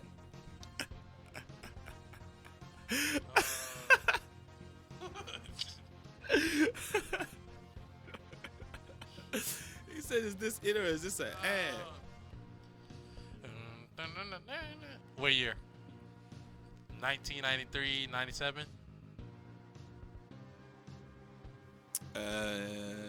93 to 96. Glacier. Sorry. He said Glacier.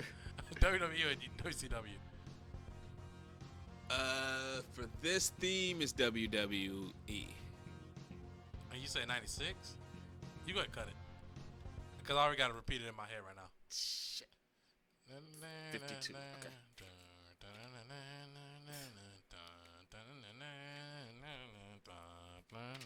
I don't know who that is. Who is that? Ivory? Is it male or female? It's a male. Yeah, I don't know who that It's is. fucking ads, man. Who was it? I tried to throw you off with that one. And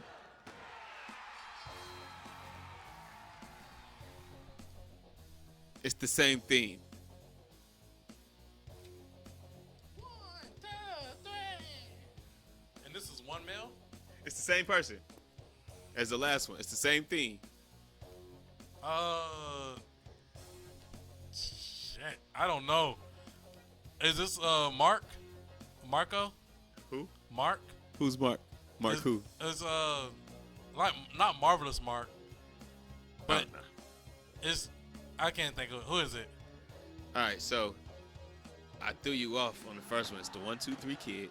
1, 2, 3 Kid. So yeah, so what I did was I played the Raw video game version of his theme song. Yo, that's psycho. You're crazy. I played the because it's an old Raw video game from like '94 that was like Super Nintendo, right? Mm-hmm. So I played that theme first because I was like, "Fuck, he might get it if I play the original one," because it say 1, 2, 3 at the beginning. And I didn't know how to play it without saying the 1, 2, 3, but you still didn't even get it. But yeah, it was the 1, 2, 3 Kid, X-Pac, whoever, whichever name you want to give him. But yeah, Okay. I mean, it just threw me off because I was like, I heard the start of it, and I was like, oh, 1, 2, 3. It didn't click in my head. In my head, it didn't click. So what am I shooting for? What am I at right now? 3 for 4 or 3 for 5? Right? yeah, 3 for 5. You was good, Good. That's good percentage. That's especially for week 1. yeah, I could take that. Now I'm about to go home and study, y'all. I'm about to go listen to Kevin Sullivan's theme song. I'm about to go listen The The Giant. Jimmy Hart, I'm gonna go take it all. I'm gonna have to go all the way back. Slick, Mean Gene. My counterpart is a Ooh. little bit older. Ooh, I should have gave you a Mean Gene's theme song. If you gave me Jim Ross's theme song, I would. Everybody knows that.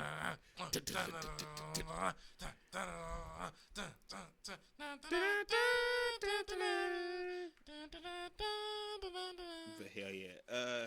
Shit. That's really pretty much it. Really, for this week, man. We already been going 3.5 fucking 4 hours, You're man. a psycho. You need to edit this out, man. Jeez, get it together. Nah, it's going all the way through. Hey, everybody else podcast be going this long. Ooh. The Cornet's podcast go this long. Bro, Cornette don't Jim even- Ross podcast go this. All of Conrad Thompson's podcast go this fucking long. Cornette don't Solo even got Monsters fans. podcast go off this Cornette long. don't even have fans, bro. Who does it?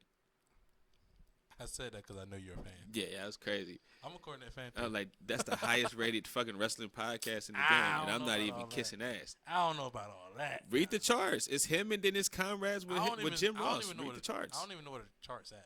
Yeah, look them up, bro. I'm not about to Google. look. I do because I'm trying to be up on these charts. God damn it. I'm not- WrestleManiacs. God damn it. 2. We're WrestleManiacs. 2. Sorry. We're WrestleManiacs 2 podcast. We trying to get this motherfucker up there at the top 5, top 10, whatever. First of all, we got to get these followers. So people on YouTube, please like and subscribe to the video. We just two silly guys who love to talk wrestling.